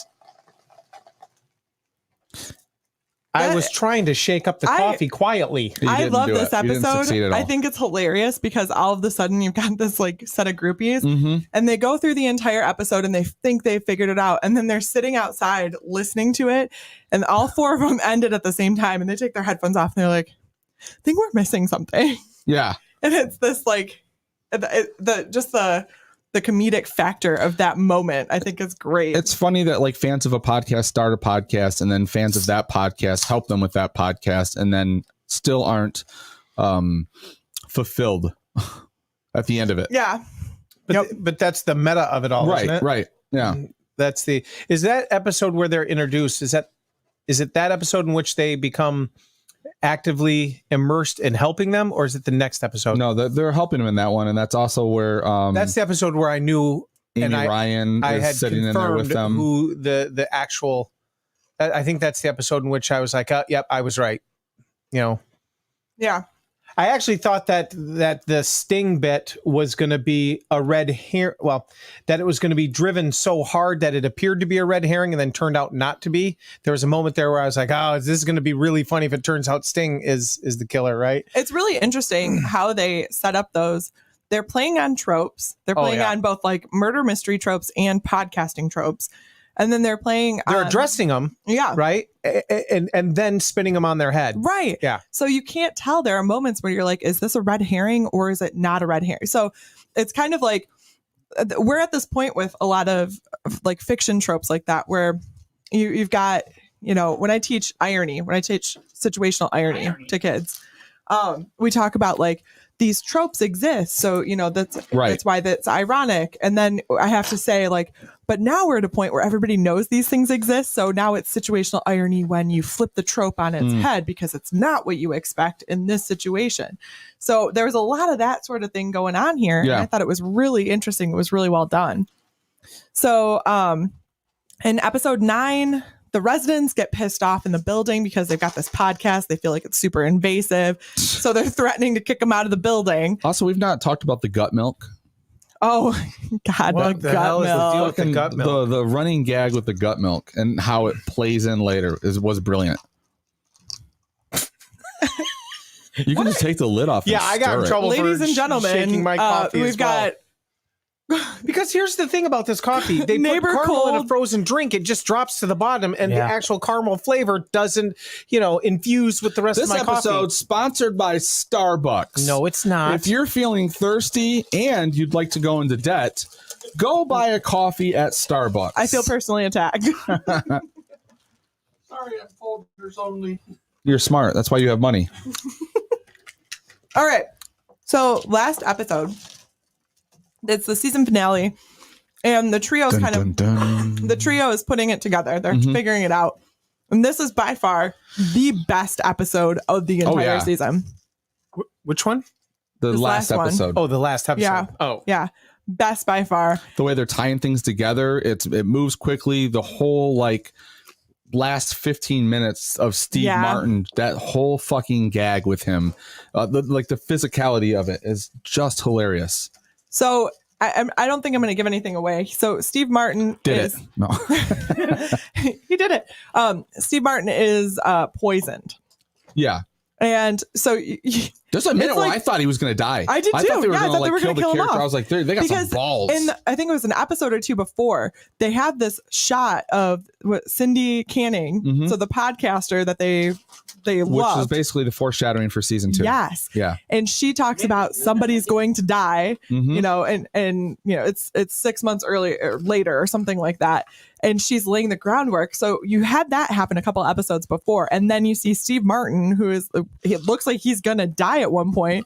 But then they have a moment. But the way he plays it so smoothly, where he explains he's been stage drinking because he knew the drink was poisoned. Yes. Dude, when they transition, like when the killer is revealed and he's in that situation, and because you know all of the facts, or the viewer themselves are smart enough now to add up all the dots, you know that when they hand him the drink, that there's poison in the drink, and you're like, oh my God, he's drinking it. They're going to kill off his character. And they're going through the whole thing. And then all of a sudden, like you see the light bulb switch in his character, right? And his brow softens and he stops playing along, and then he spits out those lines of dialogue, and you're like, oh my God. You actually realize, he is an actor. Yeah. So then, exactly. Yeah. For being made fun of the entire series, but for being like this B-rate, crime series actor. Brazos. And then you think, okay, so like he's left alone, and you think he's dying, and then as soon as he's by himself, he has this moment where he starts moving again. So you're like, okay, so he was faking it. He wasn't that indisposed. But he's like paralyzed from the shoulders down. The series of scenes here, or rather, just his arms are. He's trying to get into the elevator at one point, and he gets nailed in the balls by the elevator door like 5 times. Oh my God, and so I funny. was crying. And then he gets in the elevator, and then everybody is ignoring, their people walk in the elevator, and he's like gurgling on the floor, like dying over there, and they're like, oh, ignore that him. whole run of scenes really plays out very similar to Clue. Yes. Right. But it's like classic Steve Martin. Everything about it struck me as like, it's just classic old school comedic Steve Martin to me. And I loved it. To see a 70-year-old man like get nailed in the ball around doing this, and he's got his foot up on the side of the elevator. And at the point, there's 4 more tenants in the elevator with them, and none of them give a fuck because they think he's drunk. Yeah. Oh and my the guy, God, the doorman, puts him back in the elevator at one point because he keeps telling him about staying, and says, "Don't tell anyone I told you this," and then he proceeds to tell other people, "Don't tell anyone." But so there's a facial thing that he does, and there's literally a physicality that he mimics from guys. I'm gonna break a kid's neck. There's a physicality that he mimics from one of his older films, Dirty Rotten Scoundrels. Yeah. Where he's playing a character. He's a con artist in that film, and he's playing a character in Dirty that Rotten film. Scoundrels? Oh my God, it's brilliant. Pretending to be, the con is on, and I forget what the name of the character is that he's being, but he does this whole physical bit, and you can see him almost mimic that perfectly with this character in Murders in the Building. That to me, like right away, my wife goes, "Oh my God, we need to watch Dirty Rotten Scoundrels again," because it's that funny. Are you interested in seeing it now? I've only been catching bits and pieces of your guys' conversation. Oh, but I don't know. I don't think Martin Short and Steve. They probably won't have a long career in Hollywood. No, I didn't find them They're not funny. that talented. I didn't find them funny. I watched 3 episodes of this, and I just was like, man, these guys. Oh, you gave it the 3-episode challenge, and it was a no-go for you. Right. It was just Never seen the original Parenthood. the jokes weren't landing. Like they were just kind of, You know, Yeah. I get the dynamic between I'm them and questioning your Selena sense of Gomez. humor right now. Them and Selena Gomez is All right, Trains, Planes, and Automobiles. Never seen it. Inner Space. Okay, so Sergeant Bilko. Seen that. All right, so I've seen one of Steve Martin's worst movies. I like Sergeant Bilko. There it goes. It's lowbrow, right? It's that type of comedy. Pardon me. Pardon me, Miss Shaw Grant. No, but I guess what I'm saying is, As you're drinking a $7 are they two Starbucks. actors of which you're not familiar with their body of work? So it informs kind of the appreciation that like Jay and I and obviously Kyle has for the actors. I know them from the old school Saturday Night Live bits. I've seen a lot of like the Cheaper by the Dozen with Steve Martin. I thought that was a pretty decent little movie. Never seen The Jerk. See, okay. So LA Story. I think Steve Martin is funny. I just didn't find this show funny. Oh. Like I've always Clifford with Martin Short. I've seen that as a kid. Right? Like literally every movie is like the worst films that are a part of their portfolio. I'm just saying, I've seen their films. Mm-hmm. And I'm familiar with their bodies of work. No, you've seen their movies. Their films are much more highbrow. What's it like up there on that mountain? Well, Is I'm that not air? gonna. I don't want to give away. Like, there's a part of the last episode with Steve Martin that is one of the funniest things I've seen on television recently. The way the episode's structured, you buy it for a minute. You do, And then then all of a sudden you realize, oh shit, you're fucking duped, and Yep. it's so fucking it's funny. fantastic. Yeah. So well written. You know, for those of you who haven't watched it yet or haven't gotten to the end, do it because it's worth it. It's, you know, there are times when it's a little bit slow as they're piecing together all the parts. Totally worth it though. The fucking texting between them and how he always signs his name. You don't have to sign your name. I know who you are. Yeah. He keeps writing fuck duck. I was laughing at that. That autocorrect to duck. When have you ever wanted to say duck when you I were trying know, to say fuck? but it's real. Like it happens to me all the happens time. to everybody. You think they would have fixed that in like one of the millions of patches ago, like in the autocorrect? Right? Yeah. Like, oh, yeah. This day and age, they mean fuck. They say it a lot. There's that meme. Hey Google, I've never meant to say I ducking hate you. Yeah. I've never seen that, but that's funny. So on a scale of 1 to 10, This one? Yeah. It's 9 to 10 for me. This is great. Like I looked forward. It's been a long time, especially after the pandemic, where we were binging everything. Wait, you know, it's over? I know. Well, and watching something week to week and looking forward Yeah. to watching something week to And week. the water again. cooler conversation. Yeah, with it. that's happening again. You Yeah. know, so you know, I'm glad that like Netflix and Hulu have kind of gotten back to that And rather streaming than wars. yeah. Join up. Sorry. well, Netflix doesn't do that. Yeah, they do. So I'm watching like Yeah, they do. Great British Baking Show. That's weekly episode releases. It depends on what you're watching. They're doing weekly episode releases again. So They're finding Nemo that the weekly releases. it drives up like anticipation for the show. You don't just binge and flake out right away. You know, I can get more in if I can binge it. That's what she said. That's all I'm saying. I prefer to binge, like, because especially when it comes to the 3-episode challenge, right? That's the rule of thumb. Those first 3 episodes, if it doesn't hook you, you know, I don't feel bad bailing. But at least I gave the story, the writer, the direction, you know, You gave it your all for 3 something. episodes. everything. If they can't stick the story in 3 episodes, then What are you even doing there? what am I doing there? Right? Yeah.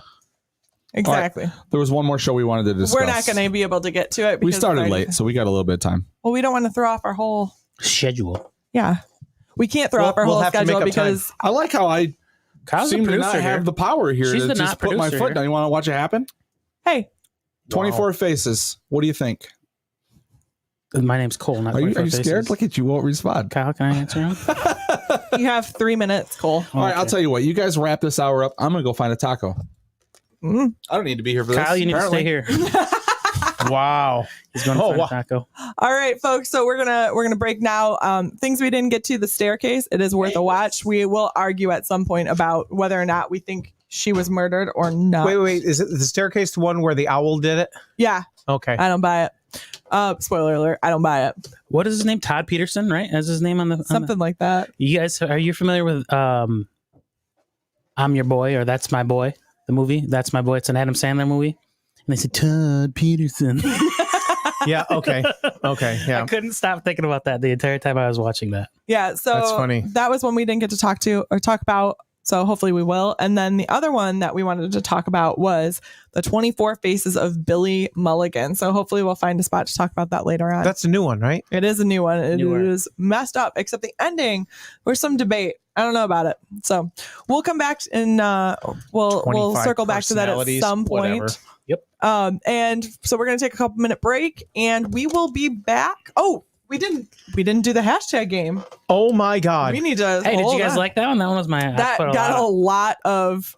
Holy cow! Did that ever I put get a lot a of lot? work into that one. Eric was definitely hitting us with some really good ones. So was Tom. And I think, Brian, I think you're going to be our winner this time around for the hashtag game.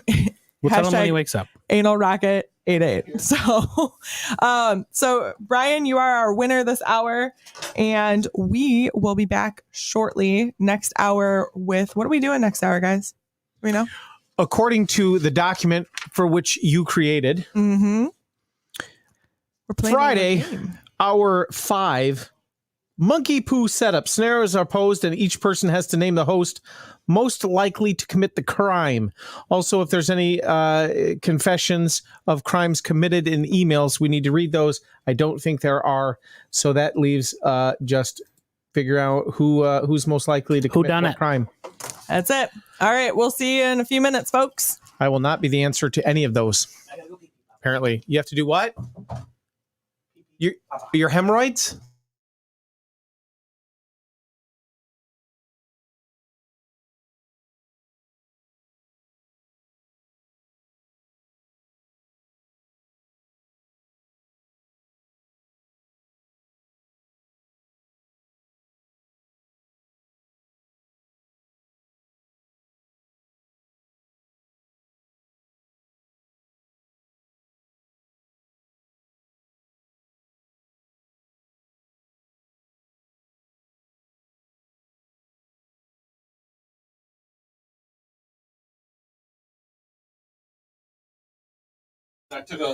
Hey folks, just a quick heads up here. We are using StreamYard, and we have a 4-hour limit on our continuous streaming. So we are picking up a new link. We'll push that out. It should be out in just about 2 minutes. So I'm going to end this broadcast, so you'll get kicked out for a minute and look for the new link on Monkey Poo Studios. We'll put it out on Twitter. We'll put it out everywhere so you guys can find us. All right. We'll see you in a few minutes. Climb all over that shit. You saw that? Yeah. Yeah, that's why. It's all closed.